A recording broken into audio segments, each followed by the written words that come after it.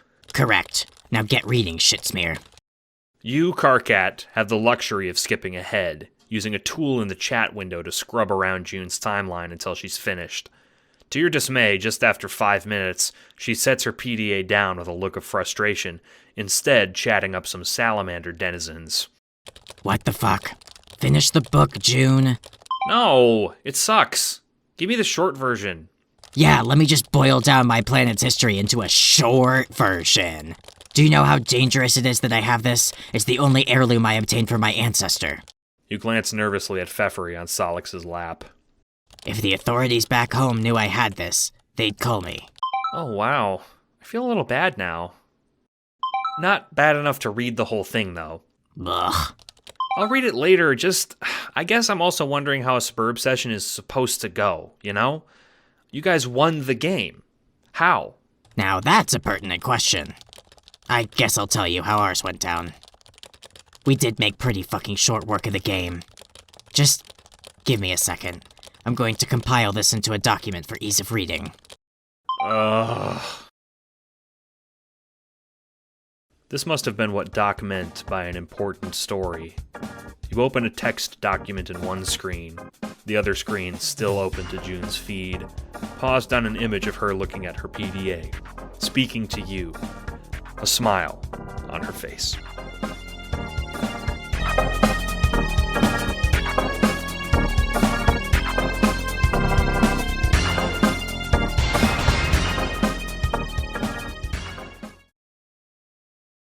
Cancer, June 22nd to July 22nd. Cancers at their best are intuitive, nurturing, and sensitive. Cancers at their worst are emotional, insecure, and manic. Cancer's horoscope is, cherish what you have. You won't have it always.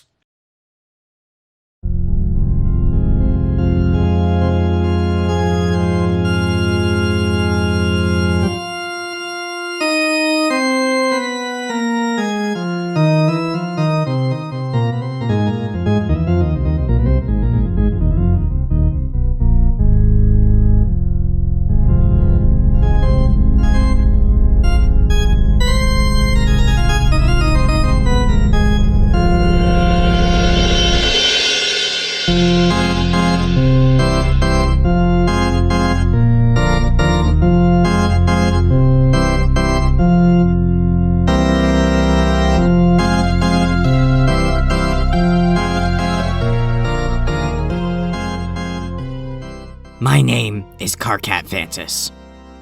For the humans in the audience reading this tale of woe and regret, please understand, I am a troll. I will do my best to make this as readable for your inferior minds as possible. I guess that includes dropping my quirk. June says it's overbearing. I say fuck her, but she's the human expert, not me. I could be a human expert if I so chose, but the prospect strikes me as not only laughable but distasteful outright. I wouldn't want to be an expert in anything but what I am. Martial, interpersonal, and leaderly prowess. Anyway, I've decided to write this tome to inform the four of you, June, Dave, Rose, and Jade, of the exploits of my compatriots. A foreword. Please do not extrapolate the behavior of my associates onto the entire troll species. Of them, I am the only exemplar of the noble troll race, with the possible addition of Kanaya. The rest of them are a bunch of fucking weirdos. Second, please refrain from any judgments vis-a-vis cultural differences. I will also try to use your human vernacular as much as I can, as much as it disgusts me. With that out of the way, let's begin our excellent tale. Reserve any kudos and praise until the end. I will allow the humans to make notes for my later extrapolation. So, without further ado, Hivebent.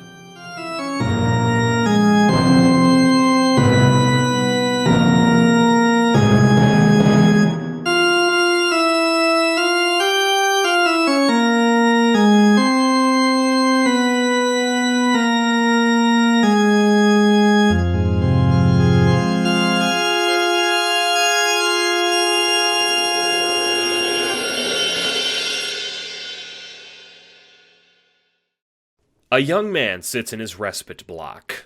It so happens that this day, the 12th sun cycle of the 6th lunar perigee, is this humble young man's wriggling day. Editor's notes. No one knows what that is, man. The double-vesseled shell nut gallery has already poked its horrible head in to mock me. Thank you, Dave.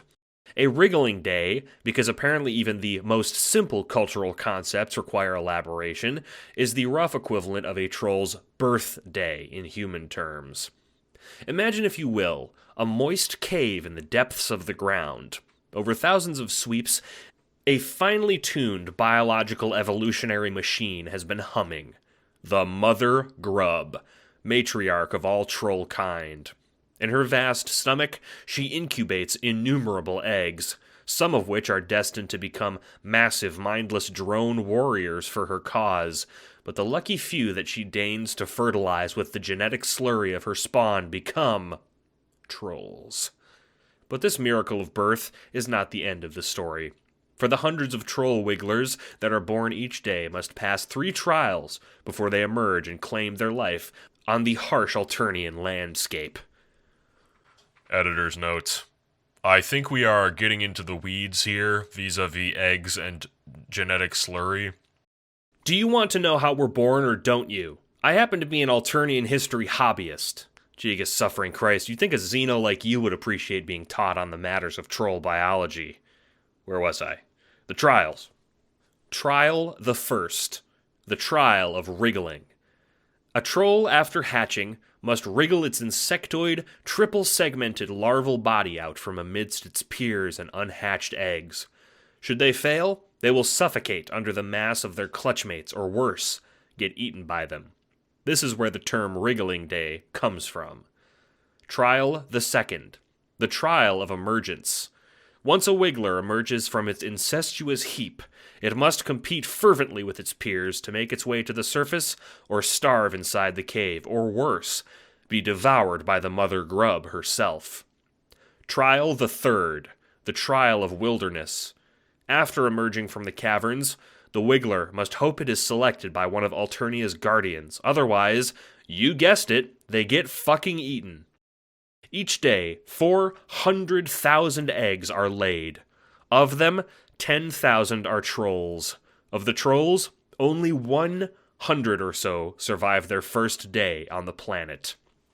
Editor's notes. Holy shit, that's brutal as hell. Thank you, Dave. It is efficient and swift, filtering out the weak. However, the Alternian population is severely dwindling due to the advanced age of the current mother grub. Only about 1 million are extant, and of them, there are only 20,000 on the planet's surface. Or, I should say they were extant. Alternia, as you can probably guess, is gone. I hate to admit it, but Dave is right. We are in the weeds here. You're not here for fun statistics about some dead fucking planet. You're here to hear how it got own-zoned. You're here to hear about the stud who saved his friends, and how he, and by extension they, triumphed over the game. Editor's notes. Lol. lmao. Humans, keep your beshaded bastard friend in check, or I'll shove my fucking boot up his waist chute.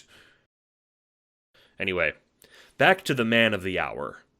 Me.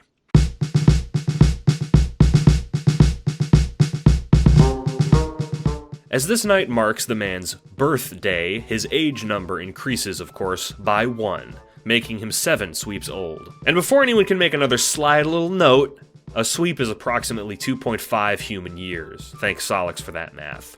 Anyway, this handsome, serene young man did not know this, but his 7th wriggling day would be the beginning of the greatest and most vital quest of his life. Well, okay, I kind of did, but not in the way I assumed. See, when trolls turn 7, they are enlisted mandatorily in the Alternian Armed Forces to serve their planet across the stars, taking the galaxy for our monarch, her imperious condescension. That's why so few of us are actually on the planet.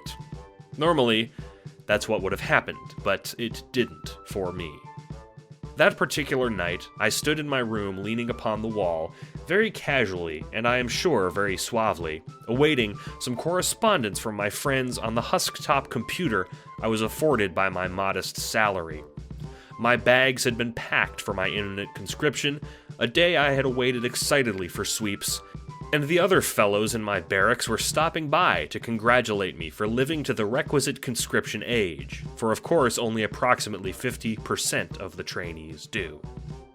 The barracks were a buzzing, massive place, a place where boys became men, girls became women, and bodies became corpses. I do not mean to toot my own sound chute, but I was training to participate in the noble Thresh-Secutioner's forces come conscription day. My fellow recruits jealously regarded me, as I was finally on my way to be the finest alien murderer the planet had ever seen. Sadly, however, as the readers of this tome know, it was not to be, for fate had different plans for me.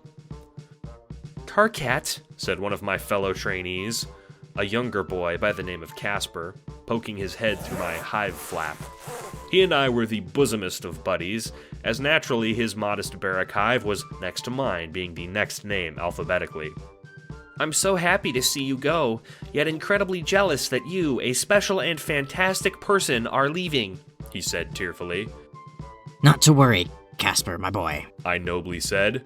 You will follow me soon, for I trust that you will not be killed in this brutal training regimen like so many of our sorority. "I could never be as good as you," Casper insisted in a voice that was noble but not as noble as mine. "For you graduated our ranks without once spilling a drop of blood." Indeed, I replied, humbly, and with great yet affable pride. But even though my skill and quality is above what anyone else could hope to achieve, you will join me soon. Editor's note. No offense, Karkat, but no one is gonna believe this. Eat shit. This is how it happened, June. More or less. The thing about the blood was true. Whatever. If you want more direct accounts, I have preserved some various logs of my correspondence for such an occasion. Shortly after Casper left my room, I spoke to my associate Solix. If you're so skeptical, you can read our explicit words. Congratulations on making it to 7, Karkat. 2-7? Oh, 2-7. Thank you, Solix. I'm sure you're jealous of my imminent conscription.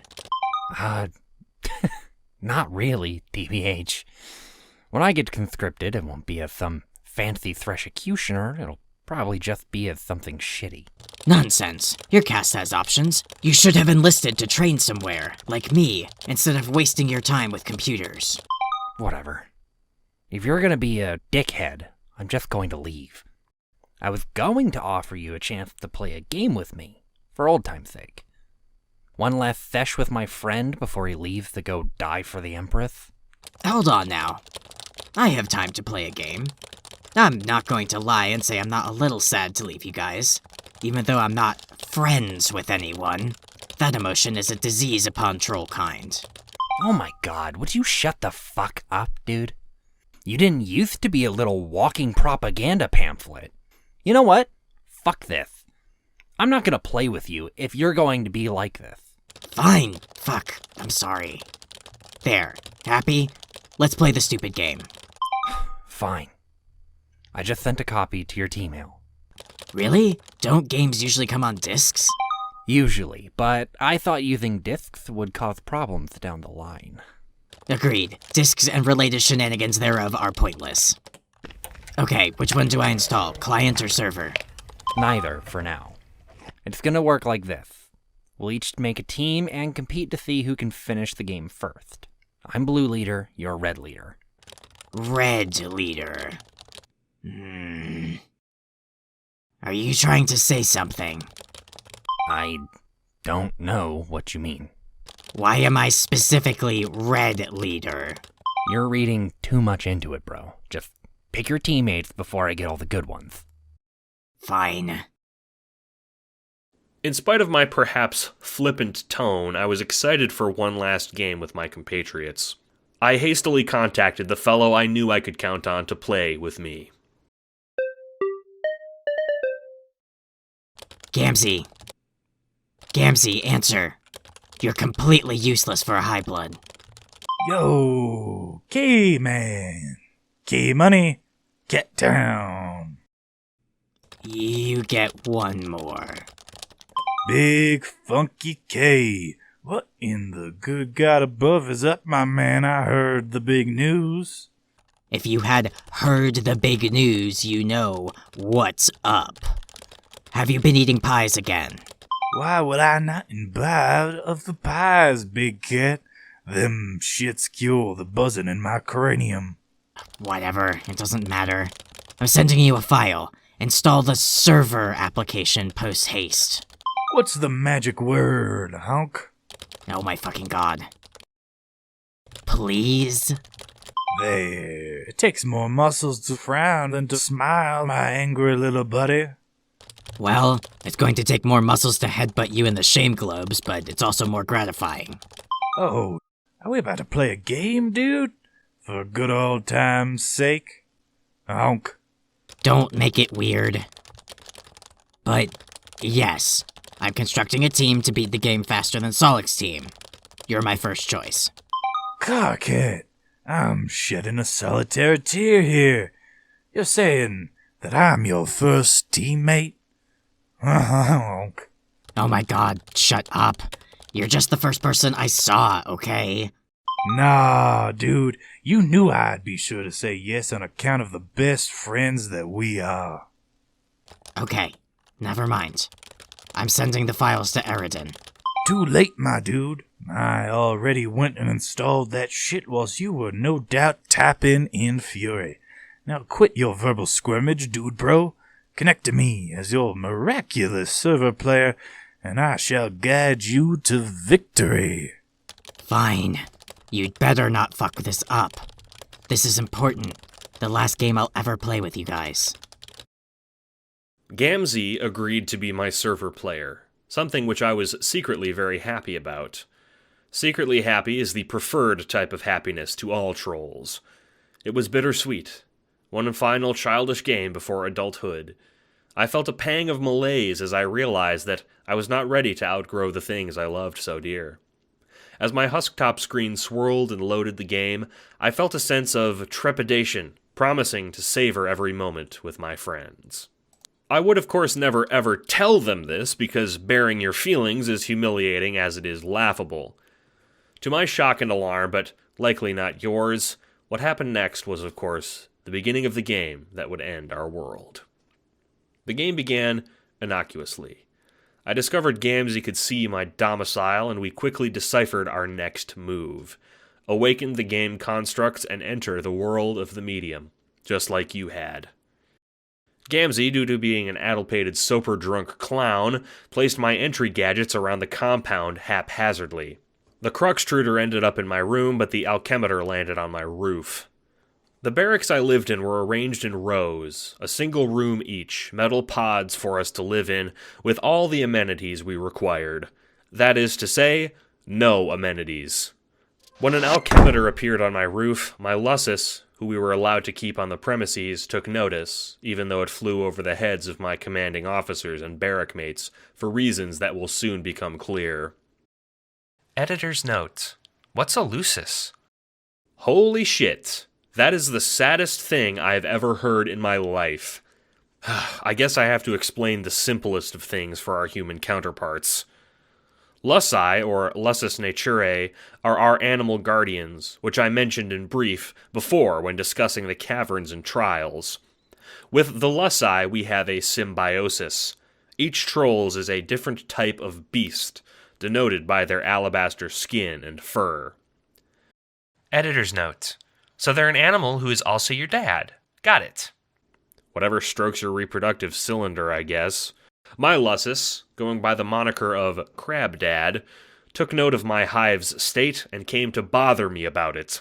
He did this in his usual fashion, screaming at me at the top of his lungs and trying to manhandle me back into my Rakupa-kun. And before any shitty editors ask, a Rakupa-kun is a moist husk we fill with a special pacifying slime to keep us calm while we sleep during the day. It is the stuff Gamzee drinks that gets him all fucked up. Editor's note, please don't say moist husk. Ugh. Due to my own personal convictions, I am now going to reiterate. Moist husk. Eat my dilating waste valve, Rose. My crab father was my beloved guardian of 7 sweeps. He was double my height when on his hind legs, and sported 2 menacing claws with which he used to kill my foes. Unlike most Lussi, he did not choose me upon my emergence from the brood caverns, a fact which haunted my mind in my formative years, but I have now come to understand. Crab Dad was my loyal Lussus and guardian, and I had a great deal of love for him, in spite of the fact that he was 10 imperial shafts high and could not speak Alternian, only chitter and growl. As trollanoid crabs go, he was one of the greatest. Still, my lussatage is not the subject of this account. I pacified my aggrieving crab dad in my usual way, by dueling him with one of the standard-issue sickles all prospective thresh-secutioners do battle with, which was at hand in my hive. Unfortunately, that choice would be my undoing. As stated before, I had never shed blood in my entire tenure at boot camp. This is both because I am an excellent fighter, as well as because my blood holds a dark, dark secret. Unfortunately, on my last day at camp, that secret emerged from under my skin, my finger slashed by my own errant sickle. My blood, my closest kept secret, spilled forth from my own hands and spilled onto the dusty ground. Crab Dad, knowing the danger in this, hastily bandaged my hand, but the damage was done. My blood shone on my hand, marking me for the freak I was. The blood in my veins. My shame. Editor's notes. Wait, your blood was a secret? Why? I'll explain later, shitheel. It's a sensitive subject. After my bloodshed, I hastened to cancel my game plans with Gamzee and Solix. I can no longer play this game. I apologize to both of you. Hold up. What? What the fuck, dude? Getting you to agree was like pulling fucking teeth. Well, I can't. That's that. Sorry. Something came up. Is it on account of your busted up finger? What the fuck? How do you know that? Can you see me? Fuck, am I on camera? Relax, shithead. If you made Gamzee your server player, he can see you. That's how he put your machines down. And you can't not play the game now, dumbass. It's too late. What the fuck does that mean? Are you threatening me? Solix did not need to answer, for our ill-fated argument was interrupted by a commotion outside. When I emerged into the rows of barrack hives from my own, to my shock but not the reader's, I witnessed, high above my home, a massive meteor en route to my camp.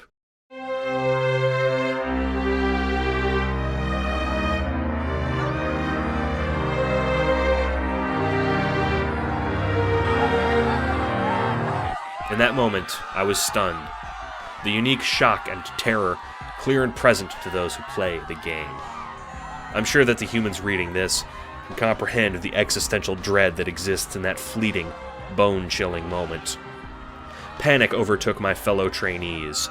It was pandemonium, officers and grunts alike, howling and making their futile escapes. On the one hand, this distracted them from my cut, but on the other, it spelled our doom. I remember seeing Casper stare at the heavens with a disbelief that chilled me to the core. The meteor's fiery tail shone in his eyes, his body more still than I had ever seen him. I mistook this meteor for the doing of Solix's and decided to spend what I believed to be my last moments berating him. Solix, you fucking traitor. Is this some sick prank? There's a meteor. The game made a meteor. It didn't make anything, Carcat. Just shut the fuck up and listen to me. Get inside the game or get crushed by a meteor. Got it? Why should I trust you? Is this some elaborate scheme? Did you summon this meteor with your accursed psionics? Answer me. You ought to be nicer to your friends. In disgust and sheer fear, I reemerged from the barrack hive. On Gamzee's instruction, I used my sickle to extrude the totem and kernel, but Crabdad still didn't allow me to go outside to tend to the alchemeter. Doubt filled my actions, but there was little choice in the matter when the decision must be made between absurdity and death by meteor. Alchemeters, cruxtruders, it was also new to me, and I clung to them like a survivor to a lifeboat. I can imagine you all felt the same when you realized impending doom awaited your home planet. The meteor felt hot, like it was burning the air around me. As I worked, I looked out the window and still saw Casper rooted in place, as if meditating, eyes glued to that infernal rock, like he was looking at the god of double death himself, having a staring contest. The barrack hive was alive with panic and rage. Never had I seen trolls so helpless. I felt some cruel twist of fate. I was supposed to be a thresh executioner, bringing ruin on planets. I was supposed to be the meteor. I was supposed to invoke fear and helplessness. Yet here I was, sweating bullets, while my friend watched on in paralyzed disbelief. My entire world was inside that barrack hive. My sickles, my computer, my lussus, all of which were betraying me today. My sickles had opened my skin, my lussus was preventing my salvation, and my computer had brought it all upon me. The game that darkened my screen, I cursed in that moment, but through it, my tiny world was about to open. The kernel, round and ready to be prototyped, buzzed beside my head. I attempted to clear the stairs and make it to the barrack roof, but Crabdad barred the way impudently. How I wished I could tell him what the hell was going on. It's true what they say. Parents just don't understand. Alternia, the planet I was born on, is a brutal place. The small moments of respite between grinding, horrid violence are few and far between, and they usually occurred when I was in the arms of my crabby guardian. I had always known my lussus wasn't long for the world, for a wiggler must outlive their custodian, but I didn't know the day would be one that a meteor bore down on me and my fellow trainees' homes. My Crabdad, in an earnest attempt to keep me from revealing my secret blood, tried to stop me from leaving the hive, and myself in my terror, confusion, and panic struck him down with the only tool I had to hand, the sickle that had cut my own palms. To my shock, from his own carcass spilt the same crimson I'd cursed myself for possessing inside my veins. I had not only slain my only guardian, but the only other being on the planet that understood my plight. I didn't have time to mourn him, but I wouldn't need any either. On the roof, I brushed back my tears as I entered the world of the game, escaping the meteor in one instant of relief. My one regret was killing my guardian, but when I watched Alternia slide away, I was saved that regret. My custodian obtained new life inside my kernel. Instead of dripping blood when I came down, I saw my beloved guardian born again in the form of my partner on my quest. My sprite. Crabdad sprite. To say the least, after that ordeal, I was exhausted in the highest regard. I contacted my friends once more. I'm in. Start explaining, Solix. He's still offline. And I hate to do this, but I've got a situation of my own here. I do believe I will have to find a server of my own pretty fast. No, fuck. Don't leave me. I don't want to be alone. I was too tired too confused to regard the new world around me, though I would soon come to know it as the land of pulse and haze. Instead, I retired inside the small portion of the barracks that had come to the land with me, my hands shaking. I saw correspondences on my husk top. One from Casper. The relief I'd felt getting away from my camp was hastily replaced with new terror.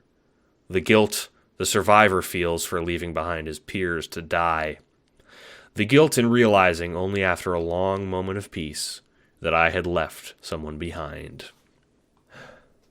Casper. Carquette, what's happening? I was about to tell you about the meteor, but your hive disappeared. Please, Carquette, I'm really freaking out here. Casper, are you still at the barracks?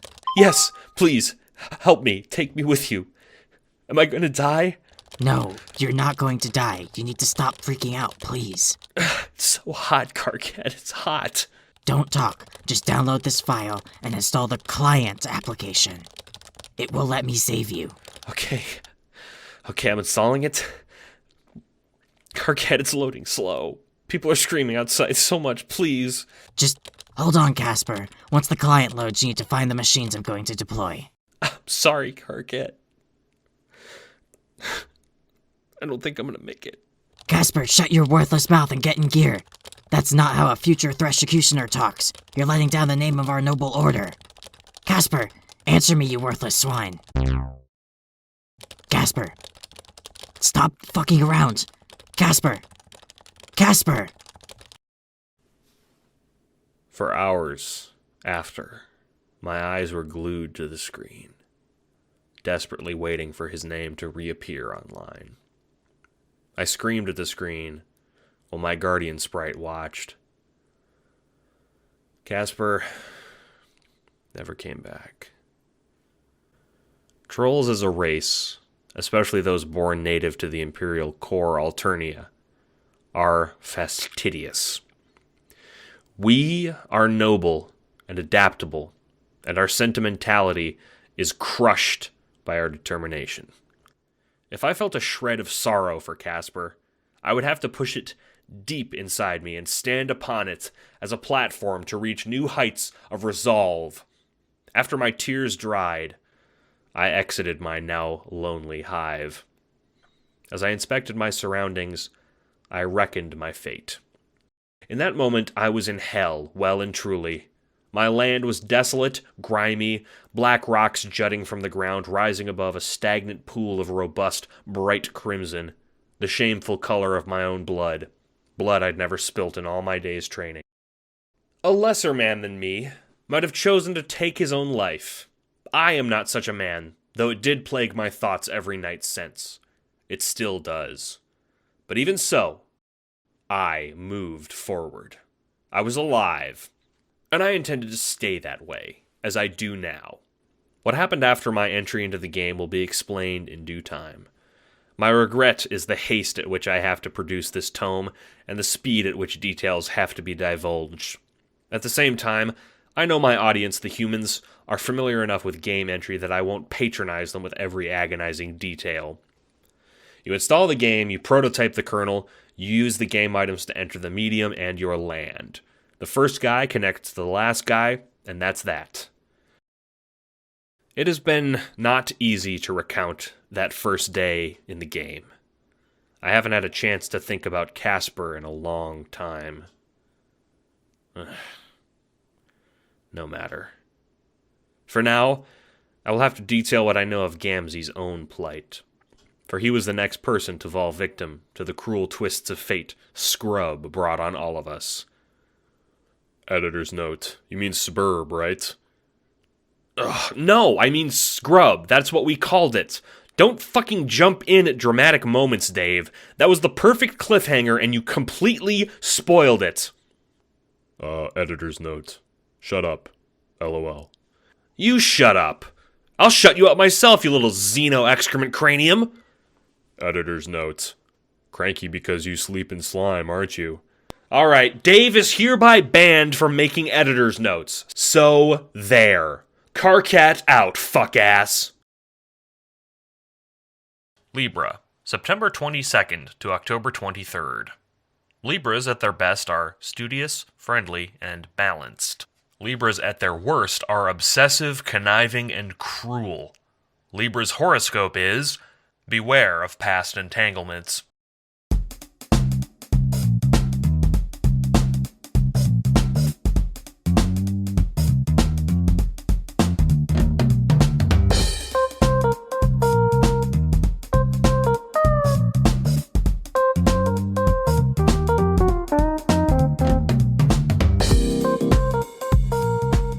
Carcat, are you talking to the humans without me? Yes. Yes? Just yes? No convoluted excuse as to the specific reason you're keeping me separate from them? Is this because I nearly killed the June human? No, and I didn't know you did that, which confirms my suspicions that you should be kept away from them at any cost. Boo. Let me talk to them. I did some important things in the game myself, you know. Fine. Fine? Just fine? No endless arguing about our course of action. You're just going to do whatever the hell you want, Teresi. You vile harpy. Carcat, that's almost kind coming from you. Just write your piece. I could use all the help I can get. All the help, you say?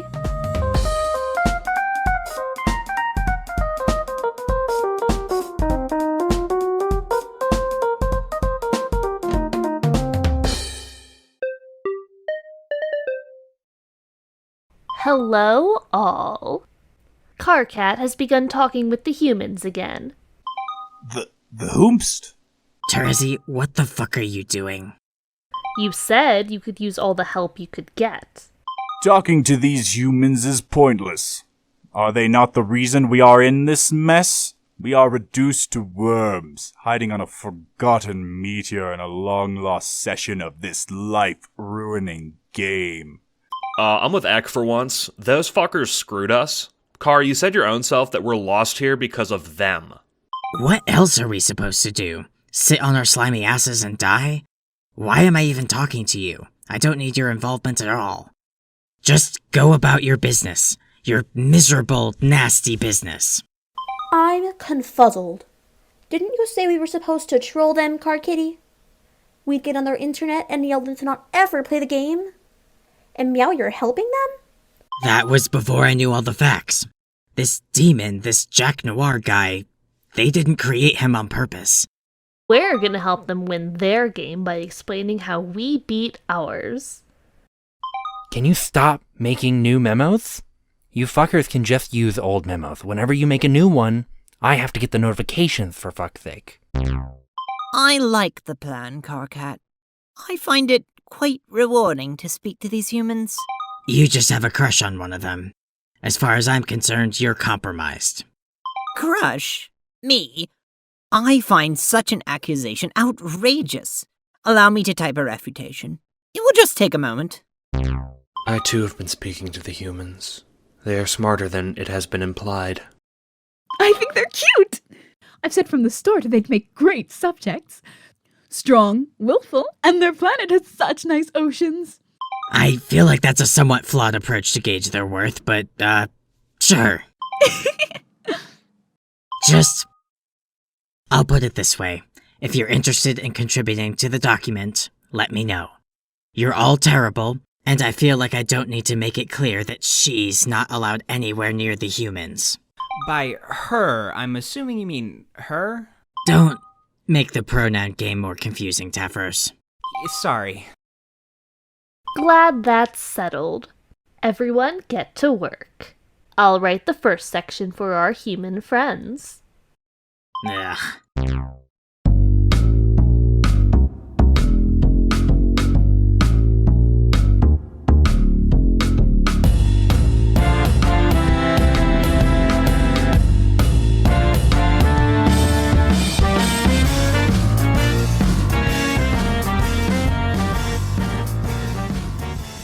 My name is Teresi Redglare Pyrospite Pyrope. I am 7 sweeps old, I live in the woods, and my passion is justice. Carcat says I have to drop my quirk to make this readable, but I've decided to only follow his rule after my cool introduction. There.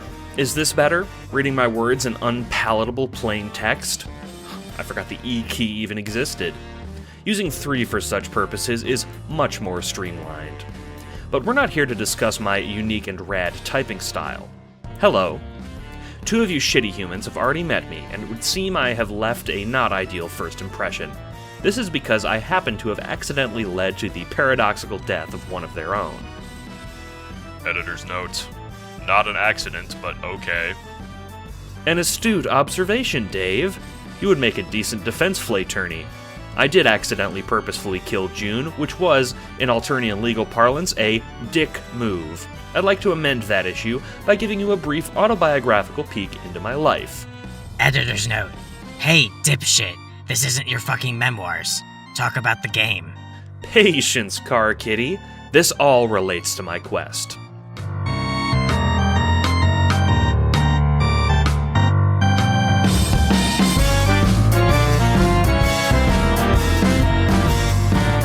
Initially, I did not want to play games with Karkat at all. I had bigger fin beasts to fry, you see.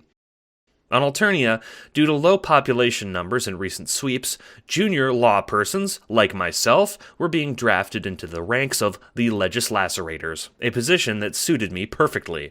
Legislacerators are, of course, the noble law enforcers on Alternia, ranking higher than simple-minded drones that the Empress commands.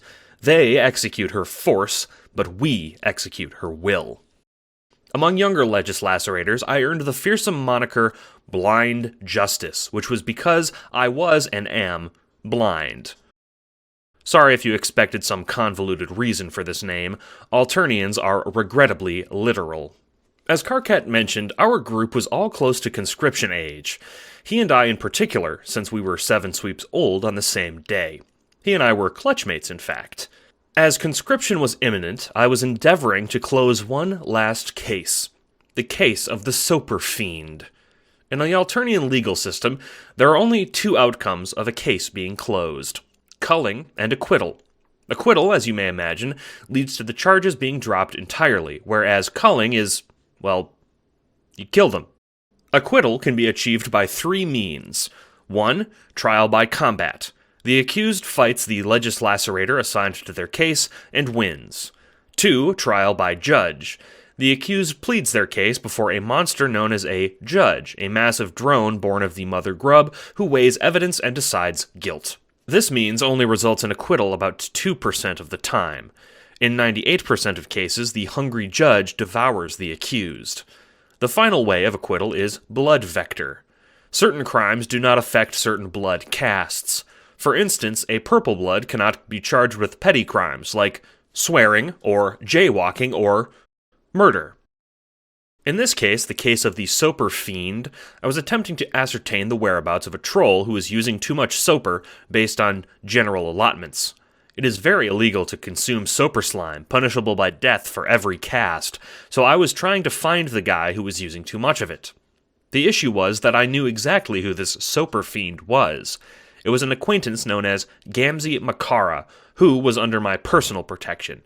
I had taken his case not to prosecute him, but instead to get him off the hook. In turn, Gamzee, being of a higher blood caliber to me, could assist in my own hiding from the authorities. For, as I mentioned before, I am blind. I'm not sure how they kill blind people on Earth, but suffice to say on Alternia it is monstrously cruel and slow. Drones descend from the skies and cull you on the spot with their dullest implements. Naturally, to stay alive, I had to enlist the help of highbloods. Make myself useful to them. My ingenious plan was to assist Gamzee with a certain game he was playing. This was my elegant solution. I would do him the favor of entering the game, and this game, according to my peers Solix and Karkat, would extricate him from our world, freeing him from his accusers and indebting him to myself. The only issue is that this game also ended the world. Womp womp. I'll spare you the intricacies of getting Gamzee into the game. He can write about that himself if he wants to. Repeatedly describing people getting into the game gets boring very quickly. Just assume that all of us entered the game in an efficient manner. I helped Gamzee into the game and then left him alone. There, that's what I did during this time. It was easy. place the game constructs, watch him use them, guide him when he got distracted, which was often because of his crippling soper addiction. Come to think of it, what do humans use as soper when they sleep? Editor's note. They don't. It's really weird. Wow, okay. Well, soper is what we trolls sleep inside. It's necessary to keep the nightmares at bay. How do humans keep the nightmares at bay? Editor's note. They don't have them super often, I guess. That's what June said. Huh. Lucky them. Anyway, around this time I was contacted by an, acquaintance about the goings-on. Terezi. Oh, hi, Aradia. A long time no see. Forgive this somewhat rude question, but, aren't you dead? Yes, that is a rather rude question, but it is fine. Okay. I'm going to trust my instincts and sweep my doubts under the rug. Wise choice. I do not have much time. 2 things to tell you. Don't let me keep you. 1. As you may have noticed, the game that you are playing is not a regular one. You will need extraction soon yourself. What? I don't want to get involved in some brainless game with dumb boys. I will not argue that these boys are brainless, but it is too late. Look outside. The trees of the great forests of the Pacific Northwest in Alternia are a wonderful place for a treehouse. They dot the canopies around the region, but they are few and far between. My closest neighbor lived about an imperial day span away. At Aradia's request, I peered out the treehouse window and saw my reckoning. Dotting the skies were fire-red meteors, bearing down on not just me, but the whole planet.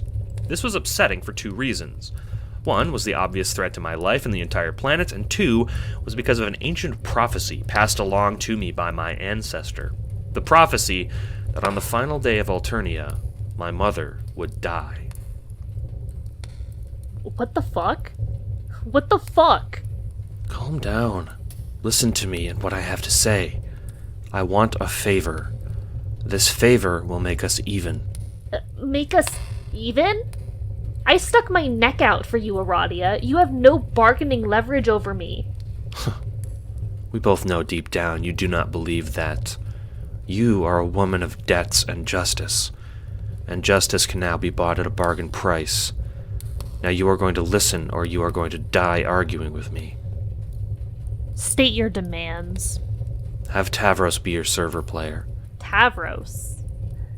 No offense, Aradia, but even if I were willing to do that, he wouldn't agree in a million sweeps. At least ask. Consider this my final request. Final request? Fine, I'll ask him. That's it. But that's all I owe you. If you say so, Miss Pyrobe. Bye. I will see you soon. Weirdo. Talking to Tavros could wait. Before I thought about games, I had to deal with my mother. The lush blue canopy made walking around on the forest floor relatively safe, even in full sun, allowing me to visit my mother freely. She and I shared a psychic bond. She spoke to me in my mind, guiding me through life. If you're wondering how that is, that's just kind of how things are for unborn dragons and their daughter moms. I'm infinitely glad that our connection was psychic, however, as my blindness makes it difficult for other forms of communication. You see, as Karkat might have mentioned, all trolls are not raised by parents like you freakish humans. Family units are boiled down to adolescent trolls and their lusus caretakers, a much more reasonable arrangement than manually raising live young. Dave tells me these live young are carried for a nearly third of a sweep in a human's stomach, but this is obviously a disgusting lie. Anyway, even for trolls, my lusus was somewhat strange as a case.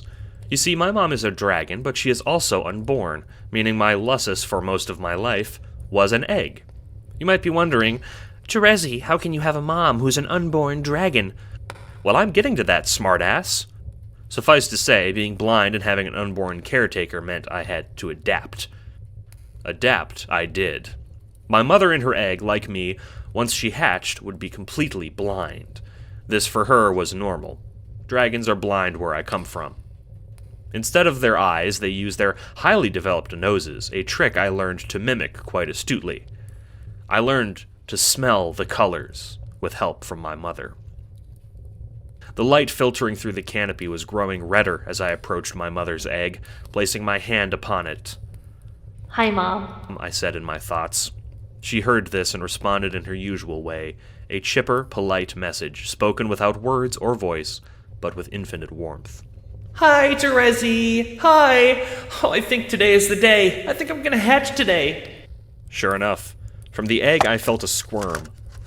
On any other day, this would make my heart soar, but this day it made my blood pusher begin to pump ice through my blood highways. "Mom." I hesitated. Mom could be somewhat naive, so I struggled to speak in an even tone as not to frighten her. "I need you to wait in your egg for one more day, okay?" But Terezi! Mom was undaunted by my wariness. I want to hatch. I want to smell you. I taught you so much about your nose, and now it's your turn to teach me. To my shock, a crack formed in the egg's surface. I heard my mother's voice for the first time in my life. She cooed, the infant snarl of a newborn dragon. "Mom, wait! Stay in the stupid egg!" Foolishly, I tried to keep the egg together with my bare hands. Terezi, I love you. Mother could not be reasoned with as more cracks in the egg formed. It was hell for me to see the thing that I had been waiting for sweeps come to pass on the worst possible day. "Wait!" I spoke aloud as the egg exploded, sending me flying onto my ass. Through the canopy, tiny shards of space rock were beginning to sear the ground around me, a rain of meteors burning away the forest I called home. The mother I'd spent forever talking to, my unborn charge, broke free in an explosion of eggshell and amniotic fluid, her sweet vanilla white wings extending to the heavens, my own nose tracking her arcs across the skies, born to fly, born to die. As I wiped ancient amniotic fluid and eggshell from my eyes, I smelled an awe-inspiring sight. My mother, infant wings outstretched, breathing hot fire from her flaming lips, shrouded by the burning fury of the infinite tiny meteors, the impressionist blur of my nose taking in the colors of her ascension. When Dragon Mom rose into the heavens, sending hot gusts of air in her wake, it was like the crescendo of the finest symphony, lasting only an instant. My mother was struck down by a meteor in her first span of life. She fell to the soil, lifeless. To my dumbfounded shock. "I love you too, Mom." My words were soft as I looked at her lifeless corpse.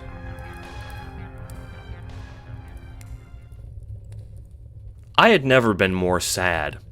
Her sharp teal blood tinged my nose in both color and metallic scent, singeing to the very scent glands that she'd helped me refine. My only remaining hope was a sliver that Karkat had told me. Inside the game of Scrub, there was a way to revive her. I now had reason to enter the game besides Aradia's so-called final request. That girl cheats death so much, I wonder how many final requests she's ever had. Karkat had been saved by Gamzee, who in turn had been saved by me. Now it was my turn to ask Tavros for salvation. "Tavros, I want to play a game." No offense, Terezi, but the last time I played a game with you, I sort of... Well, I used to be able to walk, and now I can't, so... Okay, let me rephrase. Play a game with me, because if you don't, you're going to die horribly. Oh, wow, I sort of don't believe you. No offense. Fine, don't believe me. Believe the meteors outside your window. If I look outside my window and there's something upsetting there, like as a prank to me, I'll be pretty mad. That would be pretty funny, Tavros. But it's not a prank. Oh, no, fuck. Oh, jeez, fuck. After this, Tavros helped me into the game. Like with Gamzee, I'll spare you the sordid details, but suffice to say, helping one incompetent male into the game, only to have to assist another incompetent male to get into the game, was a source of infinite frustration. June was very wise to switch genders. Editor's notes. Thanks. You're welcome. To make a long, boring, repetitive, and frustrating story short, I found myself in the land of thought and flow. A sour green land of pure, unfiltered thoughts, quiet and peaceful, except for the denizen threatening it. It was like my heaven. And awaiting me there was my mom, brought back to life by the Colonel Sprite. Terezi? She slowly said as she awoke inside her new form as my companion. I had a weird dream. About fire and a forest. Where are we? We're home, Mom, I said, relief seeping into my very bones. I hugged my mother for the first time. Editor's notes. Wouldn't that mean you prototyped yourself? What do you mean, Dave? Editor's note. Sprites are able to be prototyped twice, and whatever touches them become part of their sprite. If you hugged her, wouldn't you also get prototyped too? I guess. Maybe. I didn't know that was a thing. Editor's note. Well, that isn't consistent with the lore we've been presented with, dipshit. Okay, well, I'm sorry that my touching emotional moment wasn't consistent with the lore, shitsmear. What a fucking nerd. Karkat was right about you. Editor's note. What's that supposed to mean? Does Karkat talk about me? Oh, all the time, Dave. Wink. Editor's note. Don't wink at me, weirdo. Editor's Wink, note, wink, stop. wink, wink, wink, Editor's wink. note, this chapter is over, and I've decided as the target audience for this document that it's over. So much for the cool kid. Capricorn, December 22nd to January 19th. Capricorns at their best are ambitious, enterprising, and hard-working. Capricorns at their worst are avaricious, greedy, and obsessive. Capricorn's horoscope is, don't let your rage get the best of you.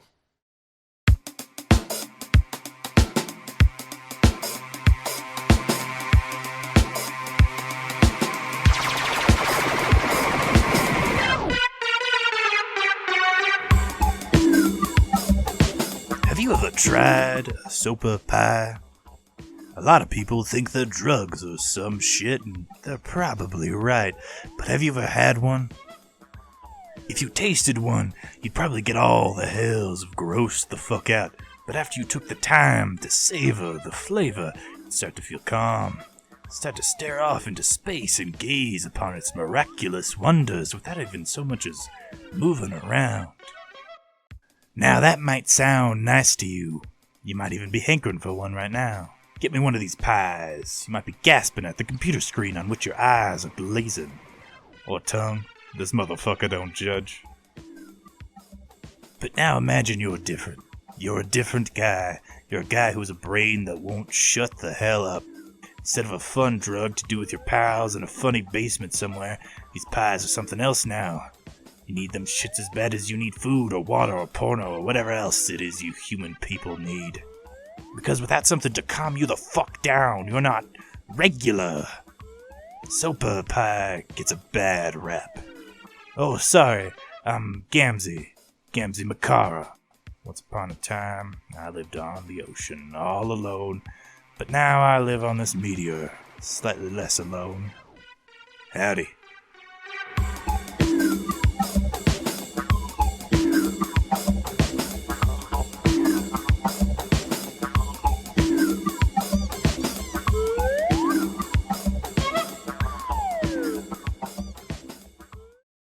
K-Money asked for my account of what the fuck happened inside the game we played, and I guess are still playing in some kind of way. So here is that account, henceforth, forthwith, and with forth. I've never been much for writing or speaking or things of that most excellent and mellifluous nature, but I'll try my miraculous best. I guess the best way for a fella like my own self is to simply impart upon you what was going down at the time. Since I can't write worth loosest crap, here's what Karkat and I chatted on back then. Praise be fuck. Status report. Not dead. Not dead. Also not dead. I'm glad you aren't dead. Next order of business is to get Terezi into the game and get Gamzee to his first gate. You mean the little blue doohickey up in the skies?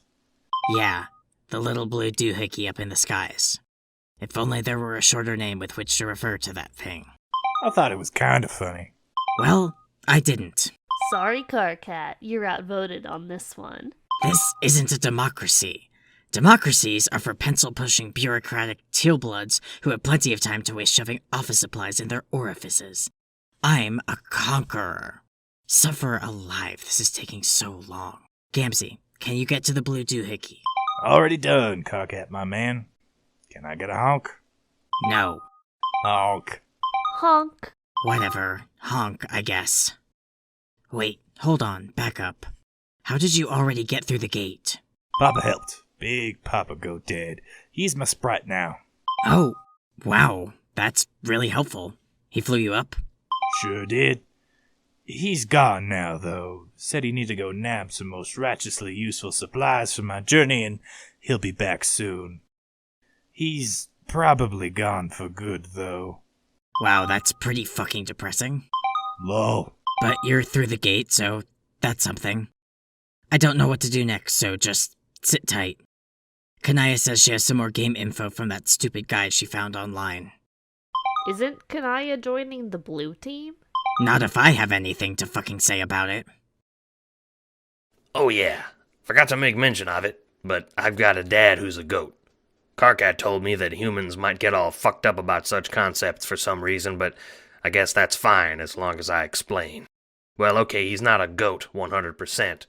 He's got front hooves, and then his back hooves are actually one hoof, and that hoof is actually some fins. He's a mergoat. I just came up with that word in my own mind, and I'm pretty fucking proud of it. My goat dad is kind of a piece of shit, but because of the game, he actually became my sprite, even if he did abandon me. People seem to really get a kick out of abandoning me. Probably on account that I'm strange as hell. So anyway, after that convo with the red team buds, I decided to wander around my cool land. The land of tents and mirth, on account of how freakingly amazing this place was. Imagine a party that's just going on at all times, and then on top of that party, there are the best tents you've ever peeped in your entire life. That's how my land was. After partying with some clowns, though, I came to a rather upsetting realization. See, on Alternia, getting more soper was no big thing. You just went to the Recoupaccoon and hit the tap, and presto blammo, you got some more soper. You gotta remember to turn the bitch off, of course, because if you don't, your whole place gets flooded, and your goat dad bites you a bunch, but that's a whole nother thing. On the wonderful Lotam, there were no taps, and the soper I brought with me had an unpleasant attribute we mortals know as being finite. In other words, I realized that I'd run out. Which, as we've gone over already, is not a thing I wanted any fashion of transpiring to occur with. And on top of that upsetting epiphany, I got some message from a dude I wasn't really all that into. Greetings, your most excellent clownliness. lmao. No offense, big guy, but Papa Bear is in the middle of some shit, so get at me later. I understand that you are presently occupied, and my request may seem lowly as can be, as you are a noble clergyman of the High Church, and I am but scum, dirt, debris even. Your comically oversized shoe is not fit to be licked by my bawdry tongue. In light of this, I shall say my piece and abscond in shame. Some of my associates are organizing a game, and we would be honored for you to join our team, the Noble Blue Team. I'm already on the red team, and, not all guys like me are clowns, right? I haven't even worn the fucking face paint since I was 6. I cannot instill within your superior mind how sad I am to hear that, Sir Makara. Nonetheless, you are, in spirit, a clown to me. Oh, sure. And what of the game, sir? Is Sir an appropriate moniker? Shall I call you Master, or perhaps my Lord? Please don't call me any of that shit at all. You are too humble. Maybe I ought to call you something both jocular and reverent. What about Daddy? I gotta block you, I think, bud. After that, I was in a pretty bad mood. And as I was in a bad mood, that was compounded by the factor that I was coming down off the soper. See, I try to keep shit light, but I kind of have this problem where most of my friends kind of piss me the hell off. All the time. You've got Terezi, who's cute and pretty, but she treats me like a thing. Then you've got the blue guy, who also treats me like a thing. And then you've got Vriska, who scares the ever-loving piss and shit out of me. And then you've got Karkat, who pisses me off double, 'cause he's nice, but only when he's with me. When he's with other people, he treats me like less than a thing, like a pet he hates or some shit. Makes me want to claw his eyes out and rip his skin with my teeth.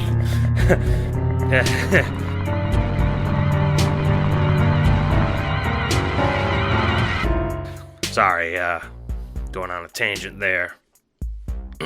So after I came down, and after the blue fucker pissed me off, I decided to flip the ever-loving shit out.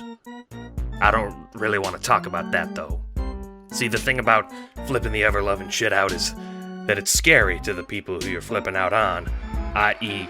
all the cool clowns on Lotam, especially since I maybe kind of sort of undid the whole being alive shtick concerning their bodily selves. But it's also scary for the guy doing the flipping the ever-loving shit out, because maybe the guy doing the aforementioned flipping the ever-loving shit out doesn't actually want to unalive a bunch of clowns.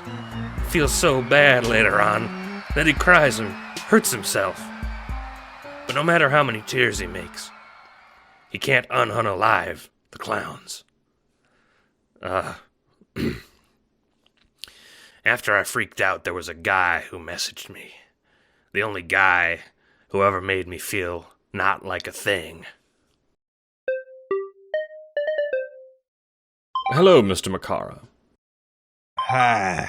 Not very talkative. Sorry, Doc. I just did some shit, and I'm not. Not what? Not anything. I don't want to talk, I guess. No need to talk then, just listen. Okay. Gamzee, may I call you Gamzee? With all due respect, you have a problem. A problem with addiction, and a problem with rage management. And given the lack of soper on this new planet of yours, this problem is going to need a solution. Quickly. No shit. What if I told you I could help you not only find this solution, but in doing so allow you to channel your rage into a more constructive use? Put simply, what if I could make you stronger? Doc, no offense, but I don't give two shits from a bray beast's ass about getting stronger. If you could fix me, fix me. I can't fix you, Gamzee, my boy, but I can help you fix yourself. Okay. Got basically no other chance, so yeah, help me fix me, Doc. That is a thing that indeed can happen. It is. The first step, however, is the hardest one of all. You're going to need to let yourself go. What? Doc, come the fuck on. I know you can see me using whatever the fuck magic you use to know everything with. I know you know what I did. Those clowns gave me food and laughs, and I just... Calm down. That won't happen again. You're going to kill someone who deserves it. That's shit talk, man. No one deserves that shit being done to them. No one? Not even her? Yeah, maybe her. It's all part of the plan, dear boy. She won't even stay dead. You'll just be, shall we say, teaching her a lesson. Teaching her a most righteous lesson. You're going to use your power to help her. And in doing so, you'll help your friends. And you'll help yourself. Deal? Deal. Thanks, Doc. I knew I could count on you. I'll be in touch, Gamzee. Man, reading that shit again made me sad. In the end, I couldn't even keep up my end of Doc's deal. What a fucking waste. On the bright side, all was not lost. See, I was out of super pies, which was bad and nasty as discussed, but Solix, in spite of being on the blue team, clued me into a new way of obtaining them. Miracles, or as he says, ectobiology. Using the magic of the game, I was able to make more pies and calm the fuck down. I made so many pies it was straight up obscene. But now that we're stuck on this meteor, I've started to run out again. Guess I'll jump off that bridge when I come to it. After imbibing the super slime, I decided to take a nice little nap, the kind any creature in their right mind would love to get up into. And when I took this nap, I dreamed. On Alternia, my dreams were, scary, filled with writhing terror of hell, unimaginable torment and misery the likes of which made my waking mind recoil in deepest fright. Horror terrors spreading this way and that, all screaming and writhing and just generally spooking the luscious-loving shit out of me. Scary is a way I hate dreams to be, which is how I got started on the eating pies in the first place, other than their intoxicating nature. But dreams inside the game, well, they were A-okay. See, when I dreamed, I awoke on a miraculous city named Prospect, a beautiful golden city, all up in the heavens above, circling the lovely Skya. You've all seen Prospect too, I hear, but, see, every game has a version of Prospect, so the version I went to was different than the one you were at. Even though they have the same name, which in this clown's humble opinion is confusing as hell, honk.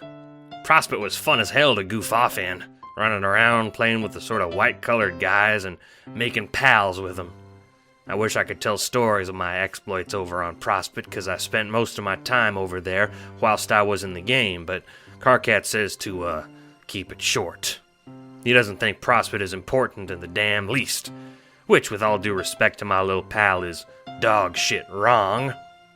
So in protest of Karkat's hornbeast shit, I will instead be including a fun fact about Prospect for all of you human guys reading this. I don't know if it's the same on your Prospect, or if it's the same on other planet Durst, but deep inside of the planet, underneath the White Queen's palace, there is the comfiest motherfucking bed you ever slept on. Seriously, them shits are godly. If you go to sleep in them while dreaming, you'll wake up refreshed as fuck no matter how shitty your day is. That's a certified miraculous Gamzee tip, baby. Each bed has a different sheets on it, and you can tell which one belongs to you because it has the colors of your aspect on it. I guess you guys just started, so you don't know what about aspects yet. But I slept in the bed of rage, which, in spite of a somewhat intimidatifying name, is actually soft and plushy as all get out. Maybe Crabcat would be less cranky if he got his sleep on in one of these aspect beds. Ooh, that's a lot of words, huh? I don't want to write anymore. Sorry, human-style dudes. I hope we get to meet soon when I'm less sad and miserable. Maybe we crack open a Fago around the fire and chill. Honk. Sagittarius, November 22nd to December 21st. Sagittarius at their best are loyal, compassionate, and assertive. Sagittarius at their worst are unfocused, selfish, and oblivious. Sagittarius's horoscope is, others do not see you as you see yourself. Beware. Good evening.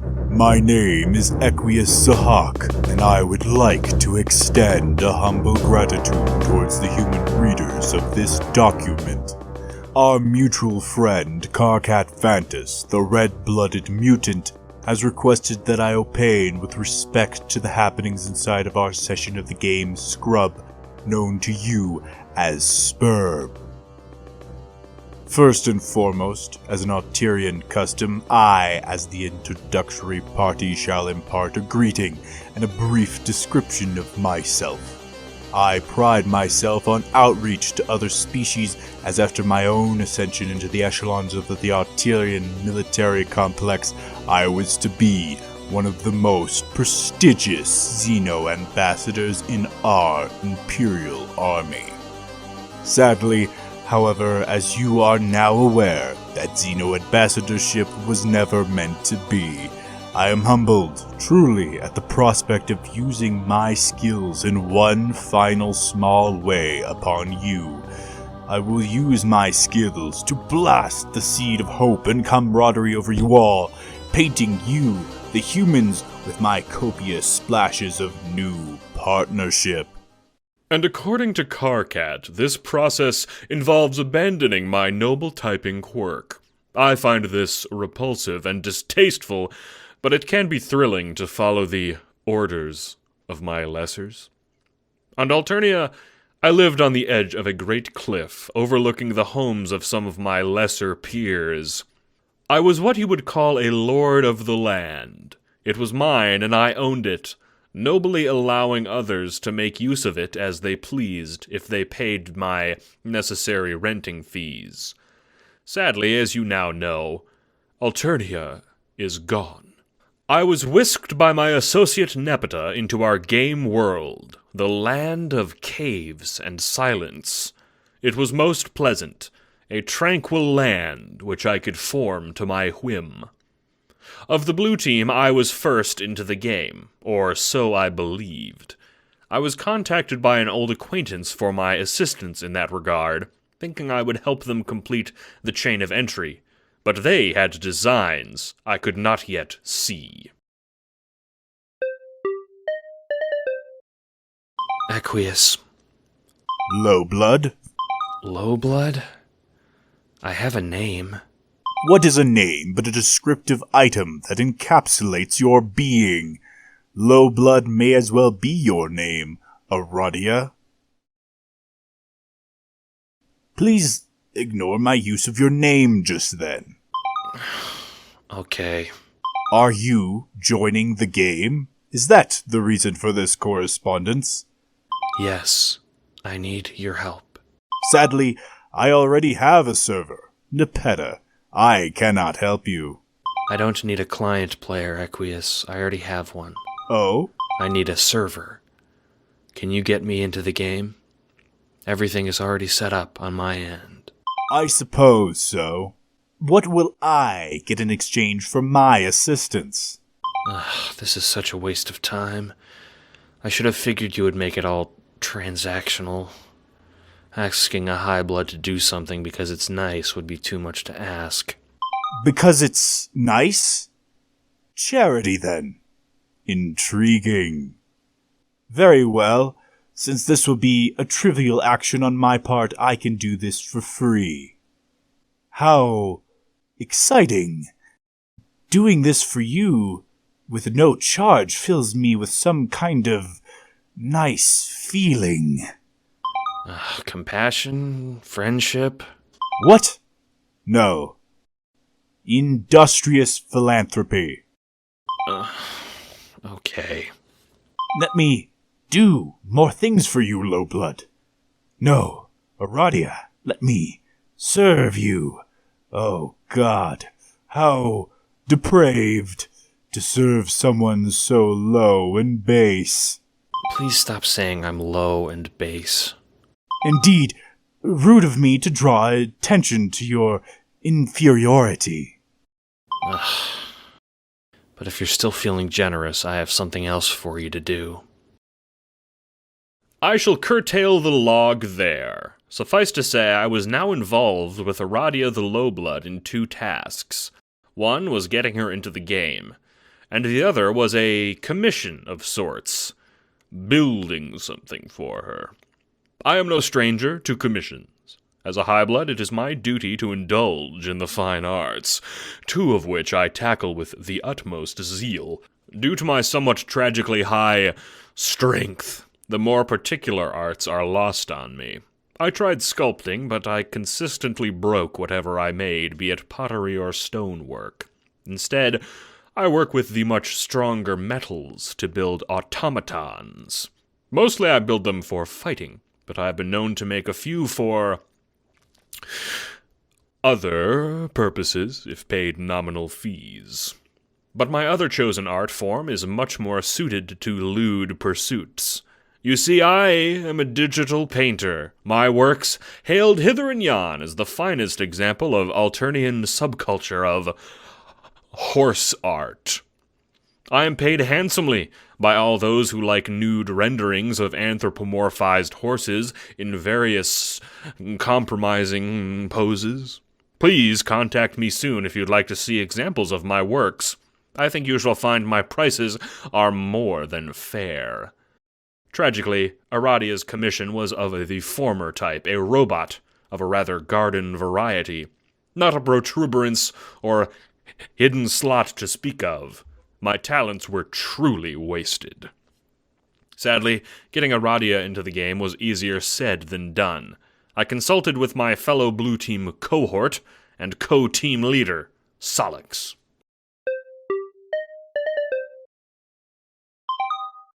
Hello, Rustblood. If you call me that shit again, I'm going to kill you. Call me Solix or fuck off. Testy. Fine. Hello, Solix. Congratulations, Equius. You've met the minimum requirement for Trollian decency. What do you want? I need clarification. A player is not cooperating. Okay.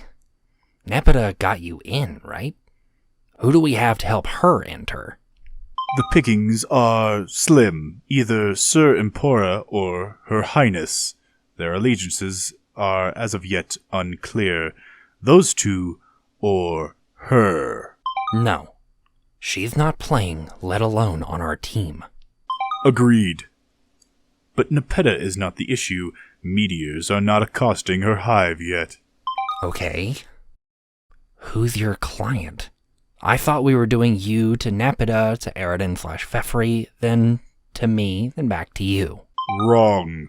I just got a request from Aradia to be her server. Ha ha ha ha ha ha ha, Equius. You think you're real funny, don't you? Just a laugh riot. No. I should come over there and kick your ass for saying something like that. To me. Did she tell you what happened? I know she lives in one of your stupid subgrubs. What? No. You're too oblivious for this to be a prank. What do you mean, Aradia asked to be your client? She asked me using the chat program Trollian. I don't understand the query. Why would this be abnormal? Because Aradia can't ask for shit anymore. Because Aradia doesn't use Trollian at all. Because Aradia is dead, you Lucis fucking ignoramus. To me, this did not come as a shock, since Aradia's hive was completely empty when I installed the client application. This potentially posed an issue. You see, if the chain of entry is broken, the chain cannot be completed, and the session is impossible. All entrants must enter the game. That is a plain fact. So if Aradia could not enter, things could not proceed. And since I just established connection, the connection is immutable. All this was explained to me by the Rustblood. But against all odds, Aradia entered the game world without problem. How she did to this day I do not know. You'll have to ask her. This much I can say for certain. Solix was not lying. Aradia Megiddo was dead. How she died is a mystery to me, and how she came back to life is a story for another day. Though I had helped the deceased Aradia enter, it came time for me to enter in turn, and for this task I knew no better candidate than my trusted olive blood associate, Nepeta. Nepeta, respond. Hi, Equius. Are you going to ask about the game? I am. I have entered. establishing the groundwork for the blue team. Oh. Oh? You're on the blue team? Well, I was thinking of joining the red team. I forbid it. This is ill-advised. They are low-blood rebel, led by the horrid mutant Karkat. Karkatty isn't a mutant. He is. You will not associate with him. Equius, we talked about this. If you want me to do something, you have to be honest about what you want and why. This is why people get creeped out by you. People are not creeped out by me. But fine. I'll be more earnest in my reasonings on why you should join the blue team. Because I would be sad if you didn't. There, was that so hard? Yes. Big baby. Yes. Less than and greater than. Nepeta, reliable as she is, got me in record time. The next order of business was my first gate. The intended series of events is to build one's home to size in order to reach it, but due to my high strength stat, I was able to leap high enough to reach it without help. Thus began my quest in the land of caves and silence. As for my sprite, I prototyped my noble Lucis from my youth, my butler Arthur, a bovine centaur with a lovely, perky udder, of which I imbibed much milk to make me exceptionally large and potent. If you're available later on, humans, we should discuss my father's udder in more depth later. Editor's note. Pass. So be it. As the ancient Sun Tzu said, the belated pleasure is the greatest. I should relay, however, something of import before I make my ultimate leave of this document. You see, inside of the game, as you no doubt have seen for yourselves, there exists a dreaming world, one which I was lucky enough to awaken to early on. The dreaming world of Durst, a lovely, purple-hued kingdom, was headed by the nefarious Black Queen, one of the main adversaries inside the world of the game. Once I found her whereabouts, I made my way to her castle, but even my extreme strength could not overcome her guards. But in the prison on Durst, I made a new friend, a similarly strong fellow, known as the Hegemonic Brute, a black-shelled man of a gargantuan stature, who identified himself as a fellow enemy to the Black Queen. He said he was part of the fabled Midnight Crew under the alias Heart's Boxcars. Oh, how I wish I could go into more detail regarding this large man, dear readers. He was so massive and robust, it was like viewing an Adonis. Yet he did not have traditionally defined muscles, but instead the stature of a powerlifter or advanced wrestler. He said his boss, the notorious gangster Spades Slick, was even more powerful than he, a notion which made me swoon. Little did I know at the time, but my chance encounter with this Heart's Boxcars was the first step into the plan that would allow us to make the game of ours much more easy. Mere Wiggler's play. Until then, my dream self remained regrettably in the Slammer. So, about those horse drawings. I am done speaking, but I do have some for you to look at that I think that would enhance... Leo, July 23rd to August 22nd. Leos at their best are theatrical, passionate, and excited. Leos at their worst are vengeful, foolhardy, and deluded. Leo's horoscope. Know thy enemy.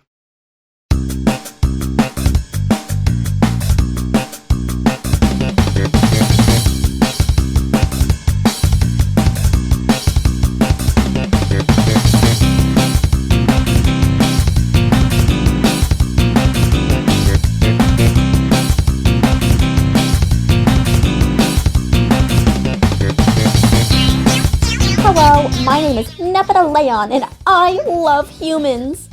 You're so squishy and cute, and your hair looks so fluffy. I can't believe I'm so lucky I get to talk to some, let alone help them by contributing to Karkatty's document. I hardly know where to begin. Karkat also said not to call him Karkatty anymore, but I think it suits him. My name is Nepeta. I'm an olive blood, which doesn't mean all that much to me because I live in a cave, meow.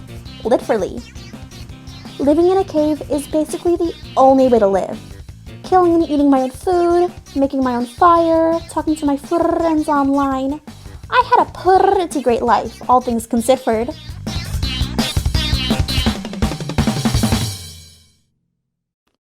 Carcat says I can't make cat puns either. Well, I say he's double lame, even if he is handsome and precious to me. Anyway, my nice life in a cave got sort of ruined by the game, which is sad, especially since it killed my really cool and nice cat dad, Sir Pounce de Leon. If I catch you saying his name in non-capital letters, I'll be cross. But it's okay, because after the cave went away and Pounce went away, they came back. For a while I lived in the land of little cubes and tea, or as Equius and I called it, lolcat. But, not everything was really great. See, getting into the game was a problem for me. I kinda had to deal with the fact that no one wanted to be on the blue team, so no one could get me in. The noble Meowbeast Huntress approaches the handsome cadet in the Imperial Army. The cadet shoulders his rifle and... Whoops, sorry. The cadet shoulders his rifle and waves to the cat, indicating she should speak her mind before the noble cadet gets sick of talking through narration. The Huntress cocks her head, one ear flicking to the side. She doesn't speak Alternian because she's a Meowbeast, stupid. Ugh. What do you need, Nepeta? So, how serious are we about the whole she isn't allowed to play with us rule? Not this shit again. Vriska isn't playing Scrub. That's that. I don't care if your life depends on it. Well, the thing is, it kinda does. Fuck. What's your entry order so far? Radia, Equius, me, then Solux at some point, but he's laid up, so we gotta continue the chain. Aradia? Never mind, I don't want to know the macabre details. It will just make me sad. Why sad? Don't worry about it. Just, is there anyone else? Literally anyone? Eridan? He said he'd only enter with Pfeffery. Okay, what about Pfeffery? No go. She's still dealing with her mom. Fuck. Okay, shit. Everyone else is playing on the red team. As much as it pains me to suggest this, maybe we can give someone up? Maybe Kanaya? I really shouldn't be helping you guys. This better not be a fucking ruse, Catnap. What? OMG. You called me catnip. You haven't called me that since we were 4. Oh, force of habit. Don't make a big fucking deal out of it, okay? Okay. Charming as this tantrum is, get it together. You said you're in danger. Carcat, you do care, Meow. Don't go telling anyone. I'll work on getting you a server. Do not contact Vriska. Sadly, before I could follow Carcat's advice, Vriska contacted me first. I don't really get why everyone's all afraid of Vriska, actually. She's mean, but she's kind of a cream puff in my book. Her mind control stuff doesn't even work on me. I think I kind of scare her, which makes me proud. Marquise Spinneret Mindfang approaches Miss Lejeune with regal poise. She bows deeply, doffing her hat such that sparks fly from her cranium, and when her cerulean lips part to speak, the gods themselves bait breath to hear her choice words. Miss Lejeune, how do you fare this day? We're not playing scrub with you, Vriska. What the fuck? I didn't even say anything yet. I don't want to play games, I just want to talk. Talking is a game to you, a non-fun game. And when you play games, people get hurt. I don't want to go blind or lose my legs or both, thanks. Not that you could touch me. Wow. Okay, way to ruin any possible subtlety this conversation could have had. Whatever. You're going to play that game with me, Lejeune. Only if you somehow make me want to, which I admit will be a challenge for you. Wiggler's play. I'll have you begging me to play. Ew. Stop. Ew. Okay, Vriska, have it your way. If convincing me to play is so easy, I'll help make it a better challenge. No, wait. Unfortunately and anticlimactically, Vriska did end up being my server player. Turns out we were both each other's last resort. She wanted to be someone else's server, but he didn't want anything to do with her. Whatever. And that's what grinds my fucking gears, Nepeta. She's a meddler, a meddly, meddlesome metal friend. She just had to be Tavros' server. I could be doing adventures by now, but no. Vriska, I really appreciate that you're having some trouble with your stuff, but could you maybe place my entry items, meow? Hold the fuck on, Lejean. I'm not finished venting. It's important to vent your frustrations, otherwise they might get pent up. Don't even get me started on Equius. I know he's your lame moirail or whatever, but he totally screwed me. That robot body for Aradia was my idea. Vriska? I know Aradia blames me for all that stuff that happened between us and Tavros, so I was supposed to give her a new body as an apology for killing her. That would have made us even. Vriska? But nope, I'm the bad guy like fucking always are, and I... Ugh, Mindfang never had to deal with this. Vriska! Ugh, what? Items! Oh, shit. She got me in without complaining, and after that, she didn't bother me anymore. During this time, though, every time I went to sleep, I started waking up on a magical land far away. A land of purple and royalty, called Durse. Every session of Scrub has a Durse and a Prospit, too. And each Durse and Prospit has all the same guys as every other session, but each iteration is different. It's all very fascinating and fun, but the best part of Durse was hanging out with my best friend, Equius. Even though when I was on Durse, he was in jail, hanging out with his weird buff friend. I visited him a lot and made good friends with a little man called Clubs Toos. Clubs was so funny, but he had this really weird habit of almost dying, constantly.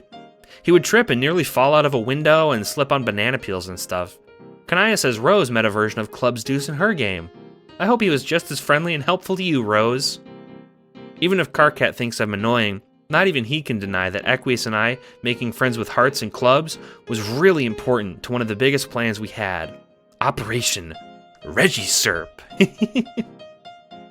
See, after Equius got thrown in jail with Hearts after trying to kill the Black Queen, Hearts and Clubs took us back to the hideout of the really scary Dursite gang, the Midnight Crew. But it was kind of crazy. Pfeffery and Solix were already there waiting for us. I wish I could say more about our Durse adventure, but Karkat says I'm too long-winded. He's one to talk. Yeah. I miss Durse so much. I don't know what else was going on when I finished my quest on Lolcat, but truth be told, I didn't actually finish. See, Equius and I were in a hurry to meet on Skya, so instead of finish our quests like we were supposed to, we found a shortcut. We were the first two to meet up there, I'm proud to say. And we had so much fun roughhousing. I love wrestling with Equius, he's such a riot. Everyone thinks he's creepy, but he's been my best buddy forever.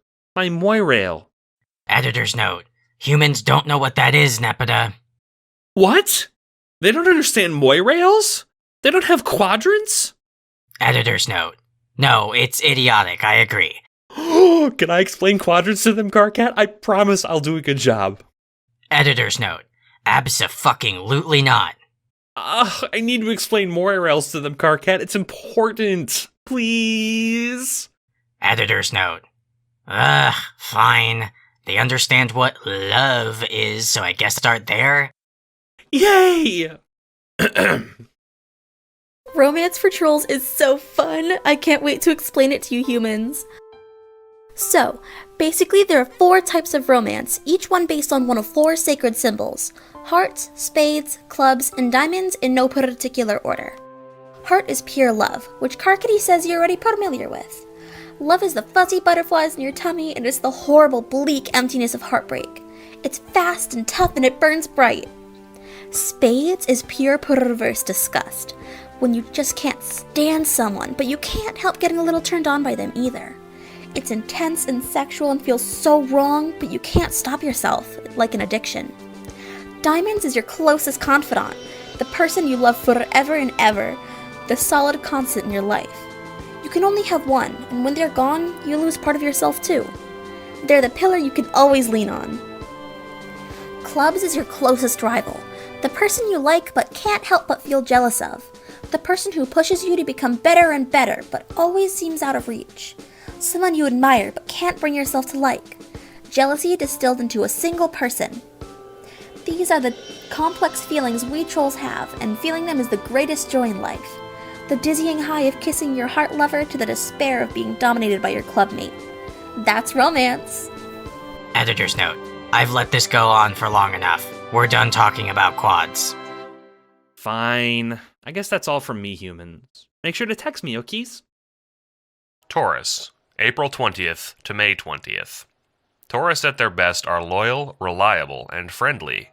Taurus at their worst are clingy, insecure, and weak-willed. Taurus's horoscope is, embrace change. This is a matter of life and death.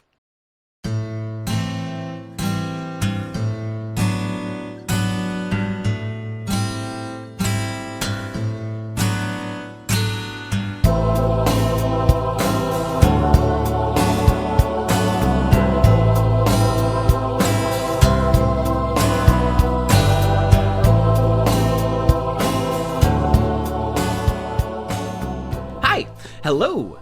I am not entirely sure about this sort of optimal human greeting, so I went with both. I hope that's okay. My name is Tavros Nitrom. I'm 7 sweeps old, and I live in Outer Horner.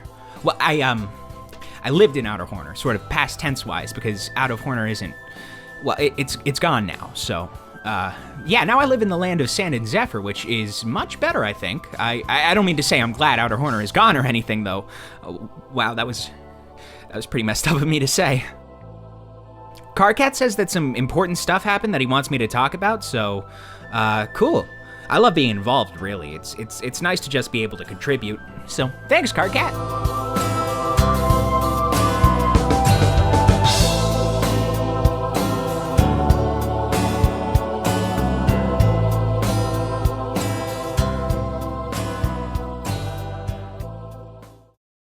Okay, so, the events that happened.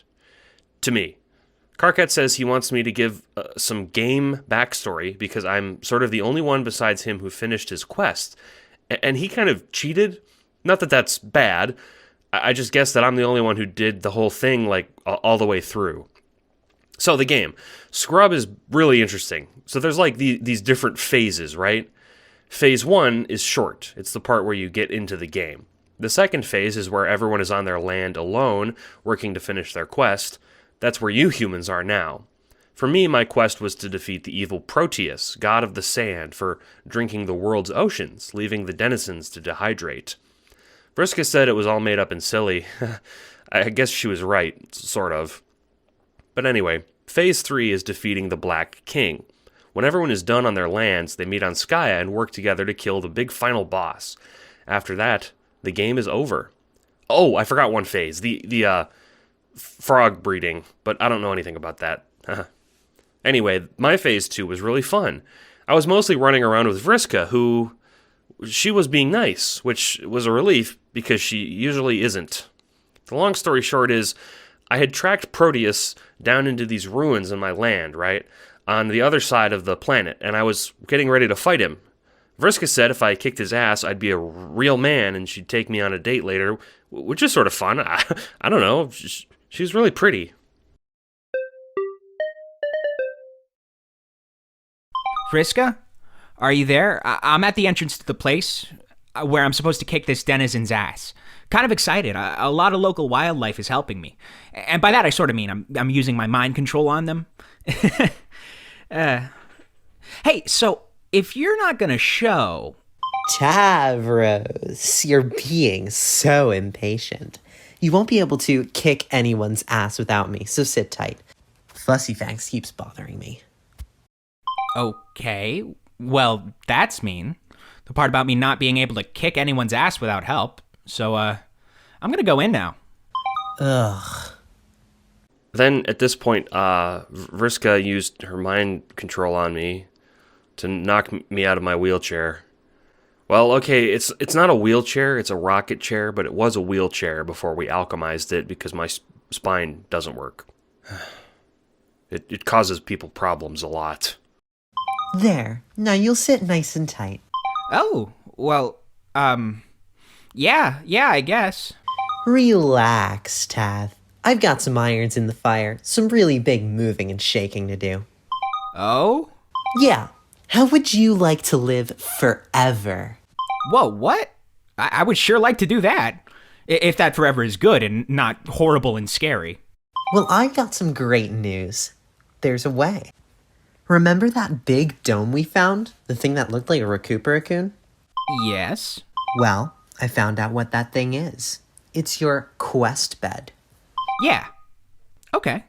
Like a free restful bed. That sounds neat. I could use a nap. It's not just a bed, dummy. It's where you can ascend to God tier. You become invincible and super strong. Oh, that sounds good. What do I have to do to get these cool powers and maybe my legs back? That's the bad news. You have to die. Oh. You get killed on the quest bed and your dream self gets powered up. You combine both lives into one. Gotcha. Pass. What? Pass? I don't want to die. Okay, sure. But did you forget ultimate power? It's not permanent, you come back. Yeah, still, pass. What the fuck, Tavros? What has all this been for? You told me you wanted to get stronger all those sweeps ago, and here I am, busting my ass to find new ways to do that. Shortcuts, cheats, moving and shaking. And now you're letting a little squeamishness get in the way? Yes. You summed that up perfectly, yes. You're on your own. What? If you're not gonna commit to getting strong, I'm not teaching you anymore. And I'm definitely not going on any dates with lousy, shitty wimps. Okay, well, to be fair, when I asked to become stronger, I didn't ask you to put me in a wheelchair, so... Oh my god, you're still mad about that? Fuck off, Tav Gross. You really will never change. Bye forever. Oh, wait, Vriska. Wait, I am still lying on the ground. That did not stop. Vriska? Vriska? So, another long story short, I had to crawl back into my non-wheeled wheelchair with my cool, helpful army of dubiously consenting woodland creatures, and I went alone to fight Proteus. And to make another long story super short, Proteus kicked my ass. Vriska was right. I got knocked out of my chair, and he used these big claws to pin me to the wall of the cavern, but I was surprised. He didn't kill me. In fact, he spoke to me, and he was really nice. He had this big booming voice that filled my whole head, and his eyes gleamed like suns so hard I couldn't look. He told me that I had to make the choice. And the way he said it, I just kind of understood that this was the kind of choice that had like a sort of capital C on it. It was important. Proteus, holding me against that wall, super scary, leaned in and said to me, I can either succumb to the will of another and fulfill a destiny that didn't belong to me, or I could die a hero at their very hand. Needless to say, I was pretty freaked out, so I didn't make the choice at all. I just screamed, and Proteus got sick of me. Then he said if I didn't choose, my path would be chosen for me. Then a big rock fell on his head from the ceiling, and he died, which was super lucky. Just like all the others, I'd prototyped my Lussus into a kernel when I got into the game. After I finished with Proteus, he was there to congratulate me. He's this tiny little fairy bull that I named Tinker Bull. He was super cool. I loved him a lot. The first time he died was when I accidentally ran him over in my wheelchair, which I still feel terrible about. Like I said, my spine being fucked up causes problems for everybody. But he gave me some advice that I think is really important after I finished my quest. He nuzzled his little bull nose into me and said in this tiny squeaky voice, Tavros, it's important to believe in yourself. You can do anything if you believe. And I still live by that. I think it's important to believe as hard as you can, and if you don't believe, then maybe if you pretend for long enough, you can start to. I think that what he meant was that what I had to do was right no matter how much danger I'm in, because nothing bad will ever happen to me if I don't believe in it, or something. Anyway, after that we all met on Skya to do Phase 3, but Karkat says that's all he needed. He always says that I'm a sad and deeply tragic figure, which is, I don't know, kind of mean. It's fine. What's up with the denizens anyway? I don't really understand them still. Everything in the medium seems to be made up entirely when the game starts, like when you begin a new RPG and the evil Dark Lord has already ruined everything, but the denizens seem to be something else, something beyond the game. Something else crazy that no one but me seems to care about is where does this game even come from? I mean, we all understand how it works, but I don't know, it seems kind of weird, doesn't it? I know it's a game that makes a new universe, but who started the chain of making new universes? Why do new universes need to be made? Karkat and Vriska both say my questions are stupid and don't matter, but I really hope I'm not stepping on any toes here, but I respectfully disagree. In fact, after I beat Proteus, I found something really cool that gave me some clues about how the game got started. My friend Aradia and I used to dig a lot on Alternia. She and I met because we were both part of an indentured excavation team. We dug pits for the drones to build new homes for trolls in. One day, we were digging together and we both fell down into this big subterranean pit, which ended up being really great for both of us for two reasons. One, we were left for dead down there, so our names got taken off the indentured low blood work list, and two, because we found the frog ruins. The frog ruins are really important. The ruins are the way Aradia and Solix were able to construct Scrub in the first place. On the walls were these hieroglyphs, which when we translated, created the game code that transformed our world. A friendly white doctor told us how to translate them, which was super helpful. Aradia and I would stay up all day long and translate the hieroglyphs, so I got to be pretty good at reading them. And inside Proteus's chamber, there were more hieroglyphs. These ones were really easy to read. They all had the same pattern written on them. She and I used to think of the hieroglyphs were what ancient Alternians would write in, but now I know the truth. They're the language of the game. The language of Skaya itself. The message written on the pillars was simple. Just 4 hieroglyphs, one after the other. Fate, circle, 2, death. These 4 hieroglyphs have 2 meanings. Make way for the god of double death, or 2 deaths will always happen. But I've heard another translation, whispered on the lips of the denizens, spoken by the horror terrors beyond the furthest rings, programmed into the ectobiology of the Carapatians, a riddle etched into the soul of whatever this game touches. He is already here. But that's just my speculation, which is usually silly and wrong. I guess all that is pointless too, because who even is he? Who is the god of double death? What is double death? It's all just confusing and silly. But you want to know what I think? I think this game is just a big farce. I think that if we keep playing this game, somehow, instead of creating a new universe, we're going to create this god of double death. What if, instead of making a brand new universe, we're ensuring the destruction of everything, everywhere, all at once? Editor's note.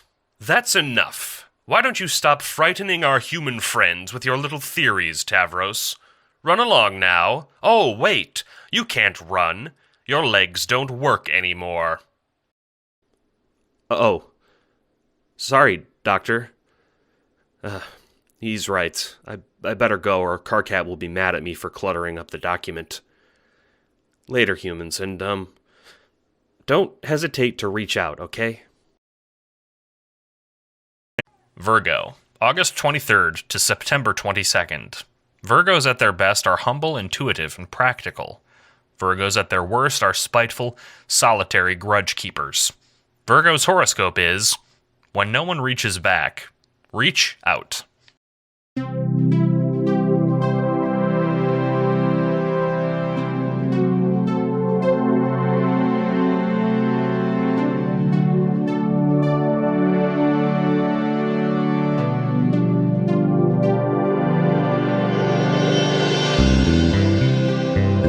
Hello and good evening to you. My name is Kanaya Mariam, and I would like to dedicate this to any humans reading and listening in, but in particular to Rose Lalonde. Karkat informs me that this document should be a group effort, but I highly suspect this delegation is to save him from having to write more. He asked me to give my account of the planning phase of Operation Regisurp. I wanted to call it Operation Regicide, because inventing a whole new word to describe something that already exists seems silly, but that is beside the point.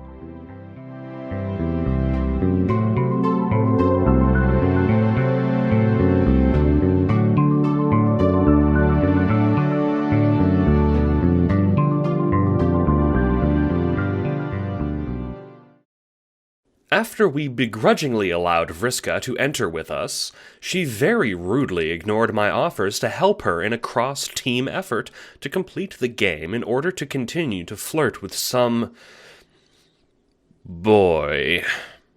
But it is fine. I did not have a problem with it in the least.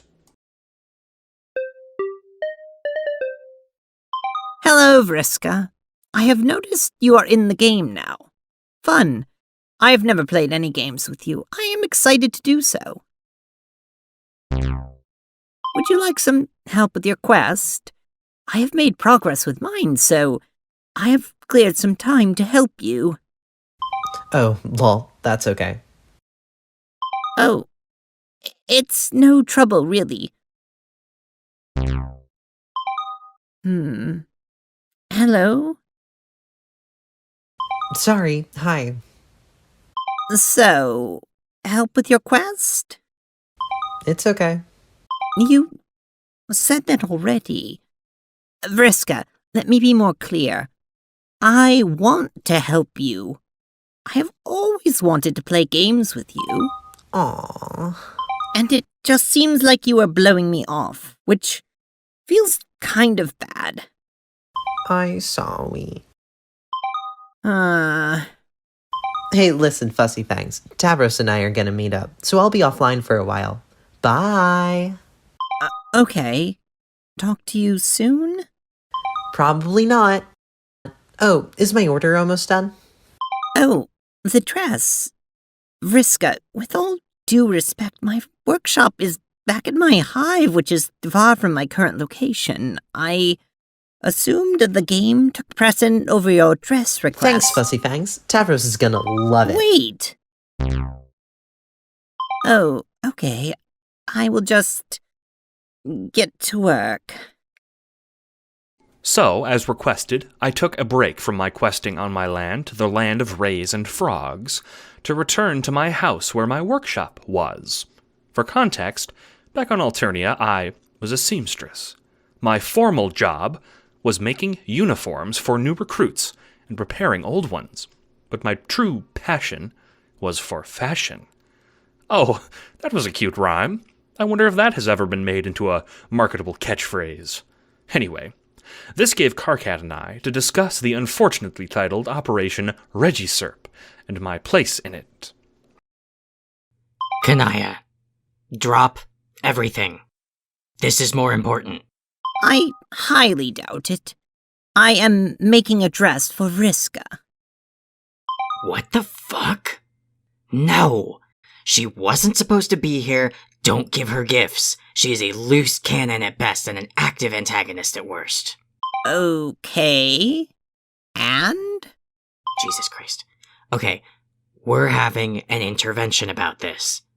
Kanaya, are you familiar with the acronym SON? Karkat, I am not getting sawn. Do not be crass. Seduced absolutely by withheld... I know what sawn is, and I am not seduced. Vriska is a friend. Okay, well, you took about a full span to decide on the word friend before you sent it, so I'm inclined to believe that's not true. You know what she's done, right? Allegedly done. What are you, her lawyer? Even her lawyer thinks she's insane, Kanaya. It is my duty as Moirail to tell you this has gone too far. My what? Moirail. When did we decide that? Okay, never mind. You're either hurting my feelings on purpose or you're actually that oblivious, either of which stings like a Lucis fucker. I'm not here to figure out my quadrants or yours, so let's get down to brass taxes. Tax. What? The phrase is, let us get down to brass tacks. That's idiotic. Precisely. Suits you perfectly. Alright, you're out of the plan. What? Karkat. Go be a good little son pawn for your precious Vriska. Is this because of the Moirail thing? Because Karkat, I am flattered, but I simply do not feel that close to you. Kanaya, I'm warning you right now to shut the hell up before you blunder into saying something that legitimately hurts my feelings. You were the first person I told about my blood stuff. And that was very brave, Karkat. But to be fair, you did kind of just spring it on me, so... Kanaya, You are one oblivious bitch, but I didn't think you were this idiotic. At this point, I can only feel as though it's my fault for trusting such a Nook-obsessed mid-blood like you. Don't talk to me anymore. From my extensive study of human interactions and social cues as relayed to me by various resources Rose has clued me in on, the closest analog to what Karkat is referring to when he says Moirels is perhaps the word sibling, though this even is incomplete. I have indeed been known to be oblivious. I am not proud of the above conversation, but as I worked on Vriska's dress in my workshop, I came to understand Karkat's words. I am sorry. What is it now? I am sorry. That is all. You clearly placed your trust in me in a way I did not reciprocate. And that, sucks hard.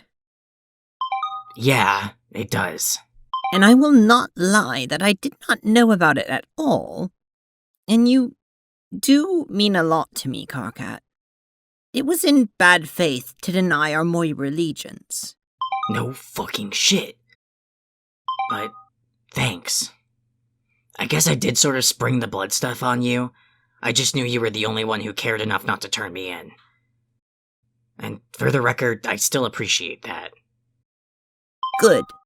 Now then, this plan of yours. Consider all my affairs dropped. Alright, let's get down to brass tacks.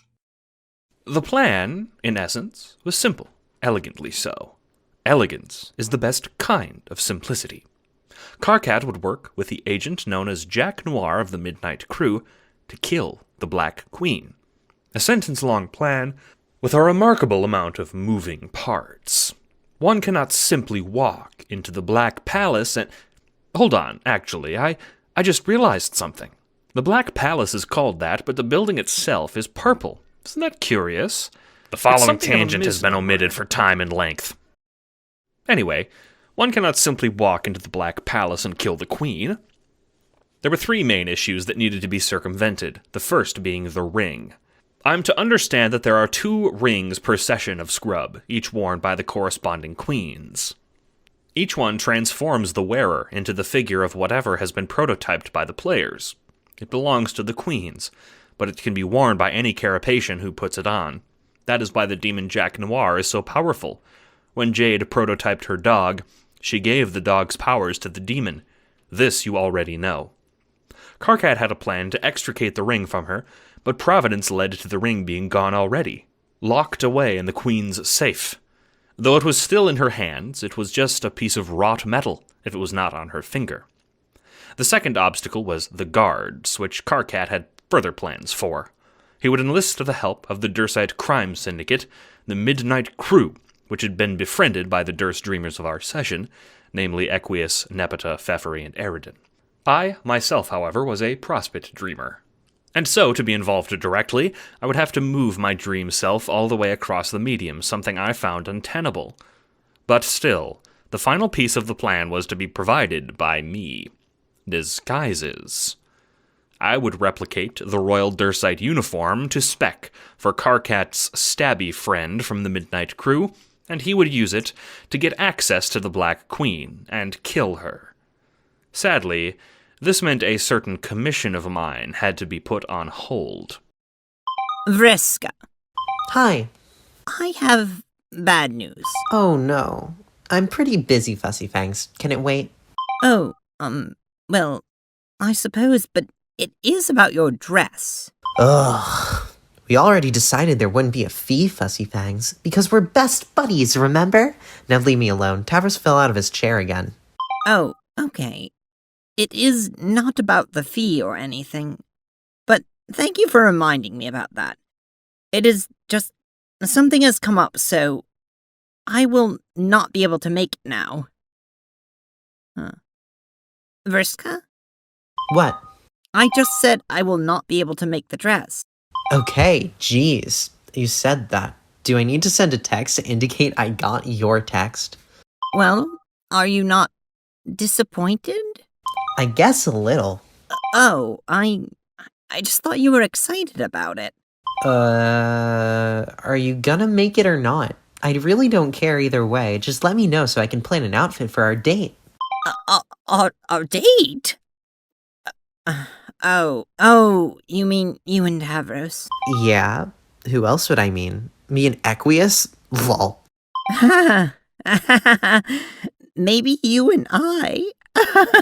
That would be crazy. Lol. Sure. As you can see from these prior logs, Vriska was already proving to be uncooperative, unfair, and unpleasant in general. Wow, I was being kind of a son. Okay, revelations about myself aside, you're here to know how we killed the Black Queen. I won't mince words. The outfit was a success. I made it using the alchemized fabrics from actual guards' uniforms, and I was able to replicate the Queen's bodyguard outfit to a T. If I may permit myself a moment of smug satisfaction with my skills, it was child's play. Karkat had his assassin's disguise. Things were going exceptionally well. Without my Moirel, Karkat, and the even-handed presence of my darling Lucis, I would surely have fallen into the temptation for Vriska's games. As you have no doubt gathered by now, my Lucis, like all of my compatriots, were used to seed our sprites, and as such my mother was serving as my game companion and confidant, which for me was nothing new. My mother is what's known as a mother grub, a being who is of vital importance on Alternia. You see, we Jadebloods are of middling birth in terms of our blood vector, but we, unlike teals and olives, who share our mid-blooded status, do not search for meaning through our lives. Our meaning is encrypted into our DNA. We facilitate the perpetuation of our species.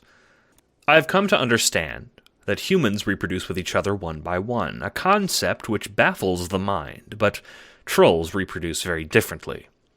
Editor's note. I did not authorize opining about our fucking reproduction, Kanaya. Is the purpose of this document not to inform the humans of our species and plights? I can't see anything more impactful than reproduction. Editor's note. Okay, but you're on thin fucking ice. To make a long story short, I will keep things plain. My mother was not my mother alone. She was a being known as the Mother Grub, the matriarch of my entire species, a being marked by the Empress herself. Her name was 612, a name bestowed upon her at birth nearly 1,000 sweeps ago. In spite of her longevity, she was reaching the end of her life, and upon the death of a Mother Grub, something miraculous happens. In death, a new egg is released. Though a Mother Grub lays billions, even trillions of eggs over her lifetime deep in the caverns, these eggs hatch into either a drone, who are promptly turned over to the Empress to serve as her mindless bioautomatons, or into the trolls you have been speaking to up until now. It is only at the end of her life that she is able to lay her final egg, an egg that will hatch into a new Mother Grub. The reason I bring this up, even against Karkat's wishes, is without this egg, our species would be doomed. I, as the final Jade Blood, hold this egg. I'm holding it right now.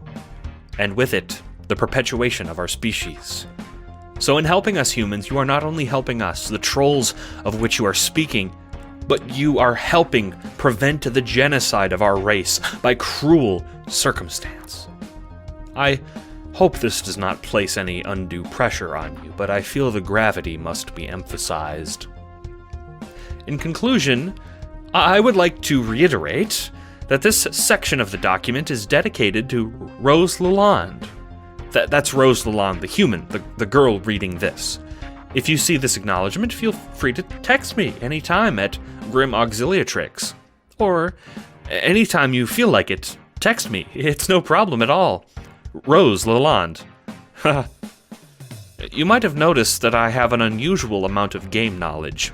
I know about things even the most liberal sprite would keep quite close to the chest, such as the nature of the rings and machinations of Prospect and Durse. This is because of you, Rose. I am unsure how this came to be, but I was the recipient of a game guide penned by your hand, preserved on an ancient server in the depths of Paradox space. Once, I assumed it was simply divine intervention of the god Fuck, giving my noble species an edge in this destined game of great import. Perhaps it still is. Whatever the case may be, The guide that you, Rose Lalonde, eventually write, paradoxically traveled back in time and into my hands before your universe was so much as a twinkle in the eye of the Genesis frog. What better way to ensure our victory? What better mark of pedigree? To follow the guide penned by the very universe we created. How miraculous, and how disgraceful that we failed in the end. I don't know if you've begun to write the guide yet, Rose, enshrined forever on the website VG Facts, but whether it has been written or will soon, know that through it I feel our deep, deep connection. Alternia and Earth, progenitor and offspring, guiding hand, an unstoppable force. And though you could have written a dry step-by-step guide, you filled your pages with florid prose and impressionist beauty, your hands crafting the sweetest, most lovely forms, sonorous and mellifluous, enviable and pleasant. It was an honor to read what you made, and I hope in this guide I have managed to reverberate one fraction of the care I felt in your writings back towards you. Editor's notes. Okay, we get it. You want to bone down on Rose. Jesus fucking Christ, this is obnoxious. My apologies, humans. This was more a sort of private thing for Rose. Sorry, got carried away there. Okay, I'm done. Pisces, February 19th to March 20th.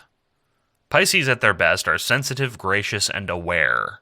Pisces at their worst are haughty, controlling, and cruel.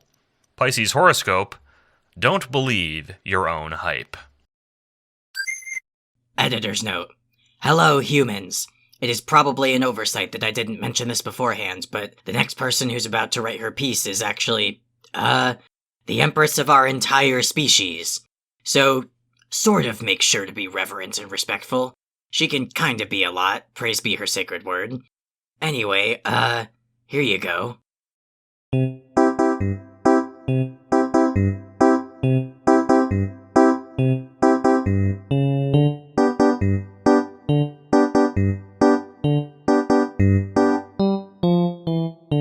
Greetings and peace among worlds. My name is Fairy Benevolence Pisces, second acclaim to the Pink Throne, holder of the Sacred Duty, former caretaker of the Vast Club, and empress to all troll kind, a mantle I have taken only recently on a technicality. I understand that Karkat has undertaken a gesture of ambassadorship between our sessions, something that warms my heart incredibly. That a former agent of my predecessor would take so well to my new decrees is most excellent. Allow me to explain, as this will become pertinent soon. When one claims to be empress, one must very well back up that claim, should she not?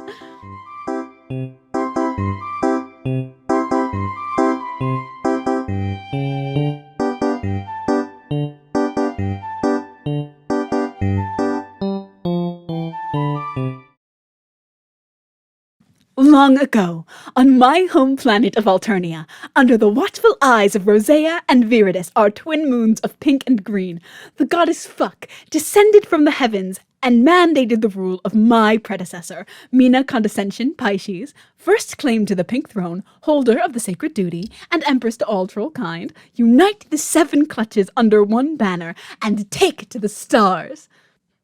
Over nearly 1,000 sweeps, her imperious condescension slaughtered every dissident and united our world under one mega clutch, overseen by Her Holiness the Mother Grub. We were one planet at last, dominating the planets of faraway stars to better master the troll race. Her work finished, my predecessor made a decree.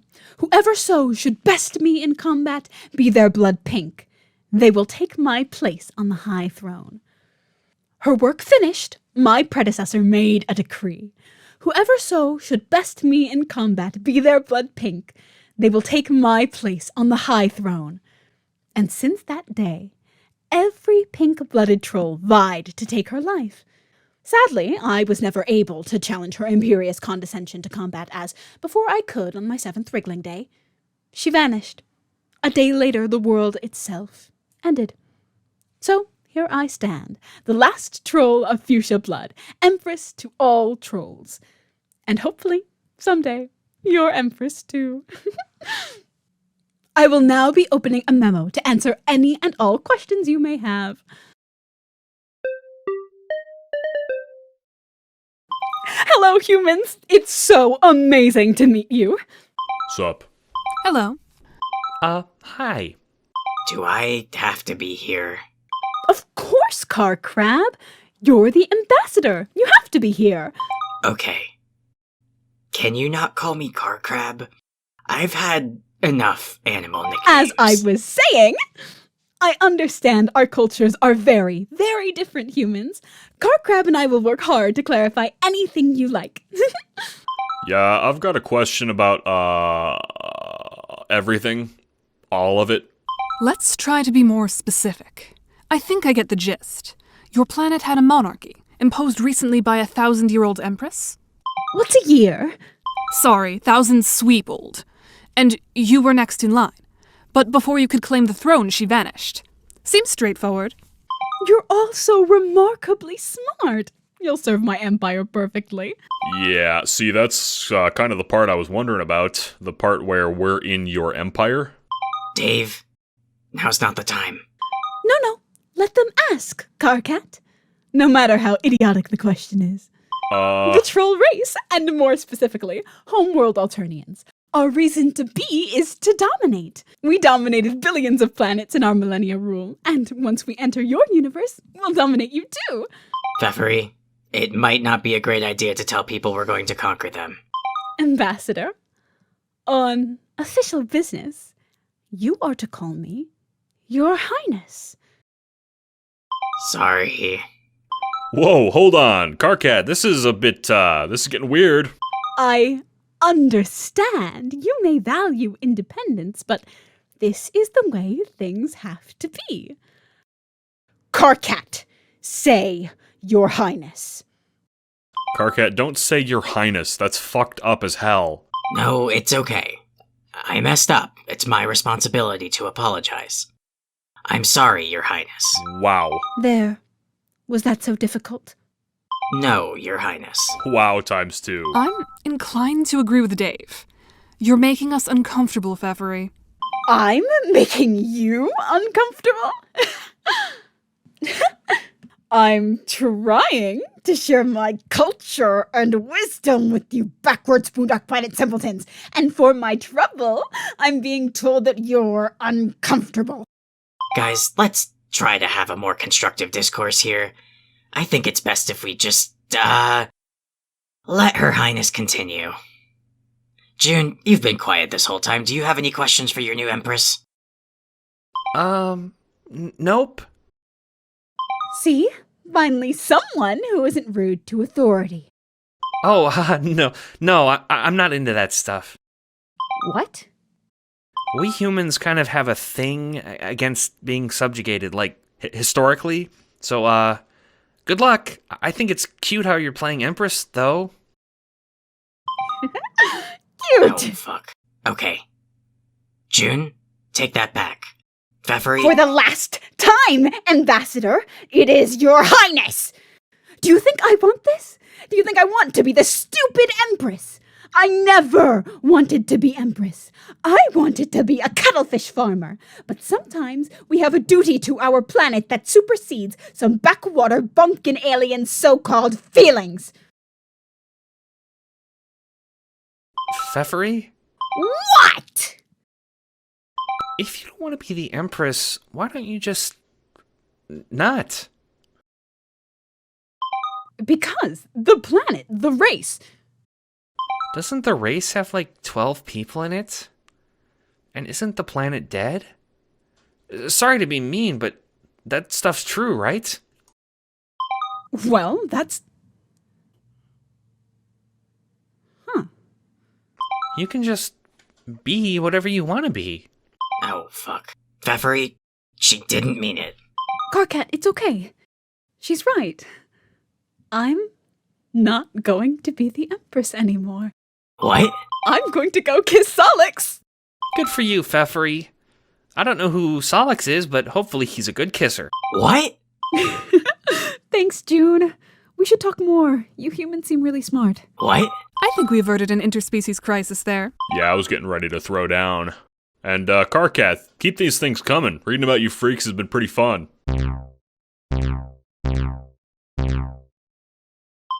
What?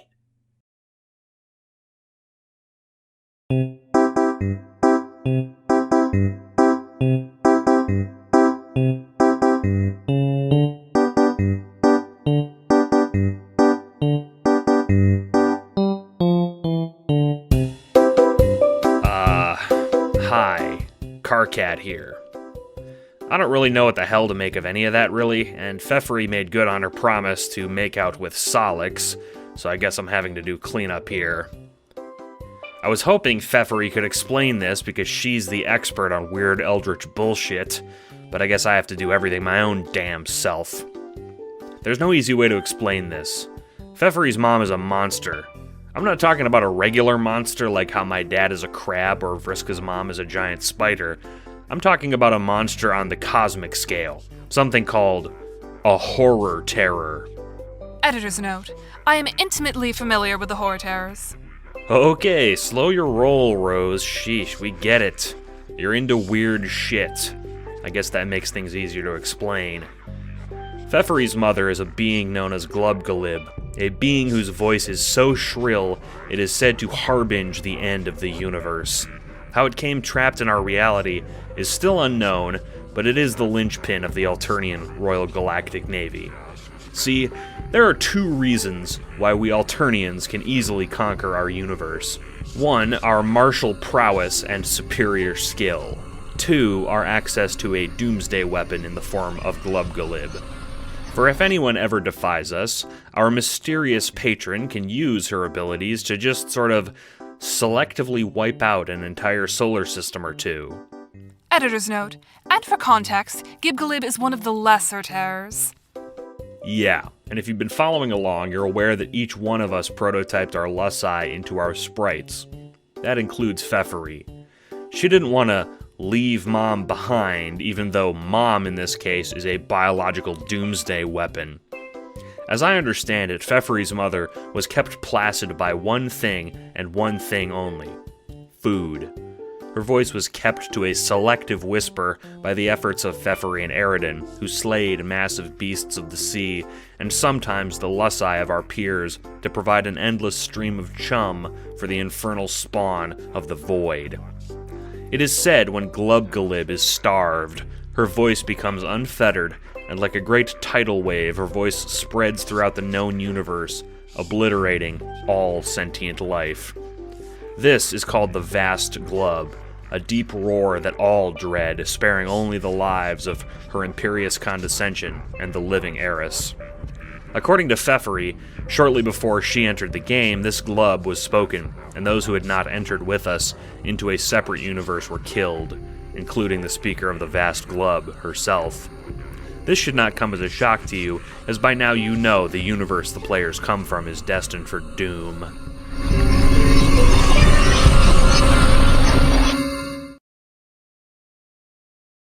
Apparently Pfeffery stopped getting help feeding Glubgalib from Eridan because she couldn't go on a date with him. Even though that choice probably cost the lives of all sentient creatures imaginable, I kind of don't blame her. You haven't talked to Eridan yet, but I think you'll see what I mean. Some greaseball behavior transcends social bounds.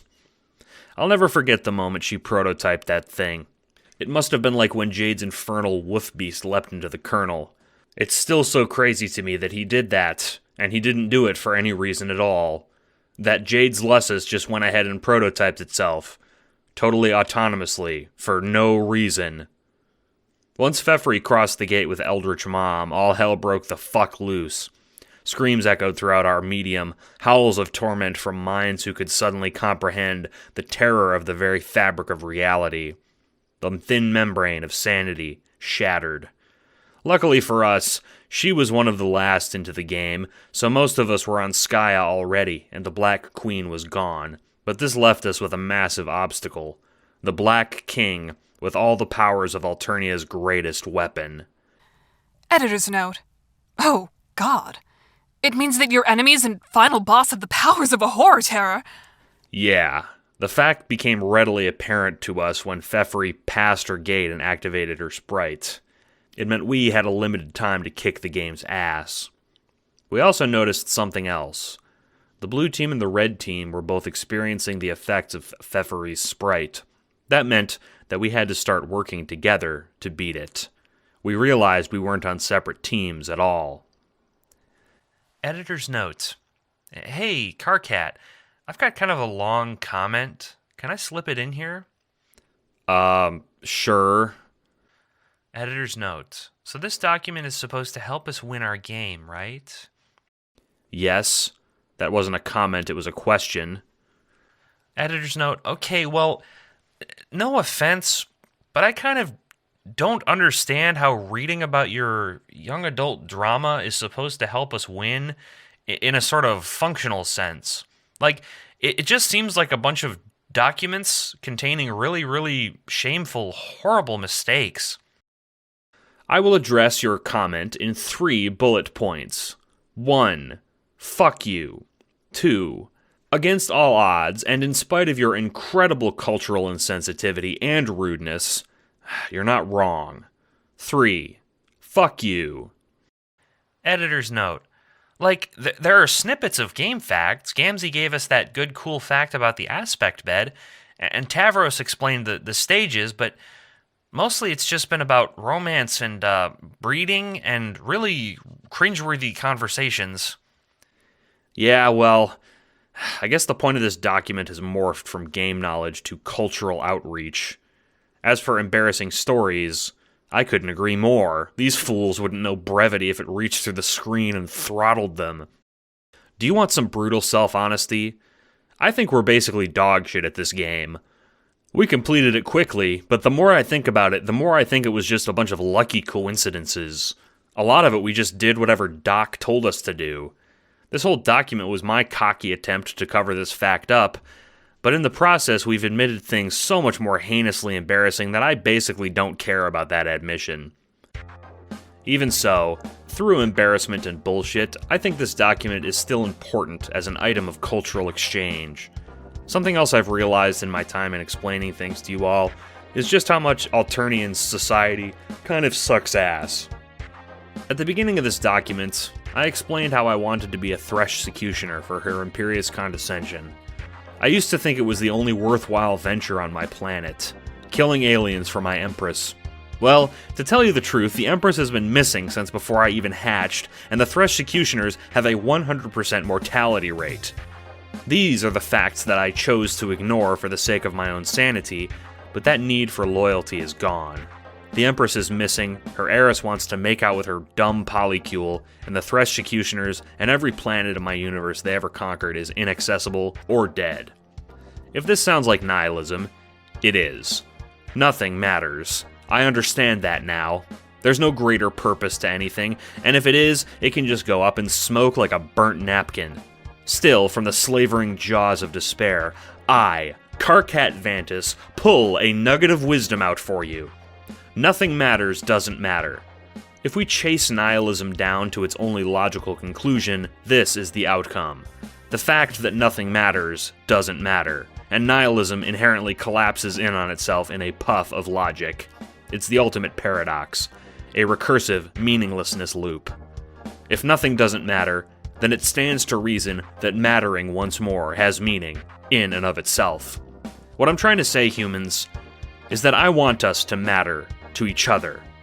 We know your plight, now you know ours. So, let's work together for a brighter future for both of our races. Because if we don't, we'll probably all just fucking die.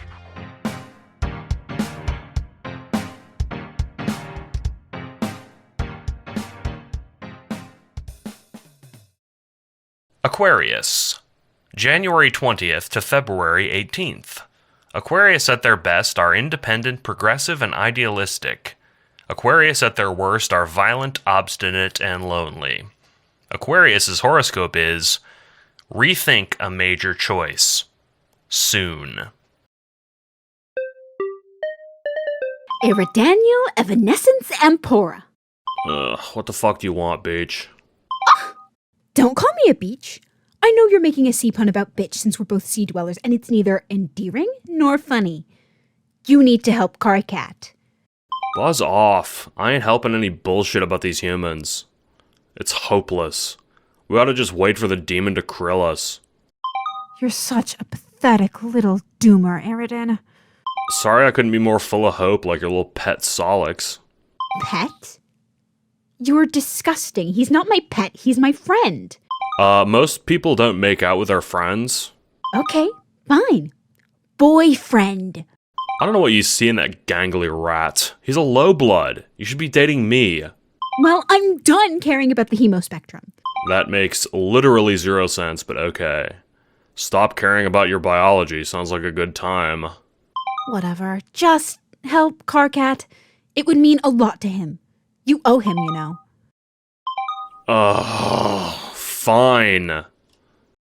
Yay!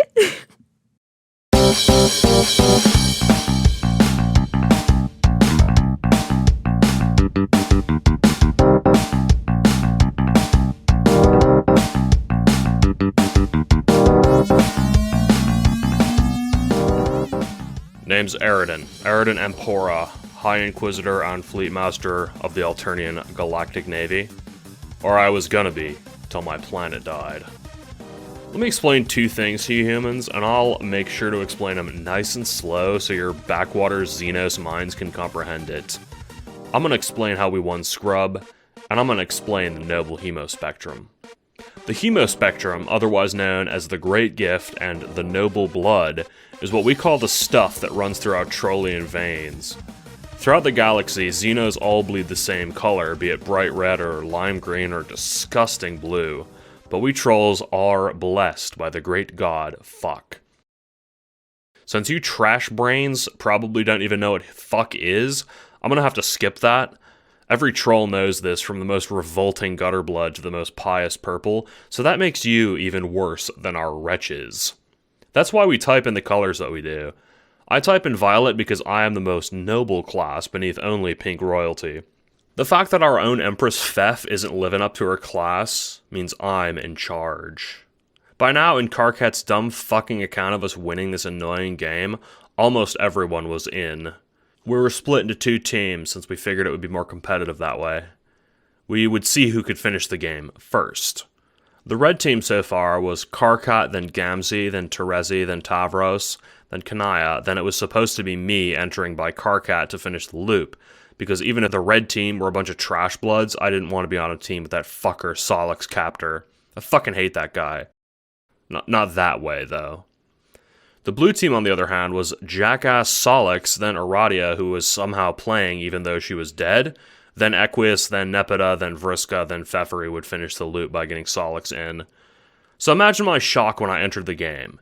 See, I used to think that Karkat must be at least purple blood from the way he bossed us around and whipped us into shape, but I learned recently he's nothing but a disgusting mutant blood. His blood is red. Red. Candy red. Not even like rust red like a respectable slave would have. It's fucking gross. It's lucky a gutter blood mutant had me to help him do Operation Regisurp, otherwise we'd all be dead by now. Worthless. You've probably heard a lot about that, haven't you? The plan to kill the Black Queen without having to lift a finger? Won't be surprised to learn that was spearheaded by me. The plan was a big mess of political bullshit, basically. Karkat dealt with most of that shit, but I was the one doing all the heavy lifting. Let me dumb it down for you Xenos reading this. On the moons of Prospect and Durst, in every single session there are a few constants. First are the simple ones, the kings and queens. The Black King and the Black Queen orchestrate the end of the game, and the white variants hold them off until we can finish our quests. But there are other things that repeat too. Like, there's a character named Ms. Paint who exists in every game session. There's also a character who goes by the name of Sovereign Slayer. In your session, I guess he became the demon that invaded our session. How that happened is still fucking mystifying, but that's how it is, I guess. Everyone seems really freaked out by the demon, but if you gave me 1 minute with him and my repulsion rifle, he'd be dead in like 2 seconds. In our session, our Sovereign Slayer didn't turn into a jacked up wolf beast monster though. He was just this mob guy, called himself Spades Slick. We had this little crew, down and dirty pack of lowlife Xenos called the Midnight Crew. You might be wondering, how exactly are a bunch of Dursite lowlifes supposed to help us? Easy. I think a constant in every scrub session is the fact that the Sovereign Slayer secretly wants to kill the Black Queen. He's hardwired to hate her guts or something. Karkat learned this early on by becoming the Slayer's confidant, since only Karkat had the patience to bother with the black-shelled Xeno weirdos. Probably because he and the Slayer both bleed the same red blood. Pathetic. The Slayer isn't very strong on his own, but on Durs he holds a lot of power. He's in a high position, the Queen's right-hand man practically. It took a lot of planning to get him in position, but our scheme was this. See, I'm not actually a Durs dreamer, I'm a Prospit dreamer. For some reason, the Dursites hate the Prospidians with a fiery passion, so you can imagine how much they'd hate the dreamers from that planet. This rivalry was the basis of our scheme. The plan was an elegant one. I turn myself over to Slick, and he presents me to the Queen as if I'm a political prisoner. Then, once her guard is down, Slick springs me free, and I make short work of the guards while he shoots the Queen in the head like a feral fucking wolf beast. That was the plan anyway. Things basically fucked up from the very beginning.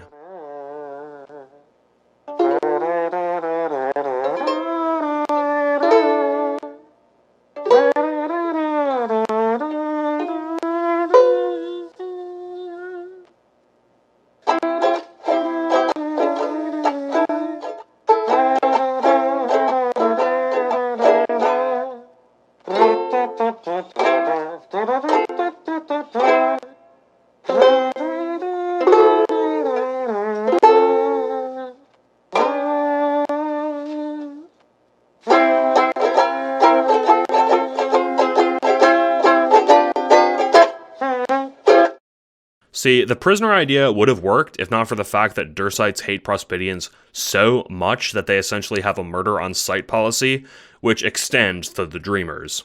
So when my Dream Self showed up in my Prospit yellow outfit with Slick, the Dursites just went ahead and took me to the gallows. "Don't you want to take him to the Queen?" said Slick. "No," said the other Durs guys, dragging me away. So instead of having an ace in the hole once the assassination was underway, we had to accelerate plans just a little, which was fine by me. Slick undid my cuffs and we took turns killing guys. I used my repulsion rifle to blow hells through their torsos while he jumped from guy to guy slitting throats. All in all, it was pretty fun.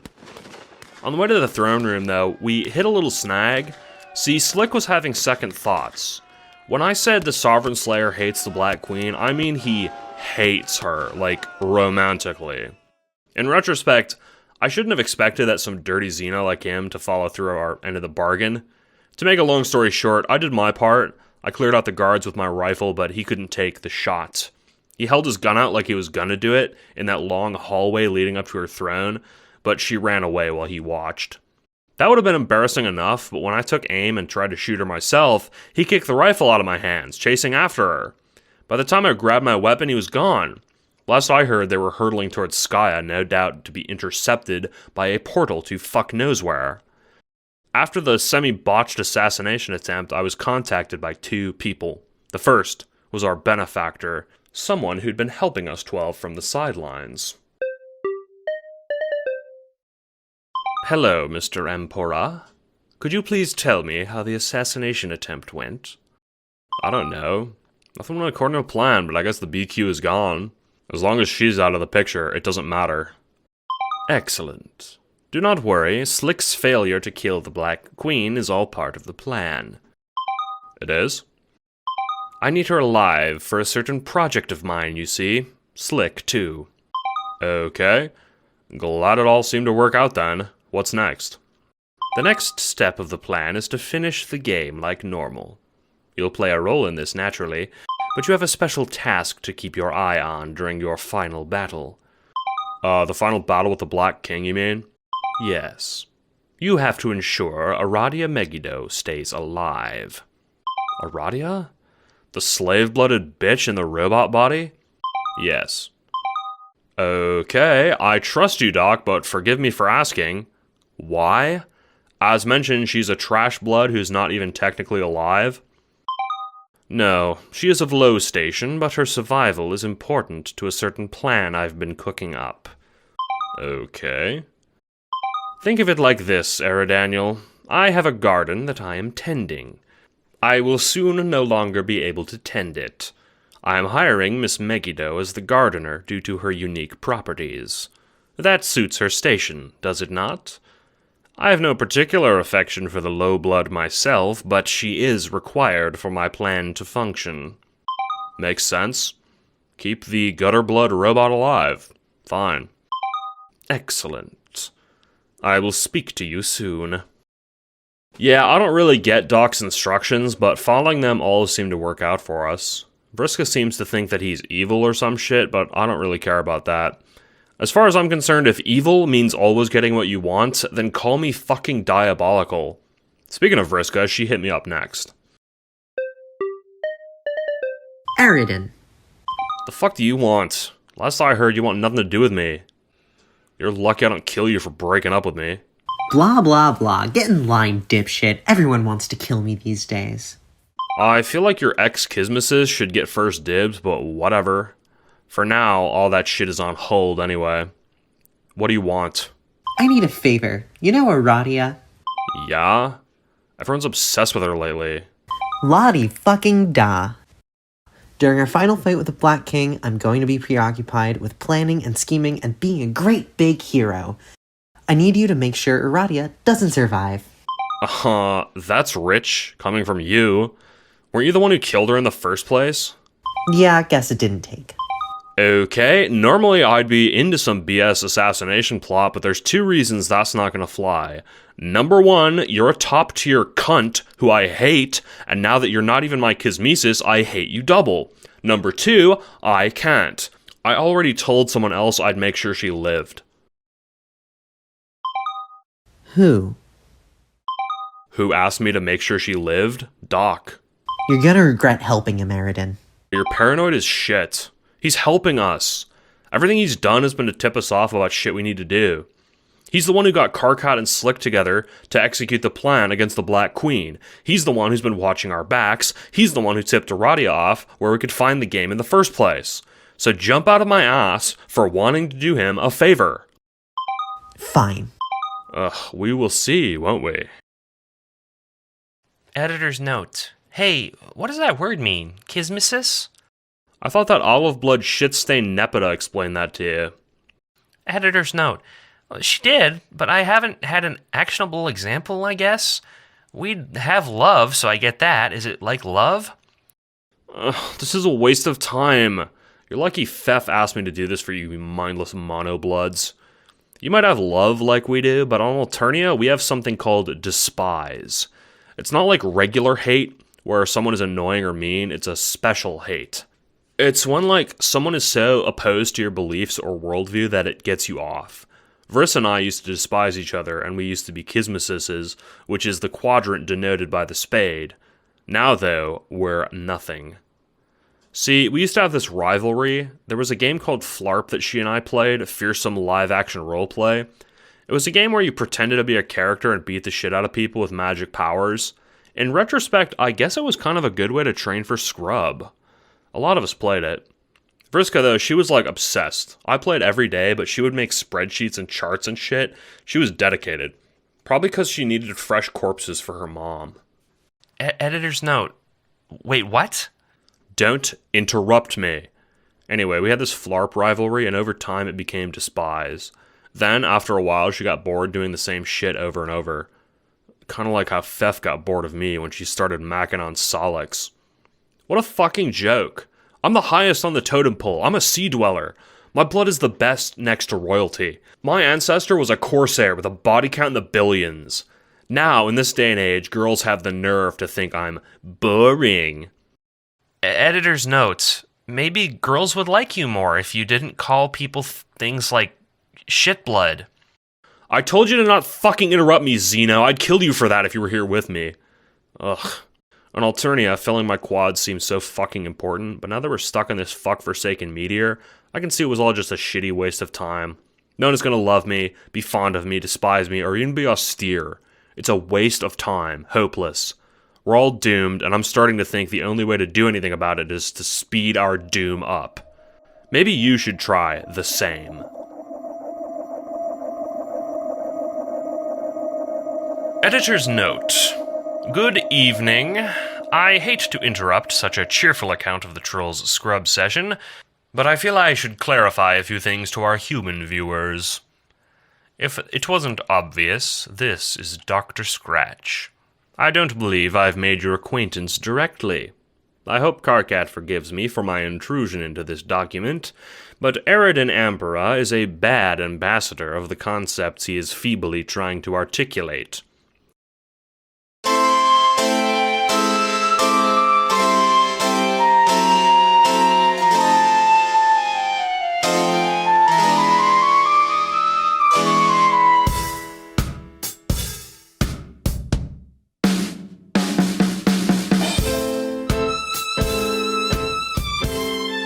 Quadrants and the goddess Fuck must seem rather alien to you humans, and for the sake of your continuing education, and to scratch my own narrative muscles, I would like to gift you with an account of the Alternian creation myth. It is, as many myths are, only true in part, so bear this in mind as you read it. Before existence, there was Fuck, the primal god.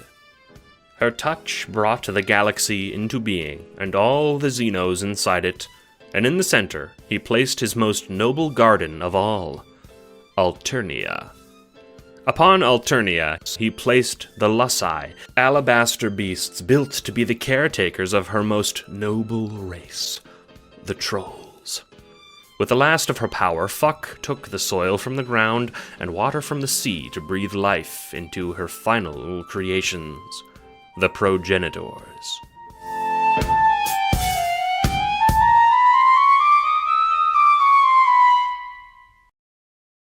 First came the Empress, blood of Fuchsia, with fins to swim in the seas and power over the world. Next came the Master, blood of Violet, with fins to swim alongside the Empress and be her right hand. Next came the Priest, blood of Purple, without fins, to rule the land according to his better's decrees. Next came the Strong, blood of Indigo, with powerful arms to mold the world. Next came the Wise, blood of Cobalt, with a mind smart and sharp enough to control their lessers. Next came the Diligent, blood of Teal, to organize and maintain what their betters had made. Next came the Mother, blood of Jade, to care for others with compassion. Next came the Hunter, blood of Olive, to corral and hunt the beasts of the earth. Next came the Betrayer, blood of Lime, a foe to pollute their ranks, a challenge to overcome. Next came the Psychic, blood of Gold, the being full of energy to be used at the disposal of their betters. And next came the Workman, blood of Brown, to work the soil that they took their blood's color from.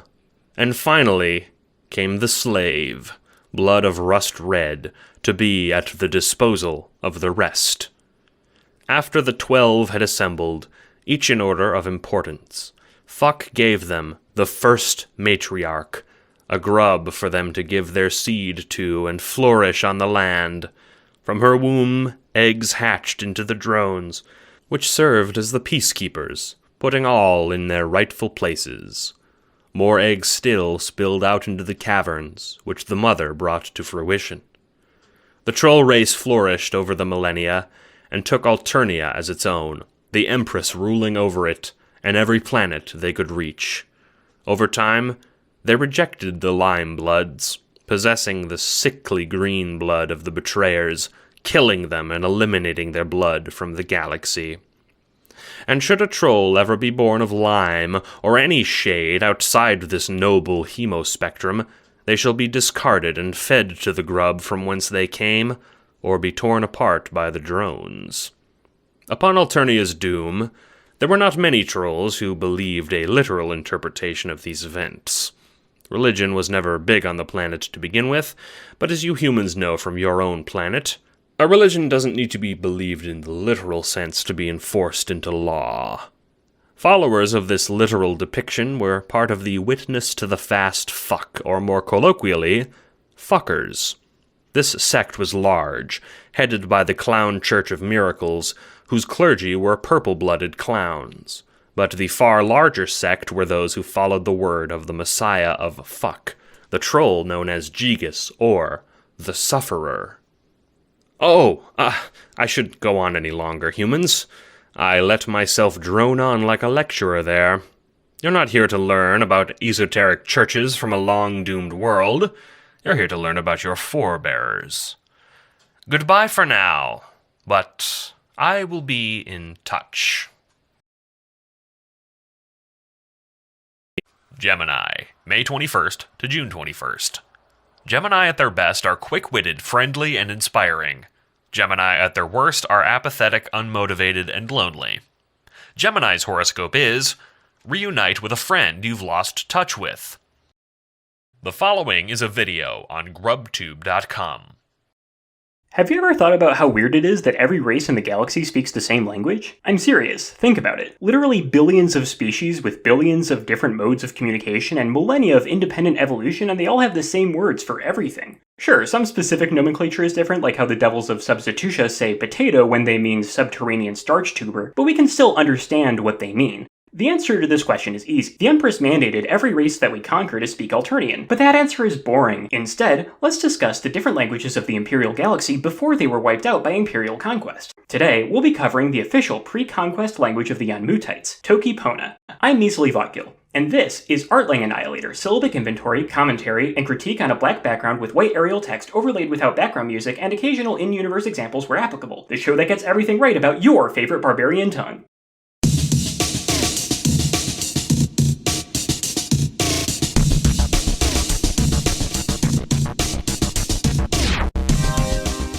My name is Solix. I never bought into the Empire and their hemoist, monarchist bullshit way of doing things, so maybe a bunch of humans will be a breath of fresh air, even though I highly doubt it. I used to live in a communal pod structure in Outer Horner, awaiting the day the drones descended to either kill me or use me as a battery for one of her Imperious Shithead Dissension's warships. I waited, that is, until she told me the world was going to end. I guess if most people found out the world was going to end, they'd be bummed out, but I was stoked as hell. I was kind of sad that I probably wouldn't be able to play cuboid block replacement and simulated mining game anymore, but, whatever. Inside the game, everything went smoothly. Everyone has probably already talked about Operation Registert by now, and that went off without a hitch. Jack Noir, our version of Jack Noir, a guy who called himself Spade Slick, killed the Black Queen for us, essentially meaning we had to kill the Black King. Our Black King was going to be a fucking doozy, though. See, you know how when you prototype your kernel and then enter your gate, the imps in game enemies power up with whatever you prototype them with? Turns out, Fefri prototyped her mom, who is basically the god of our planet, so yeah. Luckily for us, we had all managed to get to Skya at that point, so Karkat and I, mostly me, he just bossed everyone into position, were planning our ultimate assault. Forgive me for being glib, but you guys already know that we beat the Black King by virtue of us talking to you now. Building suspense for the final fight would be utterly pointless. If the point of this document is to talk about the game, then it's pretty worthless to discuss how we won, because we basically just rode the coattails of one fluke after another. Instead, how about I make things interesting? Let's go back to the beginning. Karkat said that on your planet the game was disseminated by a company, but in our session things were much different. We couldn't just go to the store or order it through the mail. It had to be compiled manually, using runes on the walls of an ancient ruin that Tavros and Aradia found. Let me see if I can dig out the things I was writing Aradia during this time. It's kind of painful to dig through these, even if she's not dead anymore. Editor's note. Hey, real quick, Solix man, everyone keeps vaguely hinting at the alive or dead status of this Aradia person. What's her deal? Don't ask idiotic questions, Dave. Editor's note. It's just that she and I are kind of pals now, so I'm kind of invested here. She's a ghost who's a robot. There, happy? Editor's note. No, I'm pretty sure that just raised more questions, actually. Pretty straightforward. Doesn't your culture have ghost robots? Anyway, before Dave can type another asinine retort, here's a log of communication one sweep before we entered the game. I got it! Holy shit. You got it? I did. I finally got the ancient code to build the program with. Wow. Guess I'm sorry for doubting you, Aradia. I always thought you were full of it talking about frog ruins and temples and dreams of purple cities. This is my I told you so. I don't mind being proven wrong if it's with you. I'm sending you the code. Hurry and type it all out. I can't wait to play the game it makes. I'm on it. What makes you think it'll be a game? More of your visions? Of course. But you also know it too, Solix. Yeah. This is the program that's going to destroy the world, isn't it? Yep. Wow. Are you sad? Sad? Fuck no. I'm excited. The world, if you hadn't noticed, Aradia, sucks ass. I guess. Even so, I can't help but feel bad. I know. I can feel the doom of the universe in my bones. Even though I hate Alternia, it's fucking terrifying. Just promise me we'll be okay. Okay. Inside some ancient caverns, she discovered long-forgotten lines of text etched onto the stony walls. Text that translated not into some ancient language, but a code for a program. Being a programmer myself, I considered this a challenge. What I didn't consider was what this code would do. Almost as if the universe itself intended for me to cooperate unquestioningly. The universe can be annoying like that. It took me 8 cycles to work through, but eventually I cracked it. Aradia. Solix. Are we just gonna menacingly state each other's names? What's up? It's done. It's done? Suffer below already? Solix, that's amazing. I haven't slept in 3 cycles, but it's fucking done. Let's boot this baby up. I opened the game, with myself as the client and Aradia as the server. As you all know, the game is pretty fucking baffling when you first start things up, but Aradia seemed to know just what to do. Jesus. This is a real-life game, huh? Kind of like Flarp. Yeah, except Flarp requires VR and game constructs. This is just overlaid on reality. Sufferer H expletive.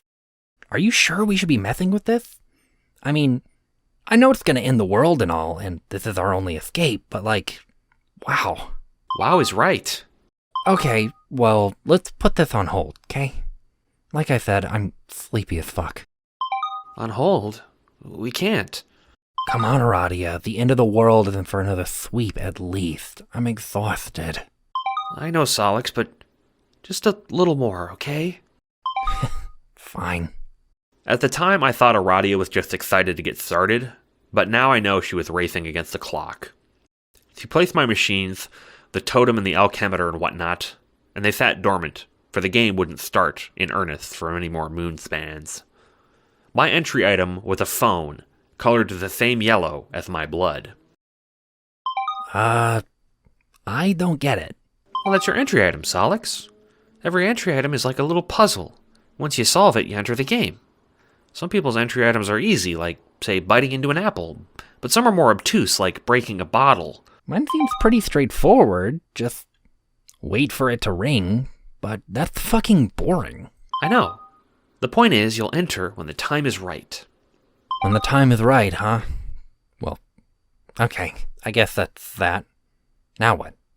Do we work on getting you in the game? No. Someone else will do that. They will? Yes.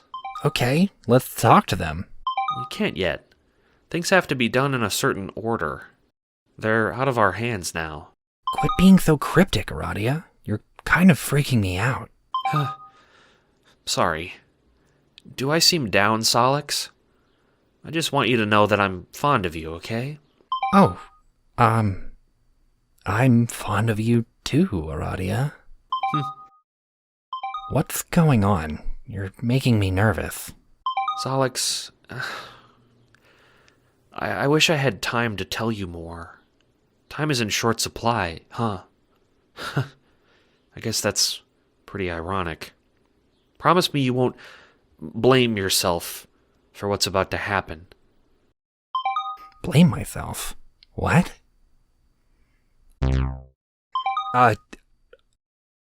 That was my last conversation with Aradia Megiddo before she died. Before I killed her. I know you humans must have a lot of questions. I'm not a very good question answerer. Yellow bloods like me aren't seen as people by the Empire the way Equius and Karkat are, so I get to fly under the radar. I'm not used to talking to people, least of all Xenos like you guys. Do the details of our session matter? Our entry order, Operation Regisurp, the Black King mission? It all seems pointless now. It makes me wonder what this all was for, because it clearly was not for us. See, I've got this theory. Paradox Space isn't stupid. The things it makes are for a reason. It's fighting a battle against entropy and chaos, and though it might look random to us, every person who contributes is a worker bee in its grand design. So if something seems pointless, it's not. There's some hand moving things out there. Something is coming. No, not coming. Something is already here. Editor's note. Wait, why did you kill Aradia then? Oh my god, Dave, it's pretty fucking straightforward. I was mind-controlled into doing it by someone who wanted revenge on her for hurting her friend. Editor's note, that's not straightforward in the least, dude. Don't care. Bye. I'm going back on GrubTube. The following is a video on grubtube.com, defunct Alternian video social media. I made a video about the Sufferer. Then, things got weirder. Hey guys, so in my last video, I discussed some of the discrepancies between the accepted history of the Alternian Empire, things like how the Sufferer died, his final words, that kind of thing. I went into detail about how the Empire got a few things wrong when we compare the Sufferer's crucifixion story to the facts uncovered by local archaeologist Aradia Megiddo. Imagine my surprise when in my female inbox folder I found a letter, not just from an Imperial representative, but from her imperious condescension. Dear little miss asks too many questions. Keep sticking your nose where it doesn't belong, and soon you might not have one. Needless to say, reading that was buck wild. It was male antler beast hysterical, even. An actual correspondence from the Empress. We all thought she was off-world, but it looks like she might be coming back. Not only that, but she was responding to my video on GrubTube. Unfortunately, before I could send a message back to clarify what my video got wrong, a horde of drones descended on my hive, completely destroying it. That's why my background is different. I'm actually inside a bunker my co-writer Emily let me stay in to evade getting called, which has actually been pretty fun. In this video, we'll be going over what the drones yelled at me as they tried to impale my body on their spear-like hands to try to piece together what I might have gotten wrong about the Sufferer's life. But first, in order to pay for more Fago rations, here's a message from this video's sponsor, Killiant. The following is a comment thread on grubtube.com on the above video. Twin Armageddons. Utter tripe. She already knows the Sufferer story is hogwash, so she's trying to shut your ass down. Go back to making videos about filmed adaptation of the theatrical music-infested stage productions. Friendly Ghost. I'm pretty sure that's not it. If her imperious condescension really knew, then why would the textbooks say the wrong stuff? Hey, Twin, you should be careful about what you say online. Twin Armageddons. Shut the fuck up, Casper. Seriously, do you read my comments just to get angry? The Condeth isn't your friend. She's a tyrant. She has a body count in the trillions. Friendly Ghost. I mean, I guess. I can excuse the deaths of Xenos off-world, but I can't excuse telling lies to her own people. Twin Armageddons. Cull yourself now. Your name is Aradia Megiddo. For one sweep, you were dead. It made you a real gloomy bitch. You were killed by one of your Moirails, Salik's captor, with a psionic blast, killing you instantly and disintegrating you into atoms. You don't blame him for it. It wasn't his fault. Luckily for you, you had an extra life. For the sweep that you were dead, Durst was where you roamed, the purple cobblestones beneath your feet serving as your stomping grounds. You'd awoken on Durst every time you slept since you were hatched, and now that you died, Durst felt like your reality.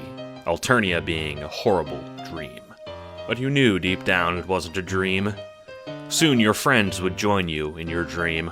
It would be their new reality, too.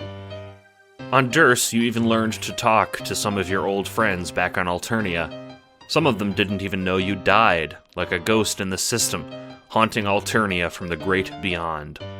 But you still couldn't bring yourself to talk to Solix. On Durs, you saw so much. The rise and fall of the Midnight Crew, the sordid battle between good and evil, the nefarious tenacity of the Black Queen. You learned the superstitions and lore of Durs and its black-shelled carapations. You sat in rapt attention in coffee shops and corner bars as the patrons explained to you their hatred of Prospect and Prospect's dreamers and symbols. You noticed one thing in particular, though, the Dursite fixation on the frog. Frogs and their iconography were treated as extreme contraband to your amusement, for reasons that were never explained to you. Still, your days of frightening the locals by screaming "Frog!" in crowded places and gigglingly fleeing into the kerfuffle drew to a close once you heard the news of your friends entering the game. You knew it was time.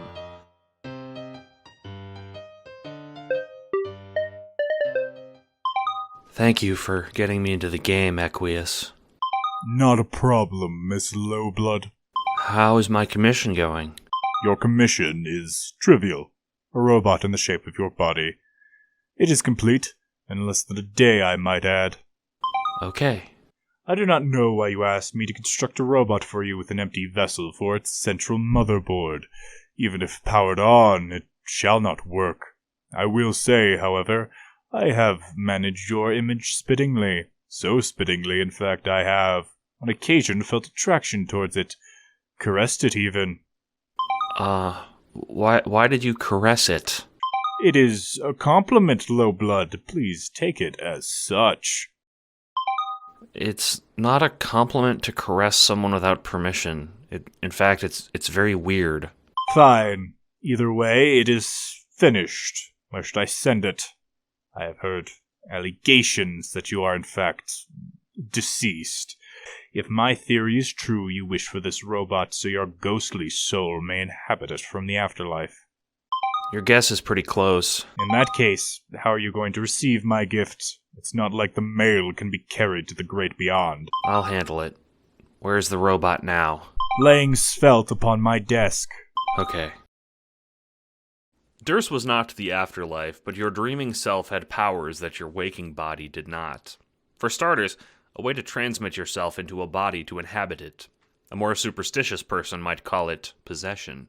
Solix had always told you such a thing was possible, that the very soul could be copied and toyed with, but you never understood what he meant. His theories were the reason you were able to live on. You hoped this might give him closure, since he was the one who killed you. His knowledge mingled with the craftsmanship of a beloathed foe to give you another chance at a mechanical life. Or in simpler words, you'd found a way to put your brain in a robot some misogynist just made. So you did. Sadly, this meant your dream self would need to be put out of commission. A life for a life, it seemed. You descended into the depths of Durs, a cavernous dungeon below the tower you called your home. Inside of this chamber were cocoons, the same style of cocoon that you slept in on Alternia, each one emblazoned with a mark denoting one of the aspects of reality, each one belonging to a player in your game session. You slid into the cocoon marked with a hieroglyph that you'd once been fixated on, the 12-pronged circle of time, the cylindrical wheel in the sky that heralded the passage of moments into one another, the thing that turned order into chaos. You entered the cocoon and closed your eyes. There was one brief moment of total and utter non-existence, like the breath being expelled from your lungs. Then in an instant, your consciousness snapped into place. With your eyes opened, they were mechanical eyes of silicon and steel. You sat upright like a possessed doll. You were in the body the misogynist had made for you now. "Sweet fuck above," said the misogynist as you manifested in his room, as your eyes swept over him. Your body felt new and alien, different proportions and weights within your frame than you were used to. You tested your new arms by reaching up to cup his cheek. This tender touch was followed by a hard metal clang as you smacked him across the head. "That's for feeling my body up, creep," you say, stomping your new metal feet to his window and leaping out. By the time you had entered your metal body, your peers were in the game and Alternia was long gone. You weren't particularly sad, and you aren't now. After extricating yourself from Equius's hive and navigating to your land, the land of quartz and melody, you finally did what you could not in your death: reunite with him. Hello, Solix. Fuck. Okay, hardy har har. You got into Radia's account, Vriska. You're hilarious. You're really fucked up. Do you know that? This isn't Vriska, it's me. Then why are you hemotyping in blue? Oh, right. I have blue blood now. Sort of. It's actually machine lubricant. I have no idea what to make of this. But this is some sick fucking joke, so cut it out. Aradia's dead. I don't know why this has come up so fucking much lately. If you're Aradia, prove it, dipshit. Okay. Ask me something only I would know. What's the most astounding feature of my biology? Solix, come on. Answer me! This is idiotic.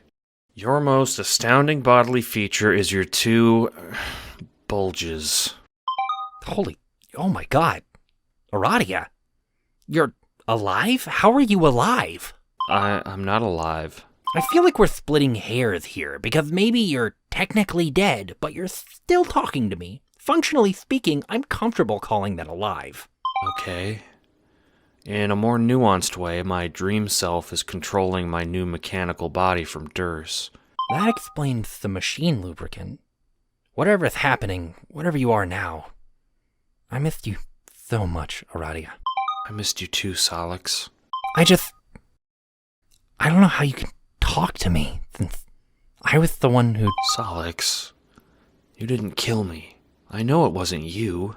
Sure, I didn't kill you, as in I didn't make the choice to go to your hive and start blasting my psionic powers, but I was the one who did it.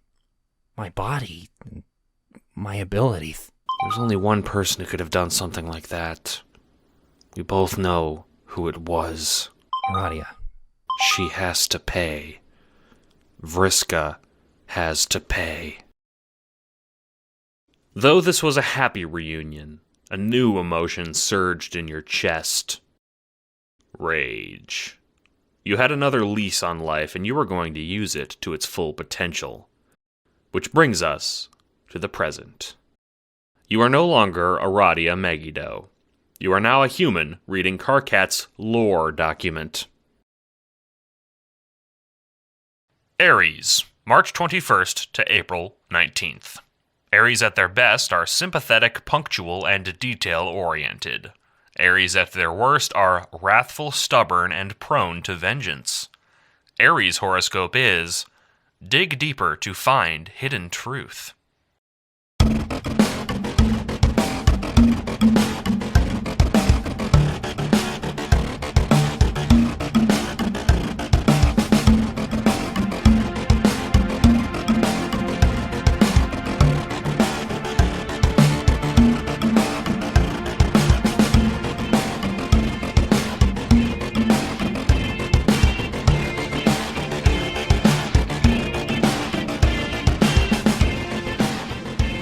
Hello, I'm Aradia. Dave has already met me. Karkat wants me to contribute to this document since I was the most present during the final battle. But the final battle is much less interesting than what I have to tell you. I think you'll find my story enlightening. How would you like to learn about cheat codes? Let me start at the beginning. I didn't spend much time on my land because I was pretty busy being dead, and by the time I had been revived, everyone else had reached the game's end. Oh, right, I died a sweep ago and was recently put in a robot body. It's no big deal. Anyway, Anyway, the final fight. Solix and Karkat came up with a plan that hinged mostly on using my abilities. I'm a time player, the Maid of Time, and my powers included being able to see doomed versions of myself.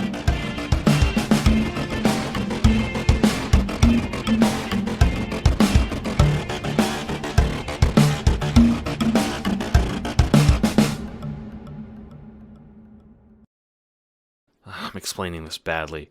Dave can explain doomed timelines if you want, but here's the rundown.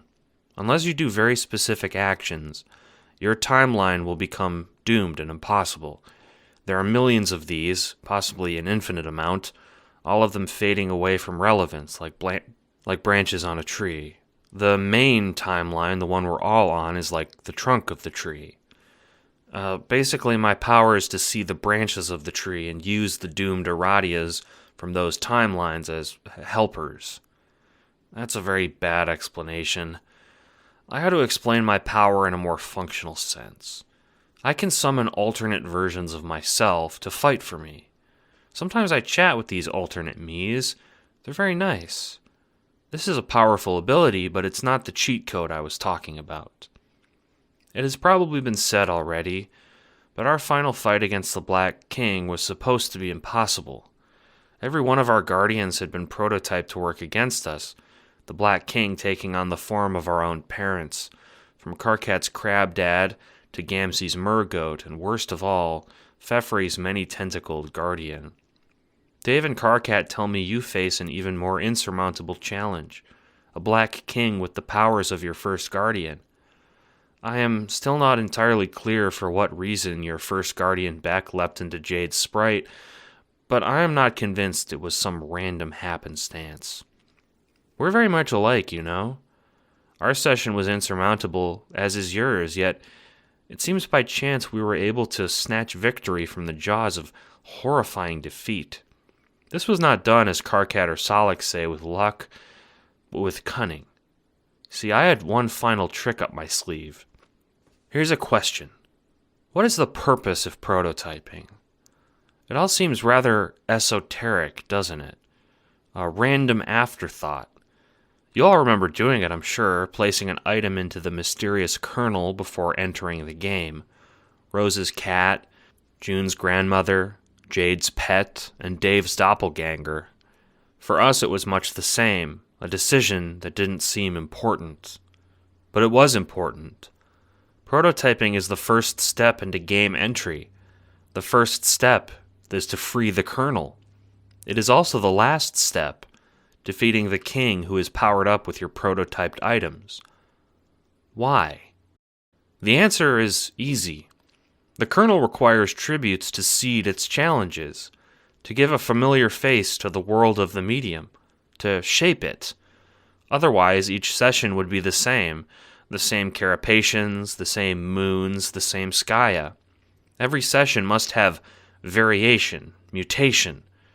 Much like every fertilized egg must have variation and mutation to be viable to undergo evolution.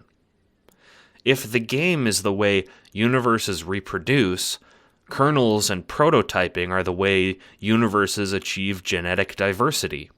They take items and things from an old universe and create something new with it. That is why a session without prototypings is sterile. That is why it is better to have prototyped an eldritch monstrosity or a nuclear first guardian than to have prototyped nothing at all. Our unfortunate prototypings made our chances at success slim, but slim is better than impossible. When I entered the game, Equius was in charge of completing my entry. Like he told you, he placed my items down in my empty hive, yet I managed to enter the game without issue. This is because I was already inside the game. More accurately, since I died on Alternia, my consciousness was transported to Durst, where my dreaming self was. It was like a glitch. I had used my extra life before the game had begun. This meant, however, that my entry was still botched. I still had to prototype something from Alternia, otherwise my kernel would be sterile. As discussed, this would have been very bad. At the same time, unlike every other one of my peers, I could not prototype my mother because my mother was long gone. dead in the same accident that I was killed in. What to use then? Any random item inside my hive would do, but prototyping can't be done randomly. I had to think it through. I had a chance to change the very nature of the game itself. The last chance, for I was the last to prototype my kernel entirely. Tavros has no doubt told you about my penchant for archaeology. He told you of the subterranean frog ruins we discovered, and the code Solix turned into the game, Scrub. Inside these ruins was a keepsake I had always held as a good luck charm, a statue of the ruins in miniature, a frog atop a tall pedestal, like a trophy. It was something I didn't even think about at the time. I picked it up back then and took it home only because the doctor said it was important. Are you familiar with cheat codes, humans? The idea of something technically permitted by the game, that nonetheless drastically changes its nature. Prototyping a frog is one such cheat code, a seemingly random act that made this game nearly trivial. The simple fact is that Dursites hate frogs. The reason for this I don't know, but I knew it from my time among them. Around the time I prototyped my frog statue was around the time of Operation Regisurp, and once the queen took the form of a frog, she refused to wear the ring that gave her the powers of our prototypings. The Dursites stopped manufacturing imps due to their frog-like appearances. Enemies stopped appearing in our session entirely. The war on Prospect ground to a halt. The Black King, unable to relinquish his own source of power, went mad with wrath, rendering him no less destructive but far less focused. All because of my little frog cheat. It is my belief, humans, that you need to discover a cheat of your own. Perhaps one has already been woven into your session. Perhaps one can be discovered. There's no need to play the game on its own terms, after all, not when the stakes are so unbearably high. In other words, don't despair. I'm rooting for you. Now, I have to go. Someone is messaging me. 2 people, actually. Editor's note. Hey, Aradia, real quick. How did you die? No one will explain it to me. Oh, Dave. It's pretty simple, actually. Solix killed me because of a mind thing. Editor's note. Yeah, he said as much. Then what do you need to be clarified on? All of it. I don't know. It's all pretty self-explanatory. He killed me with eye lasers because of revenge mind control. I'm sure something similar has happened to you. Editor's note. No, humans don't have eye lasers or mind control. We do have revenge, I guess. Dave, I really have to go. I'm sure this will all be explained eventually. I really have to answer these messages. Aradia. Been a while, hasn't it? I guess. You've noticed by now, haven't you? Notice what? I'm not dead. Well, lucky you, Vriska. Rub it in, why don't you? I guess we're even now, aren't we? That's what this is all about to you, isn't it? Getting even. How does this make us even? I use Solix to kill you, then you don't die. Then you come try to kill me, and I don't die. So you finally admit it. You were the one who made Solix kill me. Not that it wasn't obvious, you're the only person who could use revenge mind control. But if you're worried about getting even, don't bother. I'm done trying to kill you. I got out all my frustrations that day on your land of maps and treasure. I don't care what you do now. Glad to hear it. If the wood chopping implement is buried, Aradia, how about you listen to my little proposition? I'm not listening to anything you propose. We're going to have to deal with this demon sooner or later, Aradia. Those humans aren't going to help us. They're the ones who sent Bec Noir in the first place. I know they aren't going to help us. It's not their job to help us. We are going to have to deal with Bec Noir ourselves, because even if they sent him, it's our problem. What's your stupid proposition? You and me, the strongest ones. We go fight the demon. The strongest ones? Are you trying to flatter me even after everything? Let me think. No. Ugh, predictable. Whatever, Lamagito. Hi, Aradia. It's been a while, hasn't it? Tavros. Sorry, I just kind of missed you. Is this a bad time? It's fine. Sorry I haven't reached out. It's just you've been spending all your time with her. With Vriska? Yeah, she's kind of fun. Fun? She's the reason you're in a wheelchair. She's also the reason I have a rocket chair, so kind of a wash? Kind of a wash? Okay, that's lame, but she's cool now, okay? If you say so. What do you think of Karkat's plan? The plan to have the humans help us? I don't know what he thinks is going to happen. His plan is to have them initiate a scratch, but all he's done so far is explain in detail how idiotic our session was. It's not like it matters in the end. What do you mean? Events are already in motion, Tavros. Something is going to happen soon, something on this meteor. We shouldn't be worrying about the humans. We should be worrying about ourselves. There are 12 of us here with a lot of history, most of it incredibly painful. We've all hurt each other, and if Karkat thinks that all of our stupid drama got left behind on Alternia, he's delusional. All of us aren't going to survive this, cooped up in a tiny meteor like a pressure cooker. Ooh, that's pretty scary. I'm gonna choose to not think about that and hope that it doesn't actually happen. You've changed a lot, Tavros. Thanks. That wasn't a compliment. Oh.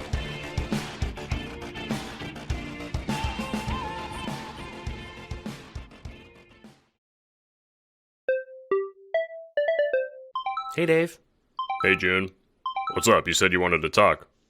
Okay, Dave, have you noticed that Karkat's document is, confusing as hell? Yeah, it pretty much sucks ass. Be nice. He's trying his best. But yeah, it's basically blows. Okay, well, I've been reading it, and I think I get the gist. The trolls played the same game we did, that they call Scrub, and they won. But right at the last minute, Jack Noir invaded their session, somehow. Right. And they're in the Ring of Meteors in their version of Scrub, waiting for their session to, fall apart while Jack tries to find them. Jeez. So they, on their meteor, are telling us their story. Cool. But there's still one thing I don't really get. What's that? It's the whole quadrants thing that the Nepeta troll tried to explain. Okay. Not gonna lie, bro, that seems like the most inconsequential thing to be hung up on, but go off, I guess. Why 4 quadrants? It just seems goofy to have 4 different kinds of love. You ought to just feel ways about guys without wasting your time trying to force it into boxes. Guys like a gender-neutral term, not men. I don't like men. I mean, I don't not like men, but, Jesus Christ, Dave. The point is, it's mad silly. Maybe. I still want to know more. Maybe I'll try talking to one of the trolls. Suit yourself, but for my money, all of them are wieners. The best people are wieners, Dave. You'd know. Damn. Fucking owned. But you know what they say. It takes a wiener to know a wiener. And if wiener detection and wiener power level are directly proportional, which most top scientists agree they are... 9 out of 10, no less. Right. Then what I'm saying is, the speed at which you identified my wienerhood indicates a 69.420% chance that you are a bigger wiener than me. More studies need to be done. I'll see you later, Dave. I'm gonna bother whichever troll is online. Hi there. Are you a troll? Fuck's sake, who the shell are you? I mean, hell. My name is John, or June, I guess. You have 2 names? That's idiotic. My kismises would get a kick out of you. Hey, it's so great that you said that. What is a kismesis anyway? Ugh, why the fuck did you message me? I don't want to explain my culture to some backwater Xeno. Well, okay, fuck you then, stupid. You literally can't talk to me that way, bro. Or sis. I don't know if you're a bro or a sis. Sis works. Okay, you can't say that to me, sis. I could have you cold. You could? Well, not actually, I guess. But it doesn't really feel right that you're not terrified of me. Could you act terrified of me? That's not really my problem, Mr. Aquarium. That isn't... If I explained kismesis, would you get the fuck out of my hair? Yes. Ugh, fine. So, kismesis is when you, like, hate someone sexually. Uh-huh.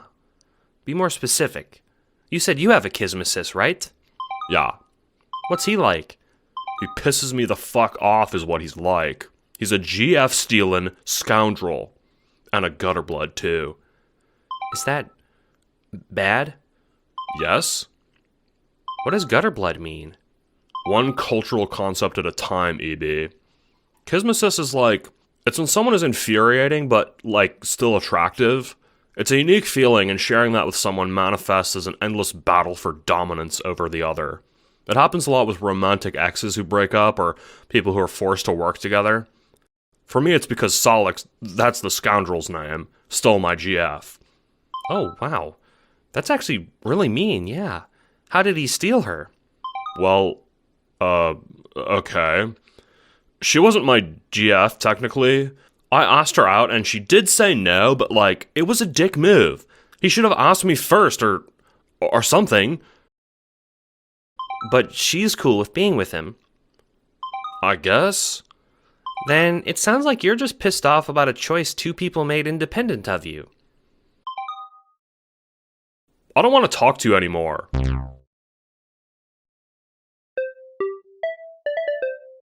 Hey again, Dave. What did you find out? Nothing good. I think I asked the wrong person. Hey, aren't you friends with that radio girl? Aradia? Yeah, she's cool. Can you ask her about quadrants? Or, like, blood? Perhaps.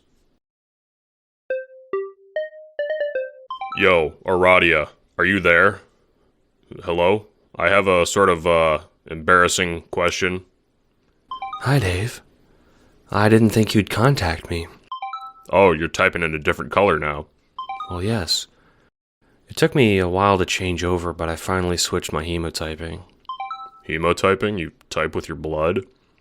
No, we type using the color of our blood. Okay, this is perfect. The question I had is about blood. Oh. I'm not the best font of wisdom for such things, I'm afraid. Why's that? Well, I'm the bottom of the hemospectrum. What's that? It is the spectrum of value assigned to we trolls based on the color of our blood. It runs from deep red on the bottom to fuchsia on top, mirroring the visible spectrum of light. But wait, you're blue now. Yeah, my blood changed. That's not normal for trolls. Why did your blood change? Because, now it's machine lubricant, which is blue. Okay. This is one of those times where I'm not sure if you're winding me up or I'm just too out of my depth that I have no concept of what you just said. So let's breeze on past it. For now, what's the scoop with these castes? Well, there are 11 castes. Technically 12, but one of them was eradicated from the gene pool due to the actions of a mutant from ages past. Jesus. Yes, that was one of his monikers. Wait, what? Jesus. We had a guy named Jesus. Oh. Okay. Basically, the better your blood is, the better off you are. Trolls hatch from eggs in deep caverns, and after a brief period of care by our troll caretakers, we come to the surface as adolescent grubs. At this time, we are adopted by a Lussus naturae, one of a diverse array of alabaster white creatures that roam the land. It's said that during ancient times we were parasites to these myriad animals, and we sort of evolved a symbiosis with them, but that's all unfounded. Sorry, I like archaeology. No, it's cool. Reading what you have to say is kind of fun. Thank you, Dave. Anyway, we live with our Lussi until the age of 7. By my estimate, that's a little under 17 human years. After that, they're sent to space for mandatory military service, never to return to the homeworld. Our blood decides what rank we have in the Alternian military. I'm a rust blood, so I would have been used for cannon fodder. Possibly literally. Sheesh. Yes, sheesh. It also decides what we're able to do on our homeworld in our adolescence. Blue bloods, for instance, are given palaces and mansions, but we low bloods get apartment buildings and shacks. I'm sure someone more zealous about the hemospectrum can tell you more in detail about it. I did not mind my shack, for the record. Seems, listen, I don't want to be culturally insensitive, Aradia, but your planet sucks ass. Yes. I would like to hear about your world, Dave, but I have to go for now. Also, when I talk to people for too long, I get very tired. Sorry. No worries. I'm the same way. Thanks, Aradia. You're welcome, Dave. So, Dave, what did you learn? Basically that Alternia sucks ass. Wow, yeah, me too. Cool. Want to keep reading Karkat's stupid diary? Yeah.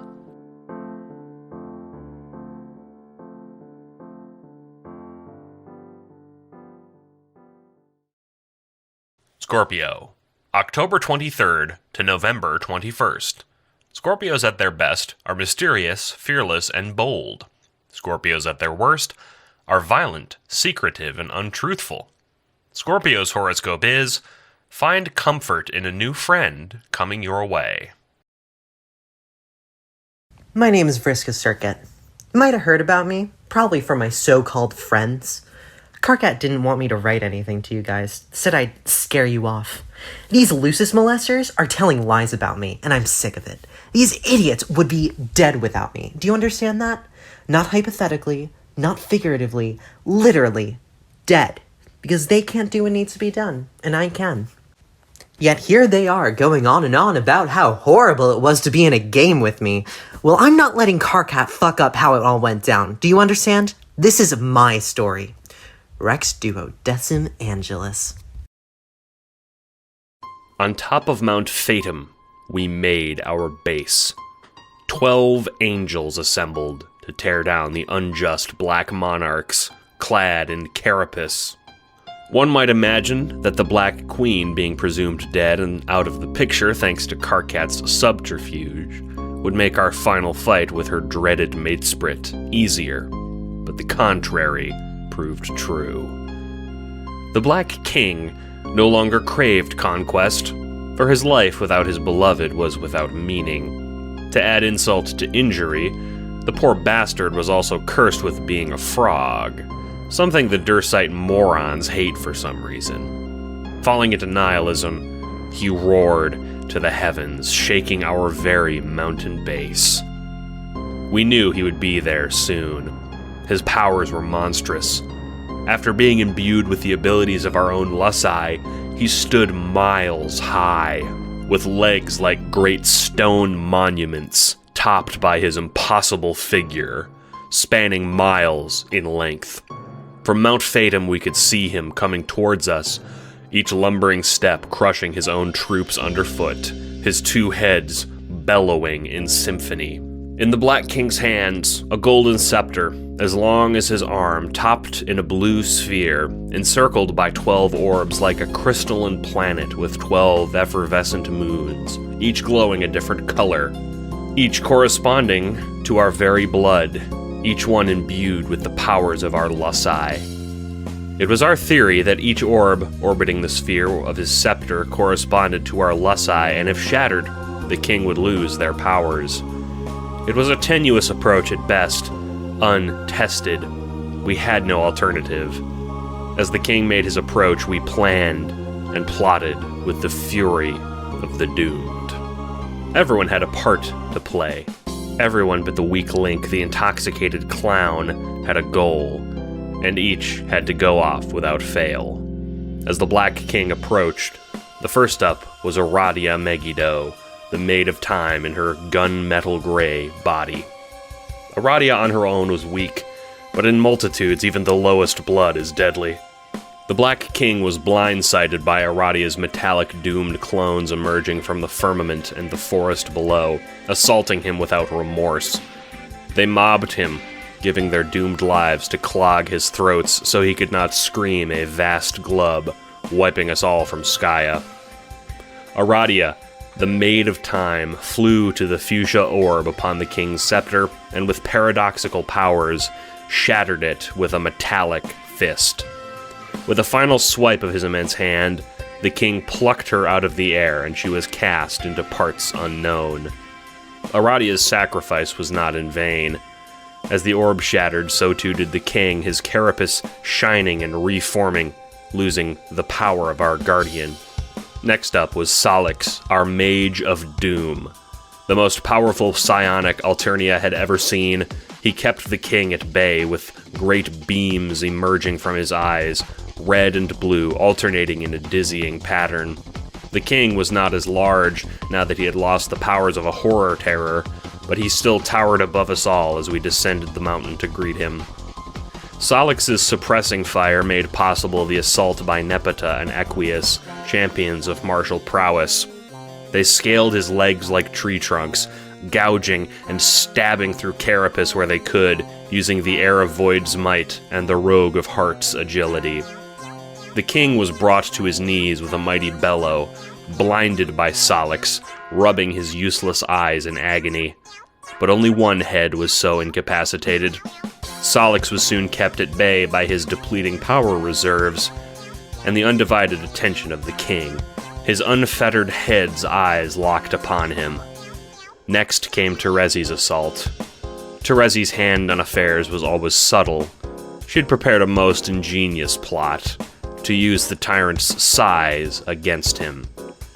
While the king was distracted with Solix, Nepeta, and Equius, Terezi, the seer of mind, zipped about using her red rocket, and like the humble gun gnat of my home planet, placed small yet potent explosive charges on the king's shining skin.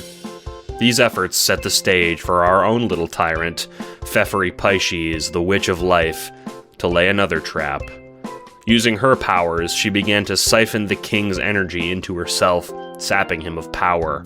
Using those life energies, Eridan, the Prince of Hope, sent this power back at the weakened king in a blinding white flash. The kneeling king recoiled in rage, falling back. Terezi used this opportune moment to detonate her dormant bombs, causing the king's very carapace to crack. Our plan now was for him to fall over, to topple like a tree, but we underestimated the Black King's might. To our astonishment, he staggered, but did not fall. In fact, for our trouble, his rage was greater than ever. He roared, and from his own eyes shot psionic beams, utterly obliterating our hideout and the peak of the mountain. The assembled combatants watched in terrified awe as we felt doom creep closer. The mountain hideout had been our fortress, carved into the very stone, impenetrable as anything nature had ever created, and the Black King had turned it into an avalanche of rubble in the time it takes to blink one's eyes. Karkat, our Knight of Blood, thought fast. In response, he sent out a two-pronged attack. The first prong was Kanaya Mariam, Sylph of Space, with her gargantuan chainsaw. Equius and Nepeta threw her into the air, hurtling her towards the king with bloodlust in her eyes, where she began to somersault over herself, chainsaw outstretched like a grim, deadly spinning top. The effort paid off. The king's blood came down like rain, when the hand he raised to defend himself from Kanaya's whirling dervish was cleft from his wrist. The second prong of the attack was the Page of Breath, Tavros Nitrum. Sadly, Karkat severely overestimated Tavros's power, and in spite of his massive lance and stylish rocket-propelled wheelchair a pretty girl once gave to him, Tavros was crushed in short order by the impotent flailing of the king. We watched cringing as he fell to the ground like a dead bird after his rocket chair was swatted from the sky. Yet, even behanded, the king did not fall. His mind was fueled only by rage and torment now, both of our own design. Each time we struck, he simply became more frothing with fury. Karkat was at a loss. Solix was unconscious, Tavros was missing, and Aradia presumed dead. The rest of our team was exhausted. It was too early for our trump card. There was no one to call upon. Our conundrum was solved for us, however. Gamzee, the Bard of Rage, snapped when he saw Tavros fall from the heavens. His eyes gleamed crimson, and we stood in awe as he raised his fists and simply leapt into the air at the king's left side, unblinded head. For that split second, as Gamzee roared with unholy vigor, the king was no longer enraged. Gamzee had sapped that from him. All that remained on the king's left head was abject, horrible terror. The same expression on our faces. None of us are sure how it happened, but Gamzee took the left head off, leaving the king blind and re-angered. Blind, re-angered, but not dead. Karkat and I met eyes, and for the first time in my life, I saw trust reflected back at me. He nodded, and I acted. I was the failsafe. I am their savior. I released the dice from my hands, rolling for initiative, and each one of my trusty D8s landed side up, showing 8 dots on their face. 8 to the power of 8. Blue glow covered my body. My co-gamers watched in awe as I ascended, revealing my wings, revealing my own ascendant godhood as a sword manifested in my hand. They were forced to simply observe my power. I flew towards the Black King without fear, but I did not fly towards his remaining head nor his heart, but towards his scepter, towards the orb atop it, and with a final shattering sound, the reverberant gasp of breaking glass, the king's carapace broke, and his scepter fell inert onto the forest below. The king was dead.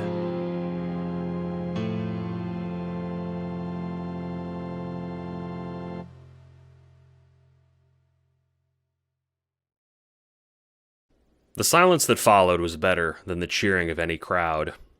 For the first time since this infernal game had begun, we were at peace. Teamwork was our salvation, and I was the most vital of them all. That's how we won the game. The game wasn't over, of course, and there was still much to do before the final eruption. Once the Black King's scepter is destroyed, the great engine inside of Skaya, known as the Forge, begins to rumble. But this was all a formality tended to by Karkat. I'll let him bore you with those details. For the rest of us, the game was done. I went to rejoin my friends, but as usual, even though I saved their asses, they didn't want anything to do with me. Instead, I decided to look for our fallen. I didn't bother with Tavros. He's a worthless disappointment. Instead, I looked for the body of Aradia. Even though I never found it, I knew better than to assume she was dead for good. While everyone else celebrated and Karkat worked to finish the final few tasks, I went back to my home on the land of maps and treasure. Sprites can't be taken outside of the medium, so I wanted to say goodbye to my mom one last time. Maybe I wanted to gloat that I had overcome her expectations. The others all prototyped their Lusai too. Karkat got his crab dad, Solix got that weird two-headed giant thing, and Pfeffery even had her eldritch abomination. Even Gamzee had that stupid fucking sea-goat. They all helped them on their quest, but my sprite never even spoke to me once. My mother was a spider, a giant one. She was the size of a house, and because she was so old she could barely move. By rights, she shouldn't have been alive. Most Lusai are like your human parents. They teach you about the world. They care for you. For me, it was the other way around. I cared for Mom like a slave, washing her, warming her, and most of all, feeding her. When I finally got home, she wasn't there.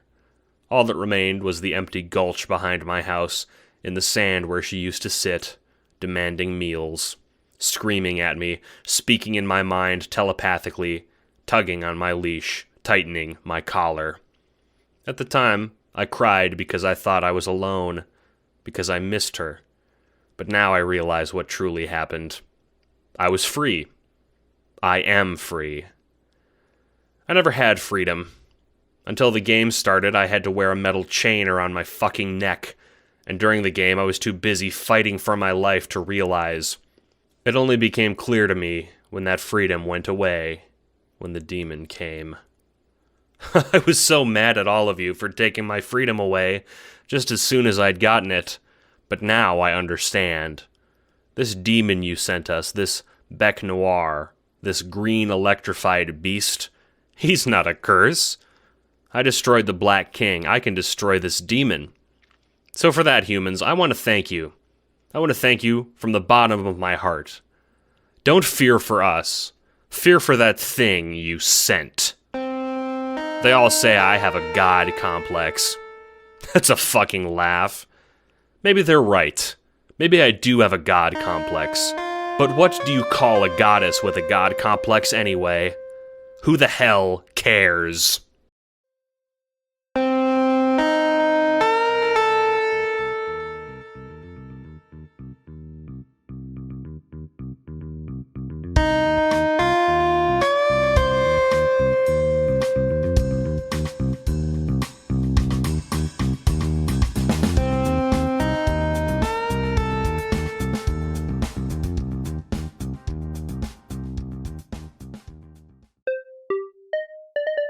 We did it! We actually fucking did it! Status report, now! Here. Here. Here. Present. Here. Not dead. Here. Here. Here. Has anyone heard from Aradia? Wow, Karkat. Ask about Aradia, not yours truly. Harsh. I know you're fine, Vriska. You're standing right next to me in the control room. Or what's left of the control room. That was one hell of a fight. It was. Do we finally get our own universe now, Car Kitty? Yes. Kanaya and I have one final thing to finish, and then we'll have it. A new universe to rule over as gods. Don't get a big head yet, Carcat. Has anyone seen Aradia? I am here. Since I am not needed, I have made my way to the victory platform. The what? It is a large floating platform that appeared above Skya when the king died. Cool. Everyone chill out on this victory platform then, I guess. I want to say from the bottom of my heart, a little something to commemorate our victory. Har har. I'm just grateful for everyone. I know I don't say it often enough, but thanks. Anyone going to respond? Sorry, K-Man. That was pretty cringe. Oh. Don't be so touchy-feely, Vantis. That's for wigglers. I must concur. We completed this game as cohorts, but that is as far as our bond goes. Oh. Well, never mind then. I think it's rad as hell, Carcat. It's miraculous to see some real as fuck friendship miraculously emerge, no matter how these hitters are trying to deny it. Gamzee, don't defend me. The moment is over. It's fine. Okay. Everyone just wait on the stupid victory platform, I guess. You are now a human, reading the end of Carcat's lore document. You feel a sense of denouement, having reached the end of Carcat's rather long account, but unanswered questions swirl in your mind. You feel like you've learned about these trolls and their plight, but nothing about how to win the game, nor about the true sources of intrigue. How did Aradia die? Who is this mysterious Spade Slick who bears such a resemblance to Jack Noir? And who is this Vriska girl who haunts the narrative like a scary ghost? And more importantly, how did Bec Noir get to the Trolls session from yours and ruin everything for them? Everything seemed to be going so well after all. Doesn't it always? Your name is... The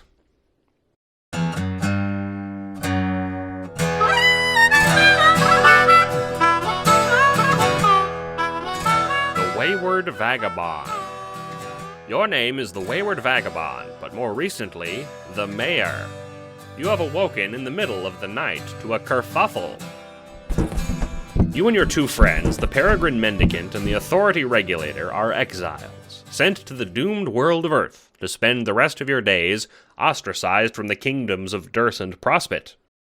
Over the past few days, you had come to rely on your comrades, sleeping together in a mysterious underground lab complex buried in the sand. You had assumed that your life now would be an idyllic wasteland adventure, but tonight would change that. White carapace thuds against white carapace as your new friend, PM, pummels the ever-loving piss out of a newcomer. The newcomer appears to have arrived from a portal in the corner, the one leading from Prospect back home. "What the hell?" you shout dumbly into the fray. AR, your burly compatriot, drags PM off the newcomer, who gets slowly to her feet. You recognize her quickly. "Your Majesty," you say, hearing your two partners speak in unison with you. Before you is the White Queen of Prospect, wrapped in pure white robes, gazing at you with a staggering compassion. "Get off me!" PM uses this moment as the perfect chance to squirm out of AR's grip, marching up to the White Queen, poking her chest. The Queen doesn't budge, but she doesn't look angry either. The utter lack of provocation seems to deflate PM's sails.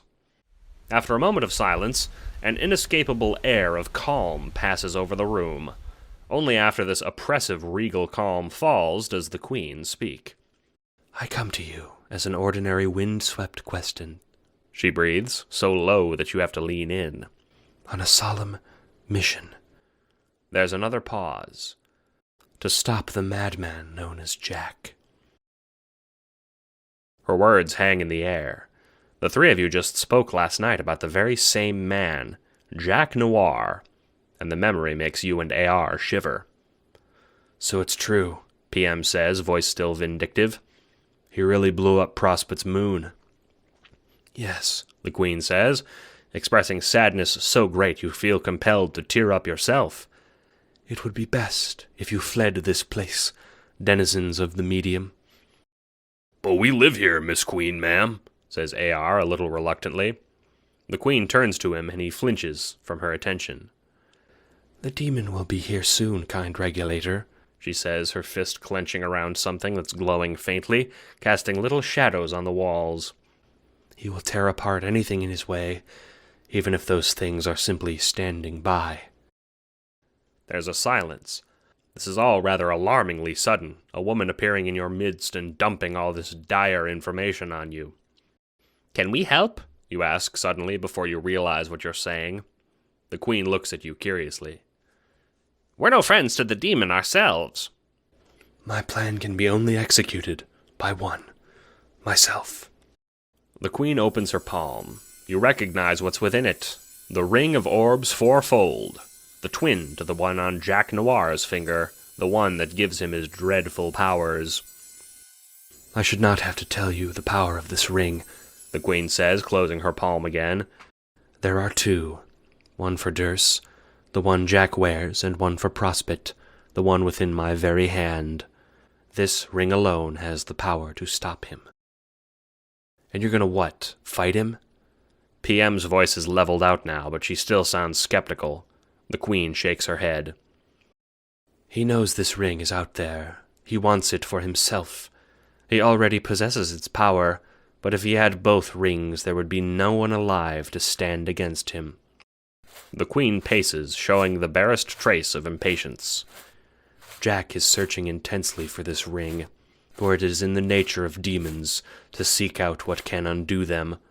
It is only a matter of time until he catches up with me, and I cannot risk fighting him. So," the Queen points at the portals in the lab, portals you paid barely any mind to, "I am going to draw him into a new reality," she says simply. "He wants this ring. I cannot stop him, so I will merely draw him outside of space and time so he cannot harm any others." All of this is so sudden, so over your head. You have a sense that your colleagues feel the same from their dumbfounded expressions. "How?" AR asks, the question that seems the most logical to ask, even if there's nothing left to say. The Queen doesn't speak. She points to the ground, to the teleporter pad, the one she didn't come from, the one labeled A2. "The place you're standing in is known as a seed hub. It houses ectobiological equipment and structures to aid the people of this universe access other universes. Above it, before the meteors fell, this place was beneath a river, under the manner of one of the game's players. The Queen points again, explaining everything with the same patience as a training robot talking to its student. There's also one on the moon. The Queen steps onto the pad regally, holding her hand out. Heed my warning, denizens. Leave this place, and don't return. If the demon finds you on his way to destroy me, you'll pray you had never been ectobiologized. There's a long, dusty pause as her words hang in the air. Her silence stretches out, and eventually it becomes clear that something should be happening by now. The Queen clears her throat. Is this teleporter on? The Queen undercuts her regality by hesitantly lowering her hand. PM looks to you, then to AR awkwardly. I don't think it's powered on.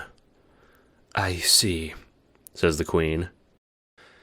There should be a cache of uranium around that's suitable to charge it. These machines take quite a lot of raw power, you see. Uranium?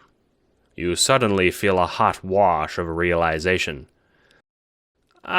You say hesitantly, squirming in place. I might have, Your compatriots look at you, blinking slowly.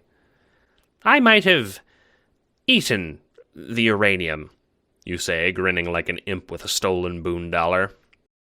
The White Queen looks legitimately dumbfounded, her eyes flitting from your face to your stomach. Okay, she says hesitantly. Well, it should be enough for you just to stand nearby. These pads are proximity charge capable. Will it hurt me? You ask.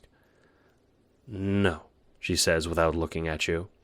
Her unease makes you in turn uneasy. Can't we just trap the demon here? You say as the White Queen drags you to the teleporter. The trip has to be one way, she insists, positioning you on the pad, which hums to life. Your uranium-enriched stomach groans. Your belly glows, green shining through the black carapace of your skin, your body shuddering, skin creaking like it may crack. You stagger to the ground with a grunt. You're hurting him, PM says, reaching out to you. AR follows up the rear, ready to help PM, but you hesitate, your fists clenching. It's okay, you say, coughing, trying to stand back up as the energy flows through your very skin. All due respect, Mayor, AR speaks up, but this might be really dangerous. Dangerous? AR is right. This is stupid. The windswept questant just dropped a bomb in your lap and expected you to deal with it. She might have doomed you all. But even so, the thought of Jack Noir makes your jaw set. I don't care, you say suddenly, surprising yourself. The Queen hesitates, her grip loosening on your arm. I hate that demon more than anything. More than the Black Queen, more than the Black King, and more than her. You nod back at the White Queen, who says nothing. Jack needs to die. He ruined my chance for democracy. There's a slow, long wind outside. What's a democracy? PM says, cocking her head to the side. God damn if that's not the saddest thing you've ever heard. Come, says WQ. Heed my words, denizens. Leave this place. The machine powers up, making you fall to your knees in pain.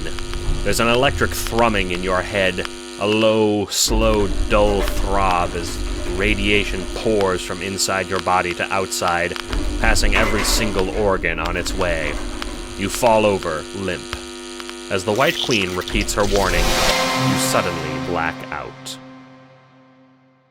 There's a long, comfortable, sleep-like silence. It's calm, peaceful, pleasant. You feel nothingness, and yet a potent consciousness forms flitting before your eyes as darkness shrouds you like a comforting sheet. But only for a moment before sensation explodes behind your retinas, and you impact a surface like an egg on concrete. You cough, retching on the floor, hands bracing yourself as you vomit off the edge of a large stone platform floating in space. From your throat come faintly glowing green rocks, the remains of your stomach battery. I'm sorry. You hear a voice from behind you, the White Queen. The two of you are somewhere new. A large stone disc in the vague shape of a plate with Skaya's spirograph pattern on its surface. Where are we?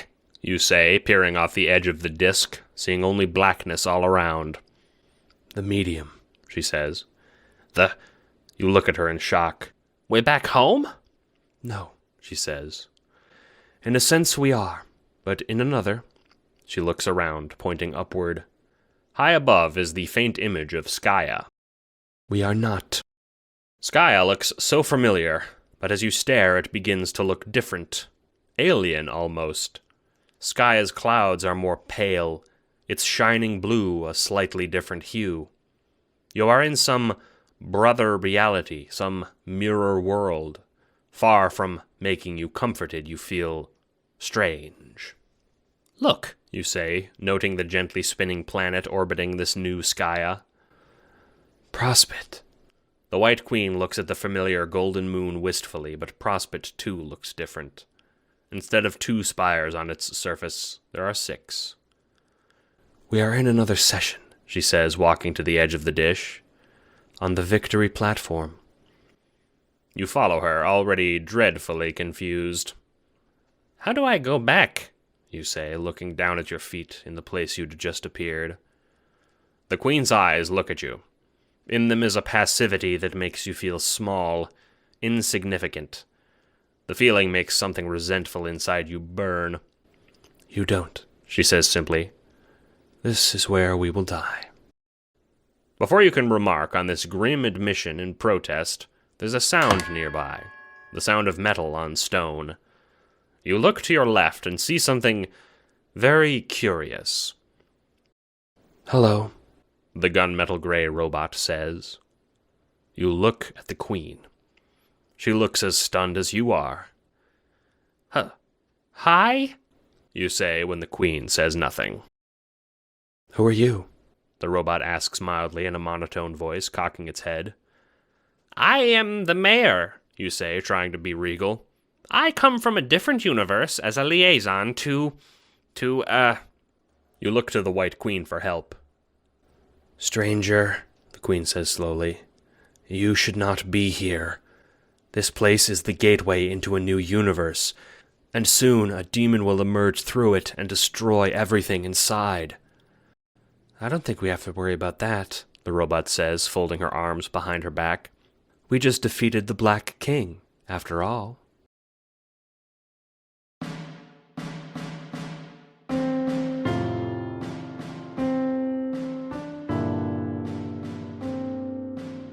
You are now the Peregrine Mendicant. Before your eyes, a queen and a mayor disappear.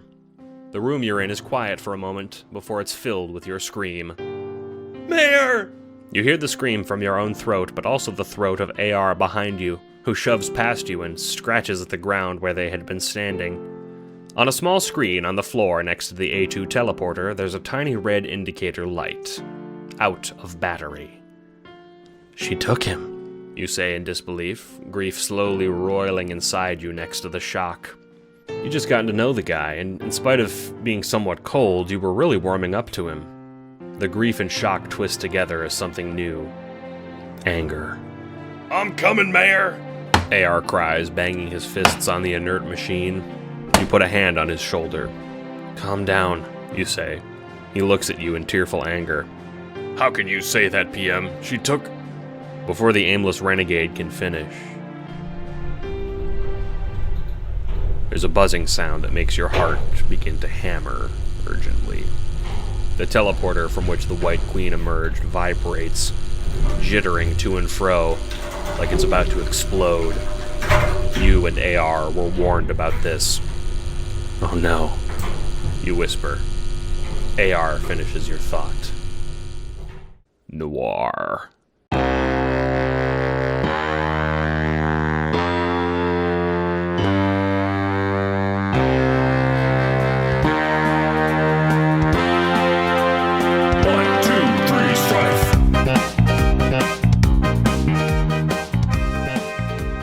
A deafening explosion rocks the entire structure in the seed hub, chunks of rock flying out of the teleporter as a grim figure stands in the rubble. A figure with sharp canine ears, tattered clothes crackling with green energy. You and AR scream in unison, amplifying the terror in your voices. His voice feels like it might deafen you as he clutches you suddenly by the shirt, yanking you to your feet. With a mortified gasp, you feel yourself shake your head. He throws you against the wall like a doll, your shoulder surely bruising against it. Is she? He repeats, grabbing AR. You shake your head at him. This monster can't be allowed through that teleporter. He can't kill the mayor. He can't kill AR. AR is braver than you, though he's shaking in his boots. He grits his teeth, gripping Jack's wrist, legs flailing. He doesn't speak. He spits in Jack's face, making the beast roar with unfiltered, impatient rage. No! No! You feel your vocal cords strain as Jack's hand closes tight around AR's neck, his head suddenly and sickeningly separating from his body. You look away as Jack growls an ungodly whining wheeze, stomping AR's carapace into the concrete, shaking the whole building. Moments ago, you had 2 friends. Now, you don't have any.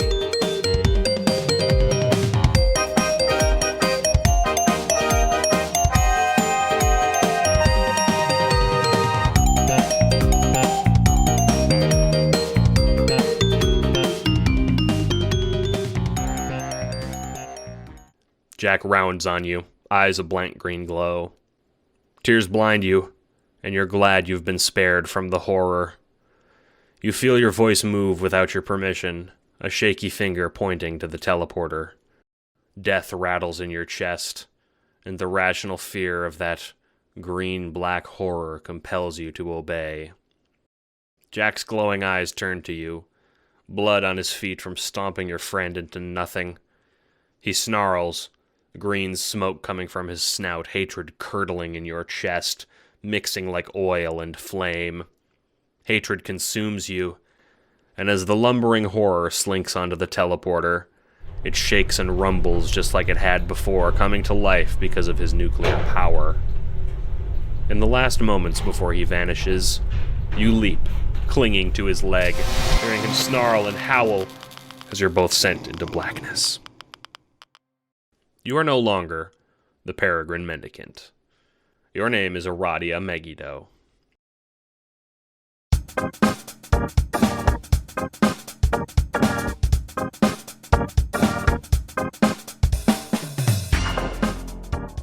You're on the victory platform after defeating the Black King, a feat you're rather proud of. Even if you're living on borrowed time in a robotic body, and you're at the bottom of some horrible social caste system, you were instrumental in the creation of a new universe. But now something doesn't feel right to you. A little Dursite and the White Queen just appeared on the victory platform. You'd never met the White Queen yourself, being a Durst dreamer, but this one looks different. Strange. She's not wearing what the royalty of your session wears. She's different. She's not yours. Moreover, she's raving about a beast that's about to appear. "We must leave at once," she says solemnly, the little man nodding in agreement. Their terror seems alarming to you, even though your robotic body has very little in the way of emotions. "My friends will be here soon," you say. "They can help us fight." "No, miss," the little Dursite says. "The thing that's coming destroyed armies. It destroyed Prospect. It can break planets." You look at the wrong White Queen. She nods. This is beyond your reasoning capabilities. You decide to speak to the most trustworthy member of your team. "Karkat, are you almost ready?" Yeah, why? "Tell everyone to hold off on coming. There is a problem." A problem? It'll take too long to explain. Please trust me. Okay. No offense, Aradia, but you can be kind of cryptic. I'm going to need more to go on here. Everyone is waiting to take our prize. I have been warned from a trustworthy source that there is something horrible coming. A beast, they call it. Okay. Like A secret final boss? No. This beast is coming from elsewhere. Another session of the game, I think. Okay. Fuck that. I'm not winning an entire game just for some beast to show up and mess it all up. The Cavalry Reapers are coming, Aradia. Sit tight. If you think that is best. We beat the Black King. What could go wrong? Do you actually want me to answer that? Maybe not. Apprehension settles into your robotic chest. My friends are going to help us defeat this beast, you say simply. The Queen makes an exasperated noise. You do not understand. The platform under your feet begins to rumble. The White Queen looks at you in terror, her glassy white eyes wide. It's too late, she says, and then she speaks words that make machine lubricant in your veins turn to ice. He is already here. As soon as those words are out, her body explodes into atoms.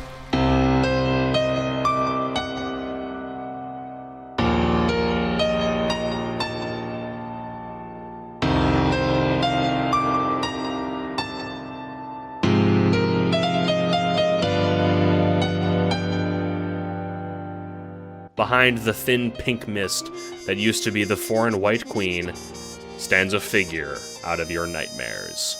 A shaggy, black-furred monster, oozing green sparks and viridian smoke from his dreadful maw, a Prospidian stranger clinging to its leg. You stare blankly at the beast, unable to move as its hate-filled eyes regard you up and down. What are you supposed to be, little tin can? Some great she-devil? I like the horns. I think I'll break those first. You don't speak. Fear fills you, an emotion you didn't think you had anymore.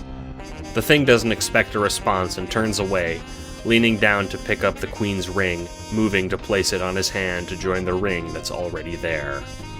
Before that can happen, however, a shot rings out, and from behind you, Jack's hand is hit by something white and blue. You look back. Inside a large red rocket, your friends are all barreling towards the victory platform, Eridan standing on the nose, looking down the barrel of a blue rifle.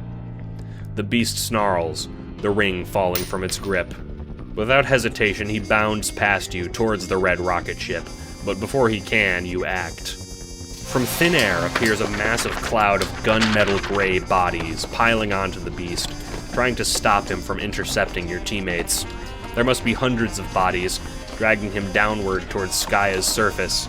Your alternate universe clones from doomed times come to save you. But even hundreds of selves can't hold him down. Green rays erupt from the orb of gray that envelops the beast, and his cries can be heard from within. You feel a hand clasp around your wrist and your body get yanked. Karkat and Kanaya are hauling you into the rocket as you watch the victory platform retreat into the distance. Your co-players watch in horror as the beast breaks free of every last one of your clones in one mighty howl, evaporating them instantly, ending their lives without hesitation.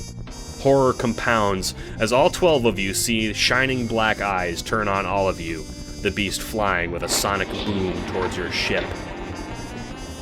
Gun it! You hear someone shout and you see Solix's eyes glowing, his electric powers fueling the rocket as it careens into the meteor belt that surrounds the medium. From the back of the rocket, Eridan shoots more shots, each one bouncing off the nuclear black beast with just a wince. You join the fray, extending a hand, drawing more doomed selves to send towards him, but you feel yourself getting weaker. Step aside. You hear the grim voice of Vriska behind you. You look up at her, her deadly dice in her palm, throwing them out the back of the ship towards the beast.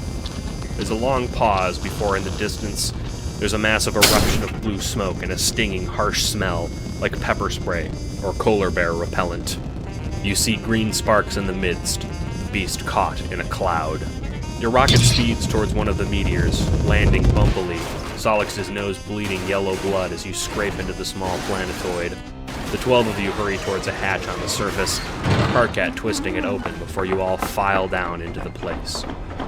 In the distance, You see the dissipating blue cloud and hear the anguished, hatred-infused howls of the beast, terror clouding your mind as the last thing you see before entering the meteor is the destruction of the victory platform. You just won the game, but lost everything. Your entire journey goes up in smoke. Diabolus ex machina.